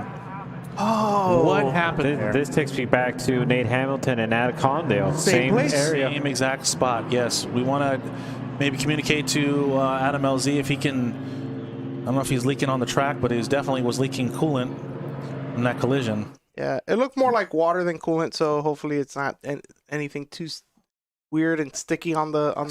Doing such a good job in his chase run, mimicking just everything. Boom! Right there. Yeah. Wow. Did he not expect Windham to slow down there? Because I saw a tap of the brakes on the transition. Wow. But and what do the judges have to say about that? You know, who's really at fault here? Wow. I mean, it had the initial look. It tells you that Adam LZ might be at fault, but when you really pay attention to some of the details, it might start giving you second thoughts. Yeah, well, thank goodness that's up for the judges to decide. Oh man, Adam LZ, this could this second side of the bracket has been full of just ups and downs and just things unexpected happening and all kinds of upsets that's going on. And this may be another one. Now they're going to have to push Adam Elsie's car back while we await a decision on what the judges are going to say who was at fault. And yes, they're putting his car to the side since it's yeah, it's leaking fluid. Yep. Interesting. Wow, what a bummer. That is a bummer. Yeah, that is terrible. I mean, because even if Adam Elsue, say if they do award and if they do fault John for the collision, Adam Elsue has to put his car together. Yeah. And he's going to have to put his car together pretty quick. He will be on the bottom right side of the bracket, so he will have some time to get his car together. But it's definitely going to be a lot of pressure on him and his team to be able to get that car up to par in order to compete in the top 16, which is going to be just the most fierce battles that he's going to see and his car is going to see today. And let's not forget, Adam Elsue is sitting third in the championship, right behind Ben Julian. And right. Ben Julian did move on to the top 16. Alec Cardozo obviously is in the top 16. This is a really heavy blow to Adam Elsue's weekend and championship hopes if he is at fault. And even if he's not at fault, how is he going to get that car repaired? It is leaking coolant. Hopefully it's something that maybe they can repair. I don't know how. JB Weld, there's not enough time for that. I mean, how interchangeable are the BMW radiators between the different generations? E36, E30. You can use an E36 and E30. They're interchangeable. Okay. I mean, it depends on what he's done in the front end. He possibly maybe use E46 or maybe use something else. Hopefully there's no crack in the radiator, so that would be the only issue that I could see making it difficult for repair if it's just a matter of coolant line breaking loose. But if you damage the radiator, it may be one of those ones where they try to put some quick like epoxy or something on, try to get it to stop leaking. So we'll see what happens. It's going to make for an interesting repair. But right now we need to figure out who is at fault and what the judges are going to decide as we move forward. And this is going to round out our top 16. So as Noel Garcia, you said before, Ben Julian sitting in second place. If Adam Elsue gets taken out, Nate Hamilton, I believe, was taken out already. Yep. And Alec Honadale is still in the game, though. Yep. And so it's Troy Manners was also taken out as well, and he was sitting in fifth. And then Taylor Ray, Taylor Ray's out. Yeah, so Taylor Hall is actually is probably smelling blood in the water. Yeah, so Dirk Stratton, he's not. If you look at the points race, if you guys can go ahead and log on to the Klutch Kickers website, you can see what the current point standing is. And Dirk Stratton, although he is sitting at 8th place, he's sitting at about a 134 in the points. And the two drivers above him are Taylor Hall and Taylor Ray at a 135. Now, let's remember that those points have not been updated with qualifying points. Correct. Not from today. But what I'm saying is that my point is that the race is very close, and every point counts at this moment. Oh, yeah. This is absolute mayhem out here today. Everybody's scrambling to get their cars put back together because there's a championship on the line. And a lot of these contenders have gotten knocked out. And this is definitely going to take some people out of contention after this round. So well, let's look at the top 16 so far that we have. Currently in the top 16, the first battle you're going to see is Alec Honadale versus Dustin Miles of Styles. And you have Hayden Cantrell versus Randy Noah. That's going to be a fierce battle as well. Dirk Stratton going up against Kevin Lawrence. Lee Yearwood will be battling it out against Brandon McDowell.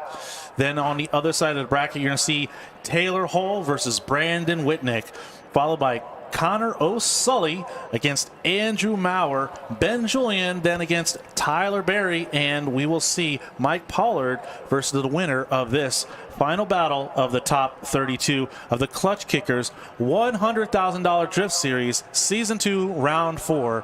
Thank you, everybody, for joining us on the live stream and here at the Emerald Coast Dragway as well.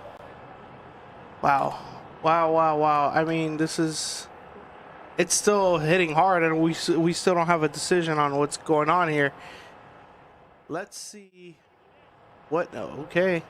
Is there a decision yet? Nope. Nothing yet. Not yet. Okay. I just saw the screen change over to Adam's car here. They're definitely assessing the damage. Yeah, they're going to look at the damage. They're going to watch over and over again, watch those replays, and see if they can determine did John slow down, or was Adam Elsue coming in too hot? when it comes to collision, what the judges looking for, they said the collision fault is at the discretion of the judges. They will each get a say in who is deemed at fault. Rubbing and bumping happens, but chase cars being overly aggressive will not be tolerated, nor intentionally trying to run over the lead car. Right. Brake checks, long e-brake drags, intentional changing of the line, etc. from the lead driver to cause a collision will also not be tolerated. The driver who is deemed at fault, the driver who is deemed not at fault will be allowed to work on the car for 15 minutes. The car deemed at fault is unable to fix. If the car deemed not at fault is unable to be fixed within the allotted time, they will move on in the bracket, but will not be permitted more time to fix their vehicle. So it's going to be interesting to see who they decide is at fault, because that's also going to play a major role in how much time they're allotted to repair their car as well. Exactly.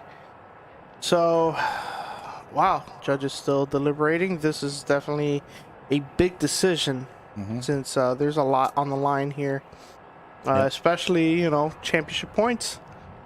Wow, I mean... Yep, and then another thing they said, if stuff like this happens in the final battle of the inning, judges do reserve the right to award extra time during the final battles in order to allow the competitors to repair their cars, in order to make sure it's a clear fought win at the end of the night. So it's going to be interesting to see how this plays out. I'm sure the judges are watching those replays over and over again.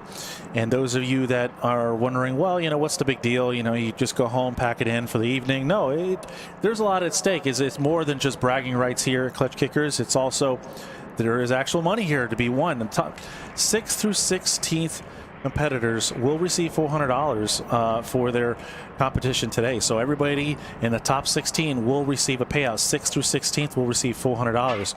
So 5th place will receive $500. 4th place will receive $1,000. 3rd place receives $3,500. 2nd place, $5,000. Today's first place winner will walk away with a check for $10,000. And 1st, 2nd, and 3rd will also be walking away with a new steering wheel, sponsored by Grip Royal. Okay, there must be some word coming through the radio. Yes, John gets the win. John Windham gets the win. So Adam did not give him room to transition. There you have it, folks. There Another upset. Adam LZ will have to pack it in for this evening. John Windham, in a surprising upset, takes out Adam LZ through unfortunate contacts, and we'll move on to the top 16. So that being said, all top 16 drivers, please get in your car and be ready to come down for the opening ceremony. All top 16 drivers we're gonna need you down up front for the top 16 opening ceremony. And those 16 drivers are Alec Hunnerdale, Dustin Miles, Hayden Cottrell, Randy Noah, Dirk Stratton, Kevin Lawrence, Lee Yearwood, Brandon McDowell, Taylor Hall, Brandon Whitnick, Connor O'Sullivan, Andrew Maurer, Ben Julian, Tyler Berry, Mike Pollard, and finishing off the top 16 will be John Windham. Drivers, please get to your cars. Yep, indeed. We need you guys on the grid for the top 16 ceremony. And folks, like we mentioned earlier, we will be ending this stream and starting a new one for the top 16 ceremonies and competition. So if you haven't done so already, subscribe to the YouTube channel, like the Facebook page, so that way you can follow along the action happening here at Emerald Coast Dragway for the Klutch Kickers $100,000 series.